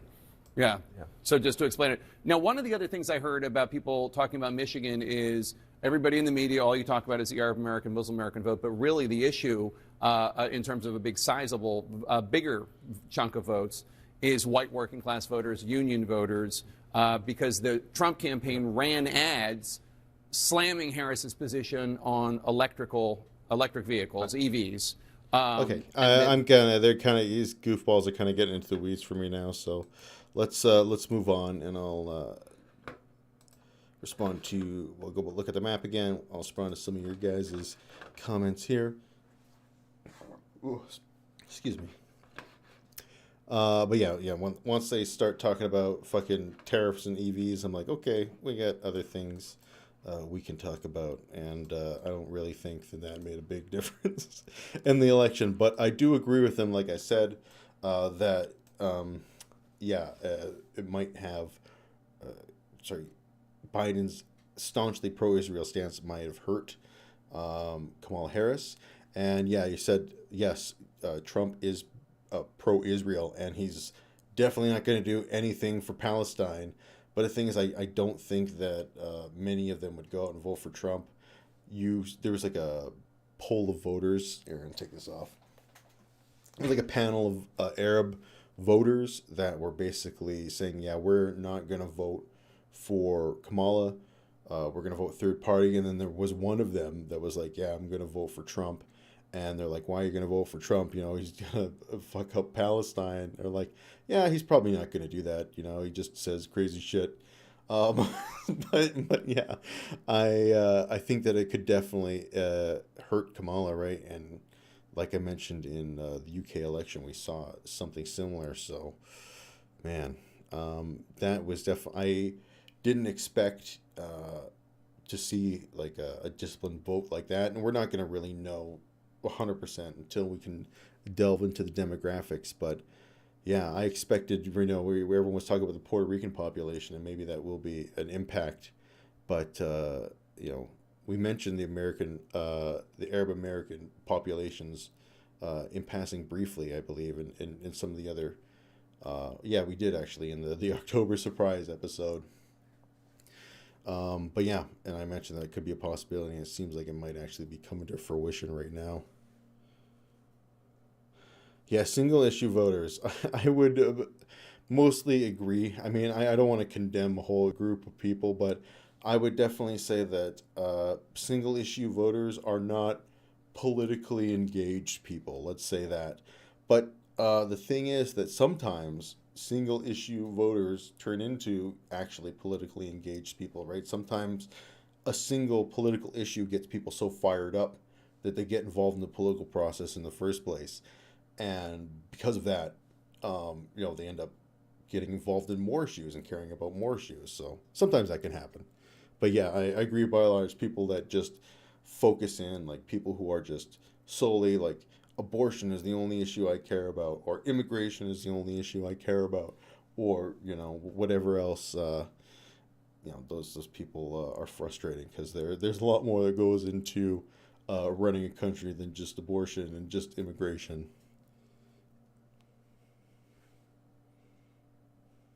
Yeah, and that's the thing, right? Trump is, and that was part of the reason why I didn't think, like, ultimately, well, it could have been a possibility. I thought we wouldn't see what we saw in the labor election because Trump is noticeably worse on Gaza, but it might not, they might not have cared. Who knows? But again, right, this could just be speculation.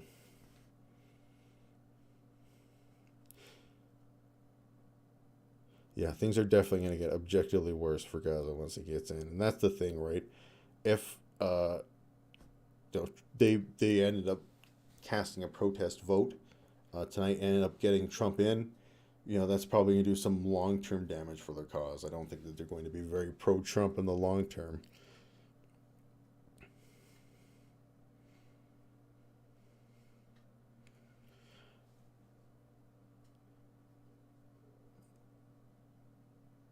Say Bush won by 500-ish votes in Florida. But yeah,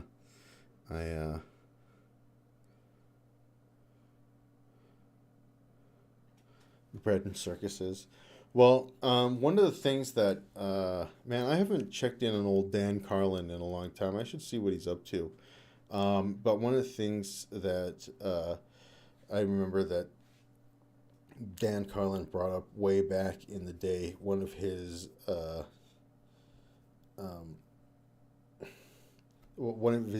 political common sense political episodes way back in the day was an episode about where he talked about how it's getting progressively more and more difficult to keep up with the complex political system.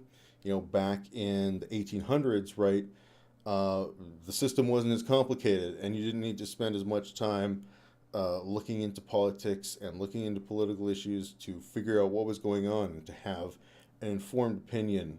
But as societies become more and more complex, you need to spend more and more time studying the political system to actually understand it and to be informed about it.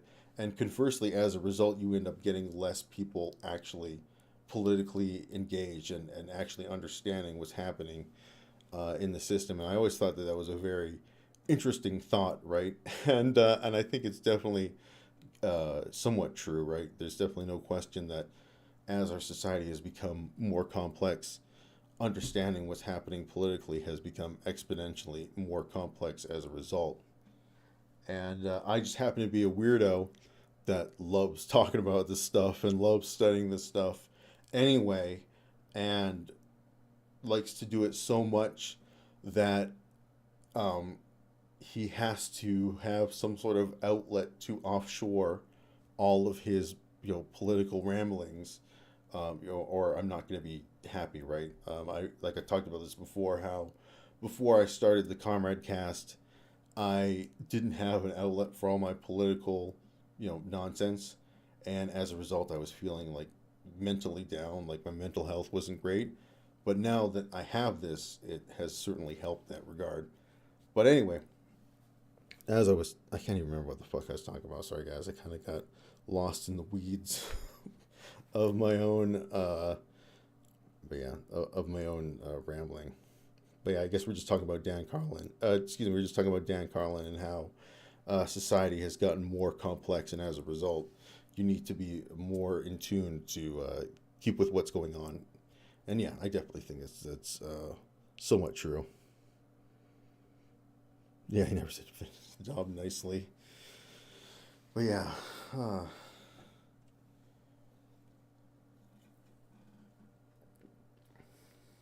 But yeah, not everybody is, and I've definitely learned in my life that not everybody is like me, and not everybody wants to talk about politics a lot. Not everybody wants to do that. I was trying to think of like an analogy for this, and one thing I've found out in my life is that I don't know if you guys have ever had like a friend who always wants to wrestle. Like he's just like, full of energy, and always just like, you want to wrestle, and you're like, nah, dude, I'm good, I'm chill, I don't want to wrestle, and he's like, yeah, we're gonna wrestle anyway, and he starts trying to put you in a headlock and shit like that. I've realized that is effectively what I was doing a lot of the time when I was like talking with people about politics, where they didn't want to wrestle about politics, but I was kind of like forcing it on them. And I've realized that people don't really like that, and I shouldn't do that. So like I said, I have to find different ways to kind of talk about it.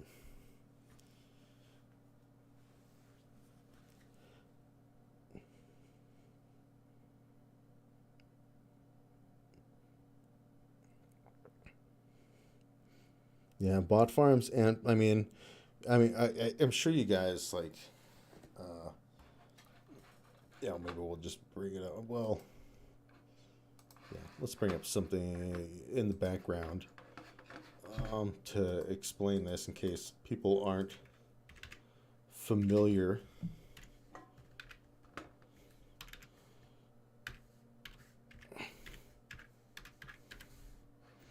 With the dead internet theory. I'm gonna change. Let me log in to change this to fucking. Because yeah, you can only have the dark theme when you log in. But yeah, I'm assuming you guys have probably heard about this before.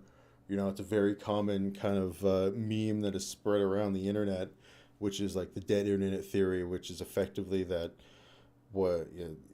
depending on who you talk to about this theory and its origins, you can see something between like 50 and 70% of the internet is made up of bots or artificial traffic, and only 50% or less of the internet is actual human beings.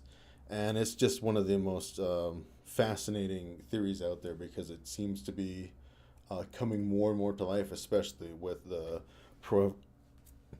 prevalence of generative AI and everything like that.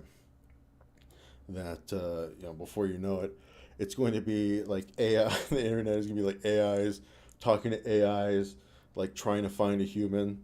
Like I made the joke. It's like when AI finds the other AI and it's like, hey, I'm trying to find a human. It's like, I'm trying to find a human too. Can you tell me where I can find one and talk to one? I can definitely see the internet, the dead internet theory, not only being highly plausible, but could definitely be gaining steam.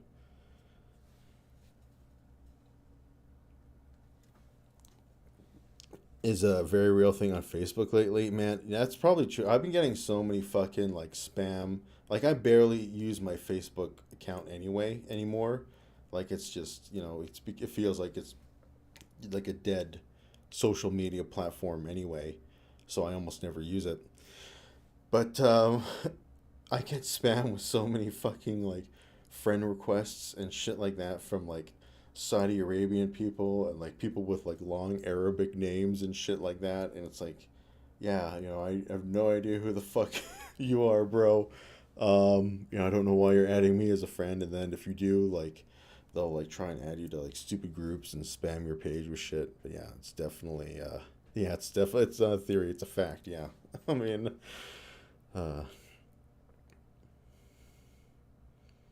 bots influencing other bots. Yeah, that's the thing, right? That's one of the things, like, people who are, aren't as enthusiastic about AI.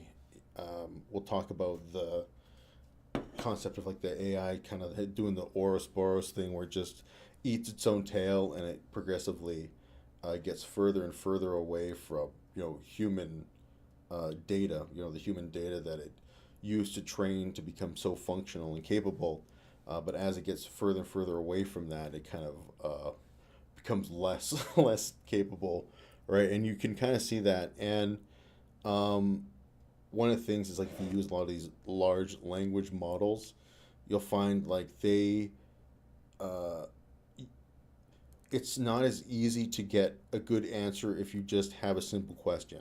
You can still get the answers, you can still get what you want from them, but now you actually have to ask the right questions to it. It just won't like bring it to you easily anymore. You have to actually try and like interpret it and talk to it in a way that you didn't before. And it feels like it's just getting less competent, right? It's becoming more and more of a curb to actually use these things.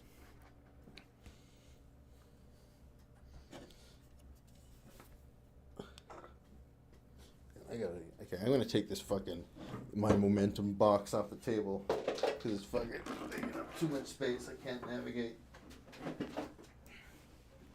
Oh man.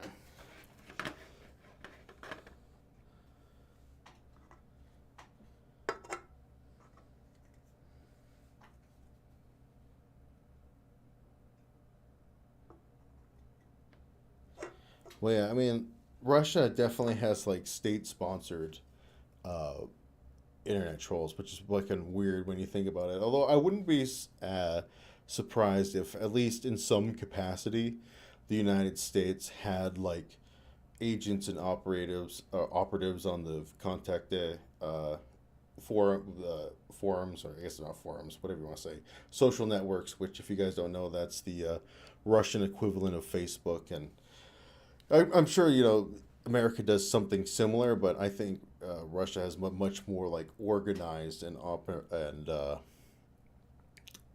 organized and focused campaign in terms of what they're trying to promote on the internet. And what we saw today, right, with all of these like multiple non-credible bombs being reported all across swing states in the United States, if we are able to like determine definitively like that was Russia, like I'd say that's pretty close to like an act of war, right? That's like people talk about gray warfare. That's definitely in the gray warfare zone, right? Like, it's not conventional warfare, but it's not an act of like peace and loving friendship either.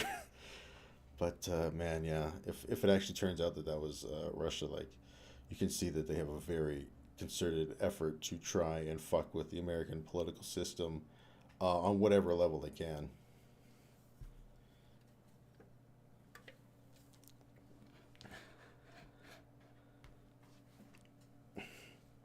Humans are becoming obsolete in the mass bullshit operations. I guess that's fair. And yeah, I have noticed like a political divide emerging. Like, people on the right seem to be more enthusiastic about AI than people on the left. And, I say that as someone who is enthusiastic about AI, and I always see the reason why people on the left are skeptical of AI, right? It's, that it can effectively override humans in all decision-making capacities, right? And I feel like left-leaning ideology, and socialism, communism specifically, is very people-oriented. It has to be very people-oriented. And if you put AI into that equation, you take the people out, so you kind of undermine the entire ideological basis. But I see AI really as being ultimately a companion for humans. And right now, like, I always see AI as a tool. It's not something that is going to, it's something that you have to use in the right circumstance for the right opportunity with the right task in mind. You can't just use it to do anything you want without understanding it. And I really do think it does have the capacity to kind of liberate us from a lot of the kind of drudgery and monotony that we have, that plagues our life, right? And really free up free time. And, I think that kind of stuff is coming very, very quickly and probably quicker than people expect.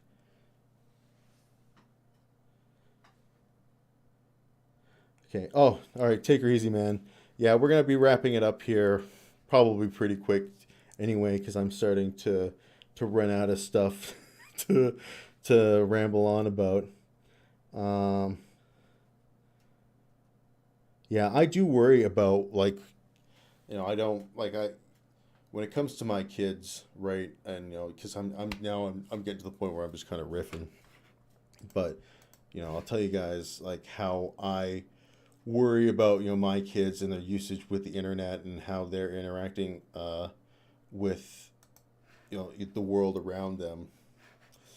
And I can see that, fortunately, with my daughter, right, because she's going to be turning 5 soon, she's starting to actually understand the world, right? She's starting to talk to me and remember things and, have a real personality and stuff like that.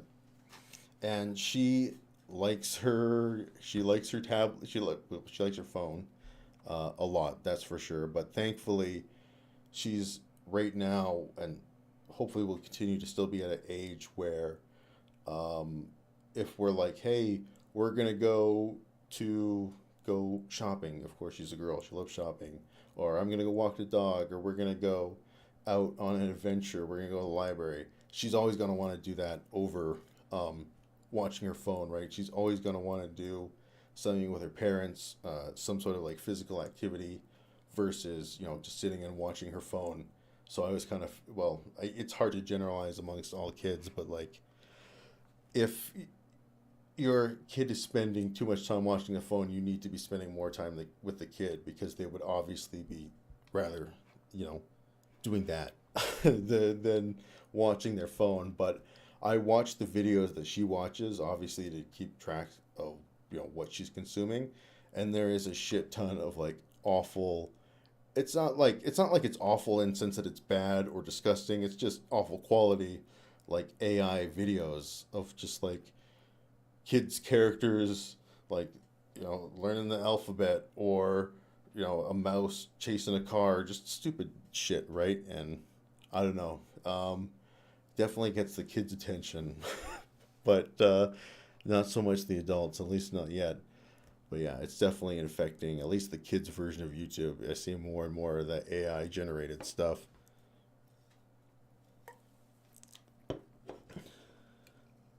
Yeah, I can see what you mean about your concern about the ethics, for sure. And there's definitely a lot of overhyping going on. And people, like I said, there's some people that think the singularity is just around the corner. These LLMs are not the singularity. They are definitely very cool and interesting tools, in my opinion. But, these are not human level sentient, conscious beings. I remember there was this Joe Rogan made this offhanded comment when these concept of AI agents was becoming really big, and he's like, man, these AI agents, they're it's like a conscious person now. It's like a conscious being almost. And I was thinking, I'm like, God damn, I really hope that's not true, because I create and kill AI agents on an extremely frequent basis. So I am just committing genocide, effectively, if that is true.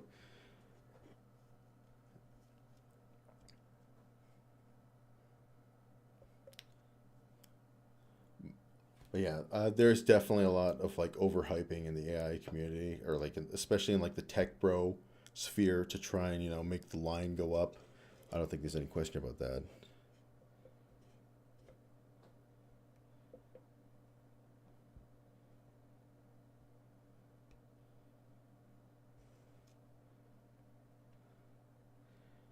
Yeah. Well, like I said, we're kind of in a holding pattern. Wait, did we go back in Nevada? Like I thought at some point we had like 2% results here. I thought we actually had some results in this state, but apparently not. Oh, we are still frozen at 52% in Arizona. Yeah, we're doing our checkup here, and it looks like Georgia is. What the heck is this thing? What the fuck? Oh, it's a projected winner. Okay, so they're not declaring the winner yet, but he is. Donald Trump is now the projected winner in Georgia with 97% of the vote coming in. In Pennsylvania, we're at 88%, and it's not looking good. I mean, the margin is shrinking. It was at 200,000 votes the last time we checked in, but it's it's not looking good. Michigan, what are we at here? 57% of the vote, with Donald Trump leading with 52%. Wisconsin is now at 83%, and Donald Trump is expanding his lead to over 100,000, almost 100,000 votes. God damn.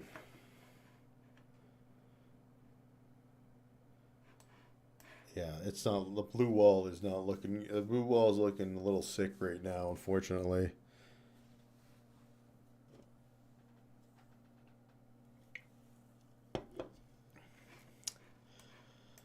Yeah. So. Yeah, until we get once we get some results here out of Nevada. Yeah, it might. And okay, we gotta go until 1 a.m. Eastern time to get the final results.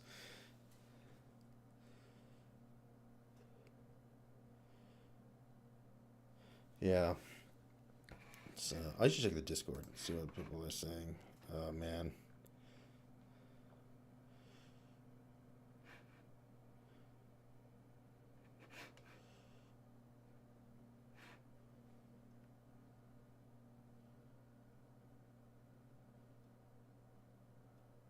Wow.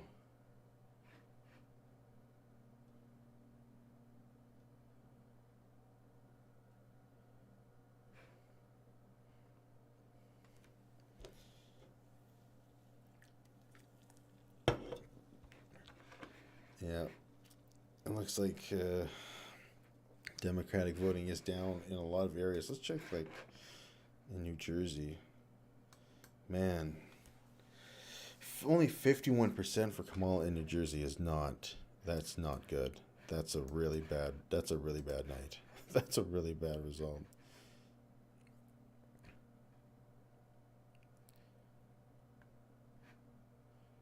Man, even Illinois is fairly close.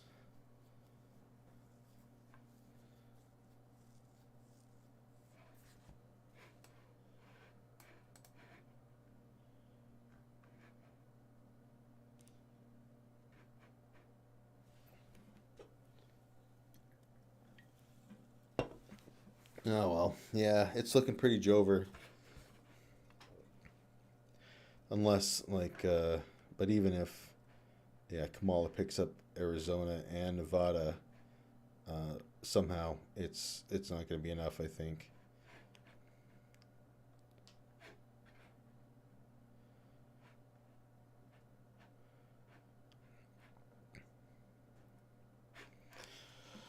Oh, man.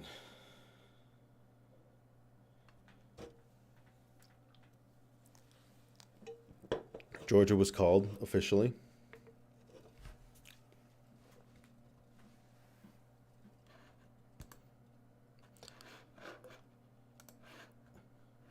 Yeah, I mean, yeah, it looks like it's pretty much called. But man, yeah, poor fucking man, Ann Seltzer did not. She has definitely completely eviscerated her reputation. Yeah, Donnie T is completing his arc, where what now in 2028 he'll fucking I don't know.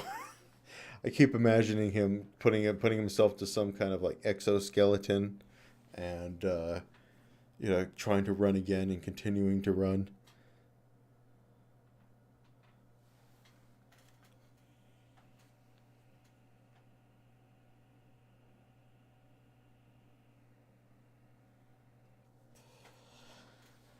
Yeah, there is definitely something wild happening here.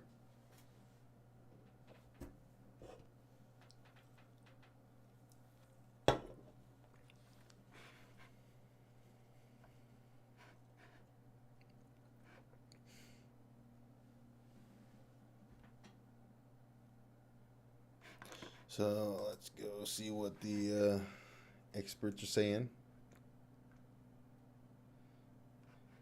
Oh no, the crowd at the Harris event has thinned dramatically. There's still a few thousand people sprawling in the yard in the university. We're expecting the co-chairman to address supporters. I want to know a lot of analysis of why Harris is trailing right now. So the answer is really simple. No incumbent party has ever won another term. So few Americans thinking the country is heading in the right direction. What a turnaround for Trump. Georgia, a state won narrowly. A state 2 Democratic senators won in no small part because of Trump. A state where his handpicked candidate was trounced in a gubernatorial primary was where he was indicted over his efforts to overturn the 2020 election. Now he's won Georgia and moving closer to the White House. His vote, Harris's pass are limited, and Trump's are plenty. Harris must carry Pennsylvania. There's no path without it. No. Yeah.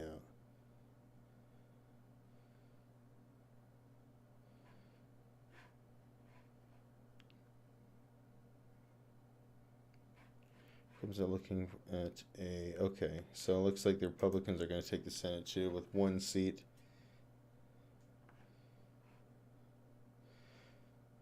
Oh, here we go. Let's see if we can watch the... Yeah, we got... Thank you for being here. Thank you for believing in the promise of America, Richmond said. We still have votes to count. We still have states that have not been called yet. We will continue over the night to make sure every vote is counted. Vice President Kamala Harris said she will address the nation from Wednesday in Howard University, Richmond said. Oh, God. So she's not going to give a speech tonight.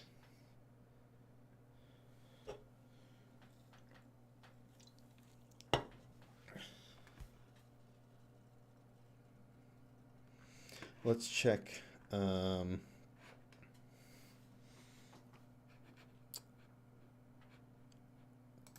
Well, I guess let's talk elections was definitely right in a lot of their early calls.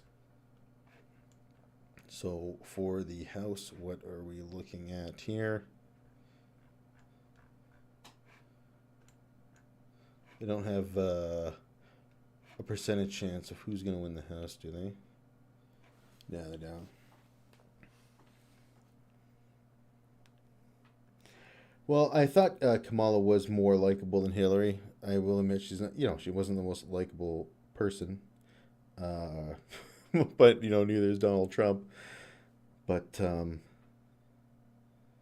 yeah, the reverse Yeltsin-Gorbachev. Yeah, it definitely has 2016 vibes. It definitely feels like 2020 was an outlier, and I think the pandemic was probably a big reason because of it. Elections, I was thinking about this, that elections that end on years that end with a 0 are always very weird. So, of course, in 2020, we had an election that happened during a pandemic. The whole political dynamic was changed in a very, fundamental way because, there was a once-in-a-generation crisis. And then in 2000, of course, you have the most narrow election of all time, where it was decided by like 500 votes in Florida, and everybody's like, fucking reading the hanging chads and shit like that. 1980, not super weird, but weird in the sense because Jimmy Carter lost, and it's very rare for an incumbent president to not get elected to a second term.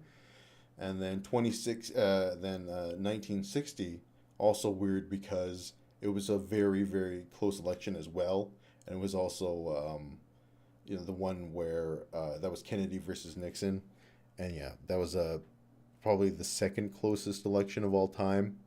And then I guess 2040 was weird because that was Roosevelt's third term, and there's never been a third term president. So every time an election happens in a year that ends with a 0, it's something out of the ordinary. Yeah, it is very interesting. That is like COVID, and this is funny. Like, this is actually a point made by I heard the Amazing Atheists make this point, was that COVID killed Trump's second term in 2020, and if COVID didn't happen, then he probably would have won in 2020, and we would have him out in 2024, right? We'd have a whole different election now. We'd have a different candidate because you can't run twice.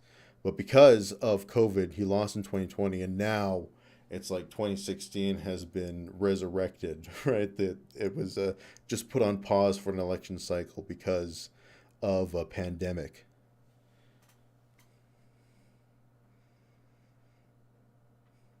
Yeah, that's right. We could be seeing a Republican total sweep. Wow, with Senate control and House control. Yeah.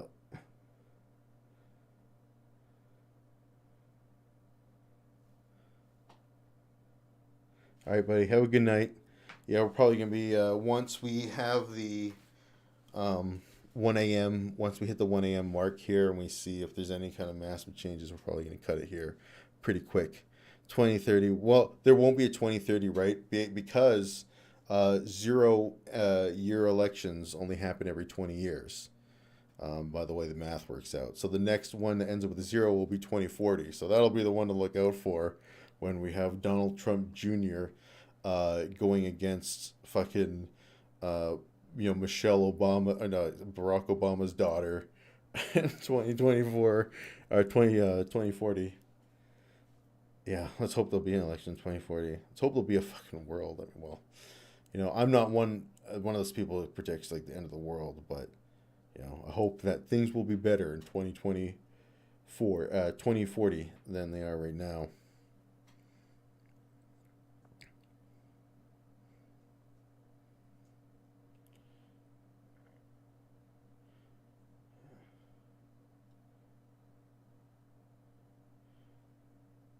But yeah, 20, because Trump had the House and the Senate, right? He had it in 2016, similar to this. They won a full sweep, and they accomplished like those tax cuts, and that was about it.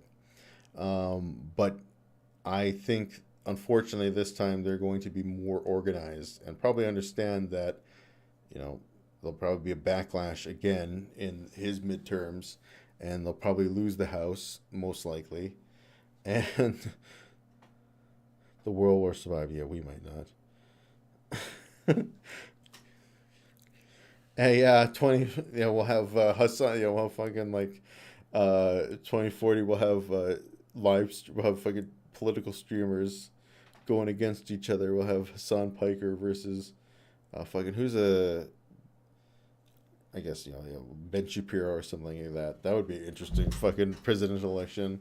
Although I think Ben Shapiro's stock honestly is way down. I think we've kind of talked about this before. That on the right, his stock is like, he is losing sway in the right wing sphere rapidly. So sucks for him.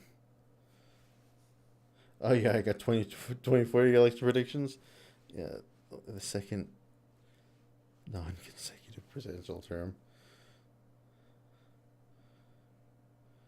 Yeah, I mean, I understood more so in 2016 why people voted for Donald Trump, because Hillary Clinton was very unlikable. The establishment, quote unquote, was extremely disliked, and Donald Trump was a outside figure that represented, a completely different way of kind of viewing politics, and a complete departure from the type of politician we had seen before. So I understood the allure in 2016, but I don't understand the allure now that he's got so much baggage, and we know so much about him, and we know so much about his personality, and we've seen all the crazy stuff that he's done. Like it's weird because my thought process is, and my feeling is that he had kind of edge and an unknown factor, but when we've actually seen what he's done, hasn't necessarily been the best. But I guess we are really seeing I think there may have been a huge issue with Kamala Harris not being able to decouple herself from the quote unquote establishment incumbent.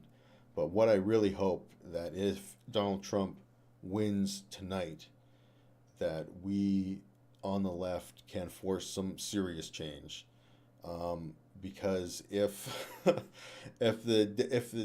looks like the Democrats are going to get swept, especially when we had so many good indicators going into election night, this maybe my silver lining here is we have a real chance to put the final nail in the coffin for the neoliberal establishment in America, that we can finally end them and maybe bring a more populist left version to the Democratic Party, because God, obviously they need it, because if Kamala Harris goes down tonight, it might be the actual death of neoliberalism in the United States, which could be the silver lining. But man, it is definitely a result that I was not expecting. Well, I guess again it was a we were all expecting like a coin flip anyway, but especially with the indicators that we saw going into this election night, I wasn't expecting to see Donald Trump, do so comfortably well.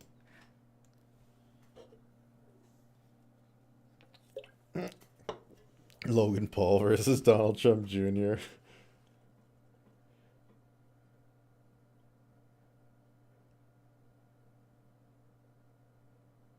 Yeah, exactly. Maybe at least if I can finally get some real change in the Democratic Party, that people will realize, how badly the establishment failed. Because, you can forgive them for not seeing 2016, right? But you can't. I feel like it's gonna be a lot harder to forgive them for not seeing this. Yeah, I am very interested. Like we talked about before, I'm very interested to see how the demographics are going to break down. Maybe like we are really going to see that huge divide between male and female voters.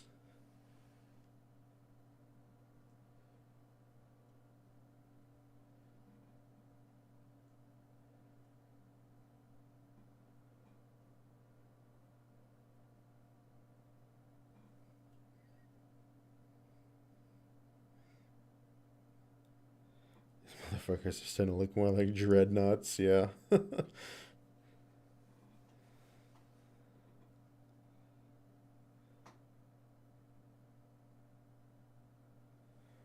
Well, I don't think that. Well, okay. Trump voters, um, they still. I don't think that they think that the Democratic Party is populist left. They think that the Democratic Party is, well, it depends on the Republican you talk to. Some of them think that, yeah, they are like a crazy, like Marxist party, which is, extremely politically ignorant. It's probably one of the most extreme mischaracterizations you could make for a political party. But then there are some that see it as that kind of what's the word I'm looking for? Like they associate with it like snooty elitist attitude that looks down on you type of thing, not as a party that is looking out for your best interest, right? Whereas a version of populism by nature would look out for the popular nature of the people.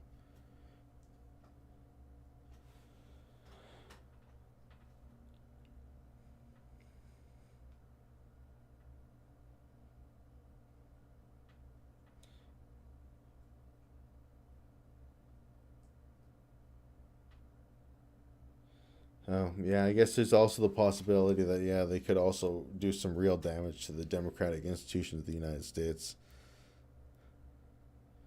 Yeah, that is pretty gross that Elon Musk's getting rolled in the U.S. government.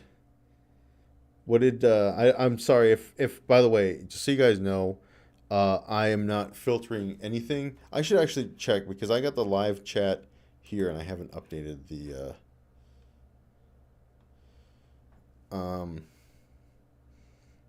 okay, no, it looks like it's the same. Oh, no. Am I getting, let me just check. Joe Biden was a mistake. Yeah, Joe Biden was a mistake. Oh, maybe, yeah, I think that the live chat, because I got the live chat, I should have fucking just bit the bullet and updated the URLs instead of the top chat. Because, yeah, I can see that I'm seeing some of your guys' comments that aren't appearing actually on the live stream. Like I see Ungodly Freaks comment where Joe Biden was a mistake. He was obviously better than Trump, but it's all for naught now. Yeah, that's for whatever reason not showing up, so I don't know why.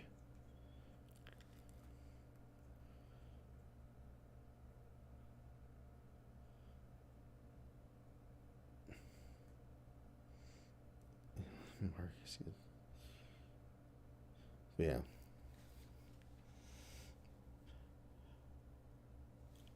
I mean, there's a huge problem with left-wing messaging, especially when we like hand the reins over to the neoliberal. People have been calling shots since the Clinton era, at least, and maybe at least we can finally, like I said, put the nail in the coffin of the Clinton era Democrats, and yeah, we can actually get something different because we obviously need a different approach on the left. And one of the things I've talked about consistently on the show is how I've always wanted an approach between the crumbling neoliberal establishment and crazy, goose-stepping right-wing populism. I want to have a third pillar, and maybe with a nice, with a defeat for neoliberalism, people on the left can start to bring forward different ideas to the fore and, actually work on something different. But yeah, I see what you mean, that they could definitely just rig the system where, they shut out any possibility that any other party has a chance of winning.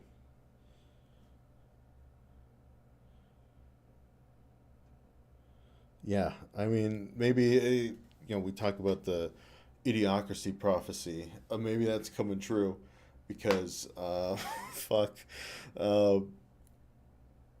where you just have like a celebrity wrestler type of person as a president, right? And that's pretty much honestly what we've already kind of had. But, oh man.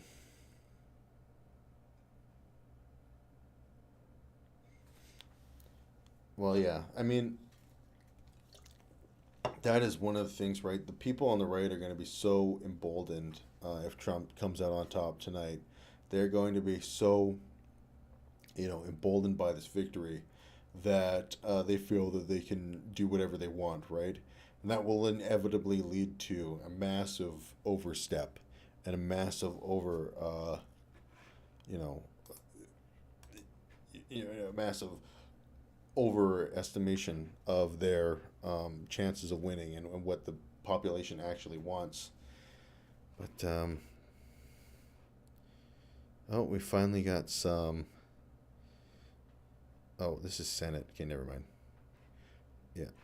I was like, oh man, like things are going. That is a very well. We don't know so much what's happening in Arizona yet, but yeah, Democratic candidate is outrunning Kamala Harris by like 3 points in Arizona,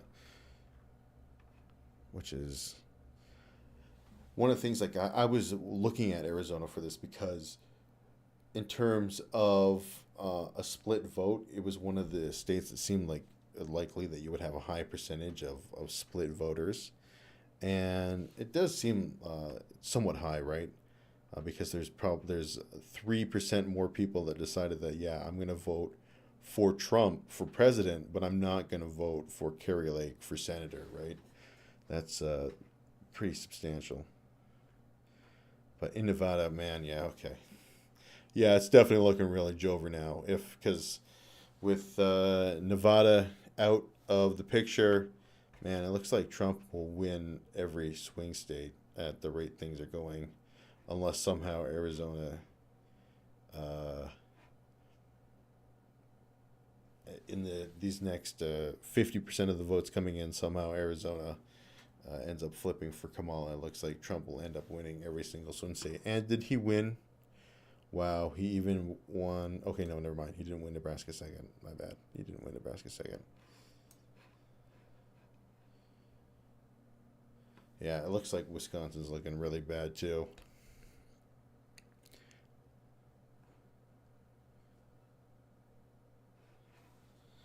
Oh man. Yeah, we need Stalin Shepard to come and save us from save us from this disaster.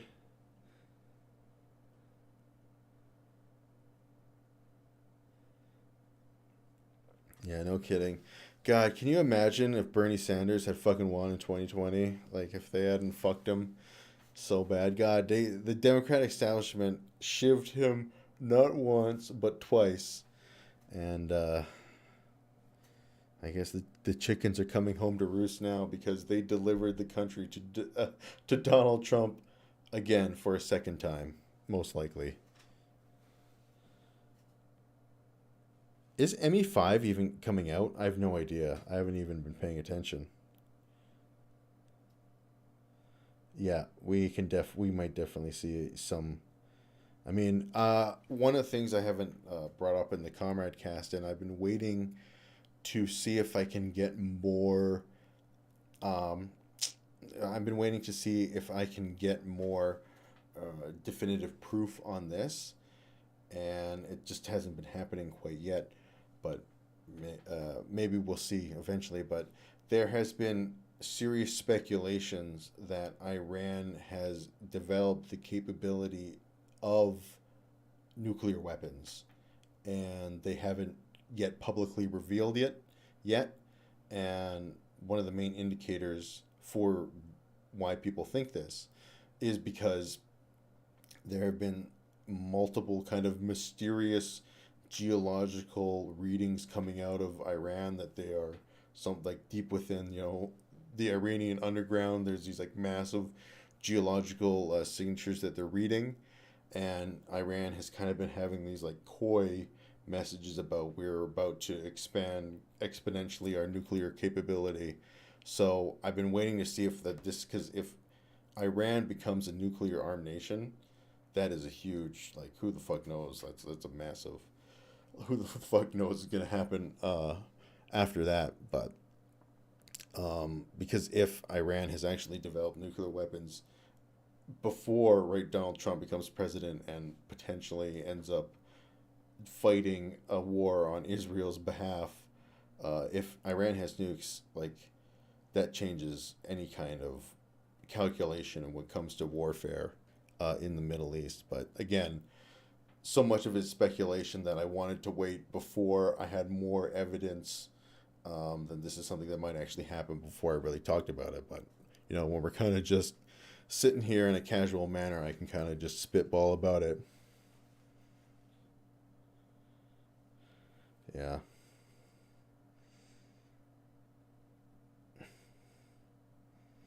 I mean, that's true. It's very possible the Democrats would learn nothing from this, but now with like, yeah, there needs to be some sort of major shakeup at the Democratic level now, because now there's no blood, right?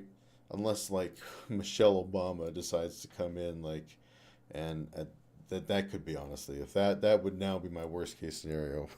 Michelle, because she would definitely carry on the neoliberal legacy, but like the Democrats have no one really. They have no bench right now. The Biden line is done. The Clinton line is done. The Obama line could be resurrected potentially. So they need something new. They absolutely have to need something new, or they're obviously not going to win. But yeah, it's definitely looking pretty doomer right now. Yeah, and that's the thing, right, man? I hate the American elections just because it seems like it's specifically designed to be as anxiety provoking as possible. Like feels like it's specifically designed to create as much fear and uncertainty, and not just one side or the other, but both sides. And what do I think Waltz will run in 2028? Man, I mean, I worry that now, especially if we have like a loss here, that like he might have tied himself to a sinking ship that will kind of decrease his stock. But then again, I don't know. I don't think Walz. I think it would be a. I think you know what? Maybe he could run in 2028. I'm not 100% sure if he'd win a national election, but then again, the Republicans will also have to put up a new candidate in 2028. You know, but so in that circumstance, it's extremely difficult to foretell what will happen in an election year like that. AOC, I mean, I don't know. I always like waffle on AOC a lot because sometimes like I think she does a good job, and other times I think she does a terrible job. But I don't think Walt's will be alive. And wow, yeah, he is getting old. But why do you think they're gonna like take him out? They're gonna assassinate him?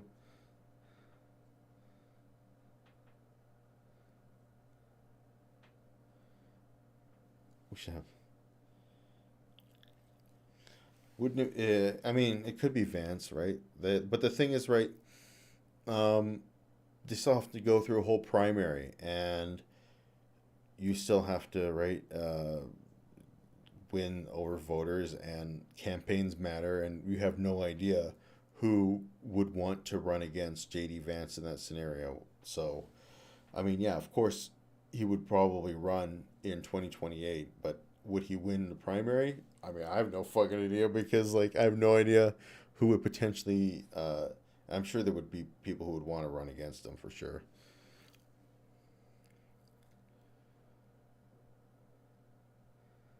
But yeah, I mean, I just worry, like, you know, I know, like, I always bring up my boy, the GOAT, my boy Jeremy Corbyn, and I know he has the most atrocious foreign policy of all time, but like I talk about, there's a reason why he's one of my favorite politicians of all time, is because he walked the socialist walk, and with AOC, I don't think she walks a socialist walk, and I feel like that's my biggest concern with her. Bernie unlocks immortality. Yeah. I mean, we need young blood, right? We need, because we can't have another, like, fucking old people election, right? We can't have another fucking old people election. We can't let the boomers run the fucking country for another 4 to 8 years. So we need to have, I don't know. I think the Democrats need to really shake things up, and they need to look to, their base, the grassroots, the people who are very enthusiastic about political causes, and have real visions for the future. Because I don't see anyone on the Democratic Party right now that has a compelling vision for the future. Ron DeSantis? Well, Rick Scott is a literal ghoul, and I think that is not even well liked in Florida. So I'm not that worried about him, but DeSantis could definitely, right? I mean, his stock got beat up in the primary, in the 2024 primary, but that also gave him an actual experience in, running for a national Republican primary. So that could also help him when it comes to running in 2028, if he were to choose to run, right? Because he'd actually have some of that experience this time. So he's definitely a possibility. Yeah.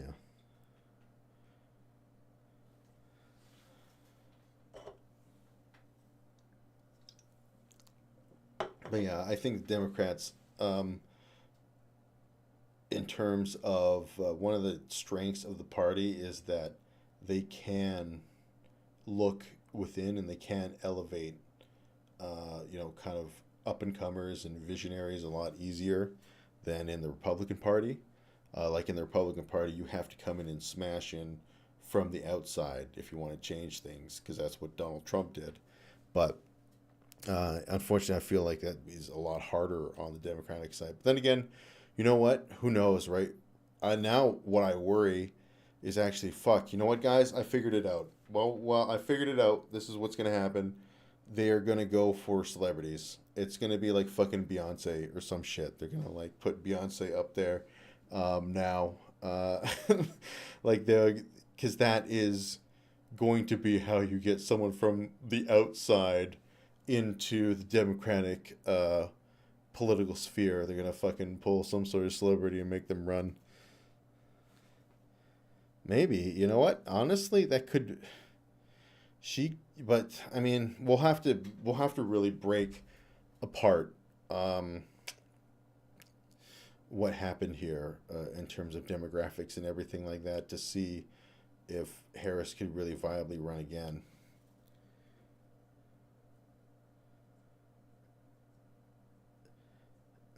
Oprah. I mean, maybe Oprah. Yeah, they could also put Oprah or something like that up as a political candidate. That's a real possibility. Yeah, Kanye ran in. Kanye will run apparently every year. I don't know what's happened to that guy. Apparently, he has just fallen off the face of the earth. His brain melted down. I don't fucking know. Yeah, he seems like he's just having a real bad time, having a real midlife crisis. The Beyonce Taylor Swift ticket. Oh God, yeah. I mean that honestly that could definitely be what is a real possibility, like something like that, because Donald Trump's a fucking celebrity, and obviously having name recognition means an awful lot, and maybe that's what one of Donald Trump's lasting legacies in politics is that being a celebrity is gonna help you fucking win.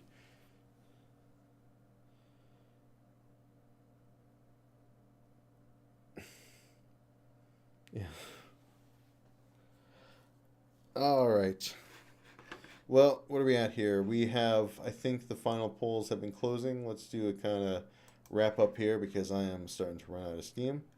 Like I said, but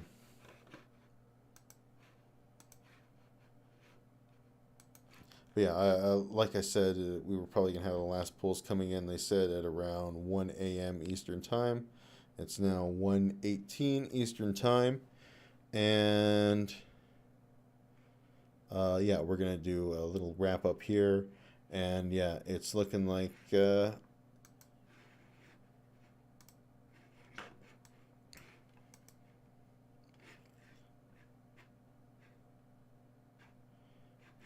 so yeah, it's looking like a pretty solidly Donald Trump night tonight. So, yeah, I wanted to get, where's that countdown? Okay, here we go. Okay, yeah, the countdown has passed. Countdown has passed. We are now going to go through these. With Pennsylvania, with 93% of the vote reporting, we are at very likely Republican, with Donald Trump leading by around 200,000 votes. You know what? Let's do the CNN one because it tells me exactly how much someone's leading, right? Yes. Because, yeah, 219,000 votes. In Michigan, we have, 66% of the votes in, and it's looking not great. Donald Trump has a 200,000 vote lead. In Wisconsin, with almost 90% of the votes reporting, Donald Trump is ahead by 100,000 votes. And they have pretty much called Arizona. They pretty much called Georgia. Arizona is eternally locked in fucking at fucking 53%. We'll never ever know what's happening there. And well, maybe we'll know tomorrow, but unfortunately it doesn't look like it's going to change anything, even if she were to pull out a victory somehow in Arizona and Nevada, but that definitely looks unlikely. So yeah, it looks like, wow, it looks like it's going to pretty much take every swing state. You know, unfortunately, that's not what I called. It's not what I saw happening, but, you know, you can't win them all. And there's going to have to be some real, again, if this holds and doesn't, and it looks pretty likely that it's going to hold, there's going to have to be some real soul searching on the left and a path forward. And it's going to be up to, I think, you know, it's going to be up to American leftists to really hold the Democratic Party to account for this, because you can forgive them once for losing to Donald Trump, but you can't fucking forgive him for losing twice. So, you know, there's got to be some real fucking change. And yeah, I think that's pretty much going to have to be in here, guys. Let's wrap up with our final let's wrap up with any final comments and concerns or questions. Yeah, can't we just have, I wish we could like just go into the time capsule and I can wake up in 20 years and see what things are like. Hopefully things will be fine, but yeah, it's looking pretty over, guys, unfortunately, and looks like it's pretty definitively over tonight. Yeah, don't worry, buddy. Don't worry, Colin. I'll be safe. I am not going to do anything. Not going to do anything crazy tonight. Probably just going to go upstairs and play Factorio because, again, that game needs to come with a fucking addiction warning, because there's sometimes when I cannot stop playing it. Like, I am staring at the game and like belts are melting into my eyes. And I'll like look away or close my eyes and I'll see the fucking like Factorio belts and inserters and shit like that. But yeah, so that's just probably what I'm gonna go and do, and chill out, finish my White Claws, and yeah, then see if Jasmine's still up, and yeah, we'll go from there. Yeah, unfortunately, she could not. All right, guys. Have a good night. Take her easy. And I'll see you next time.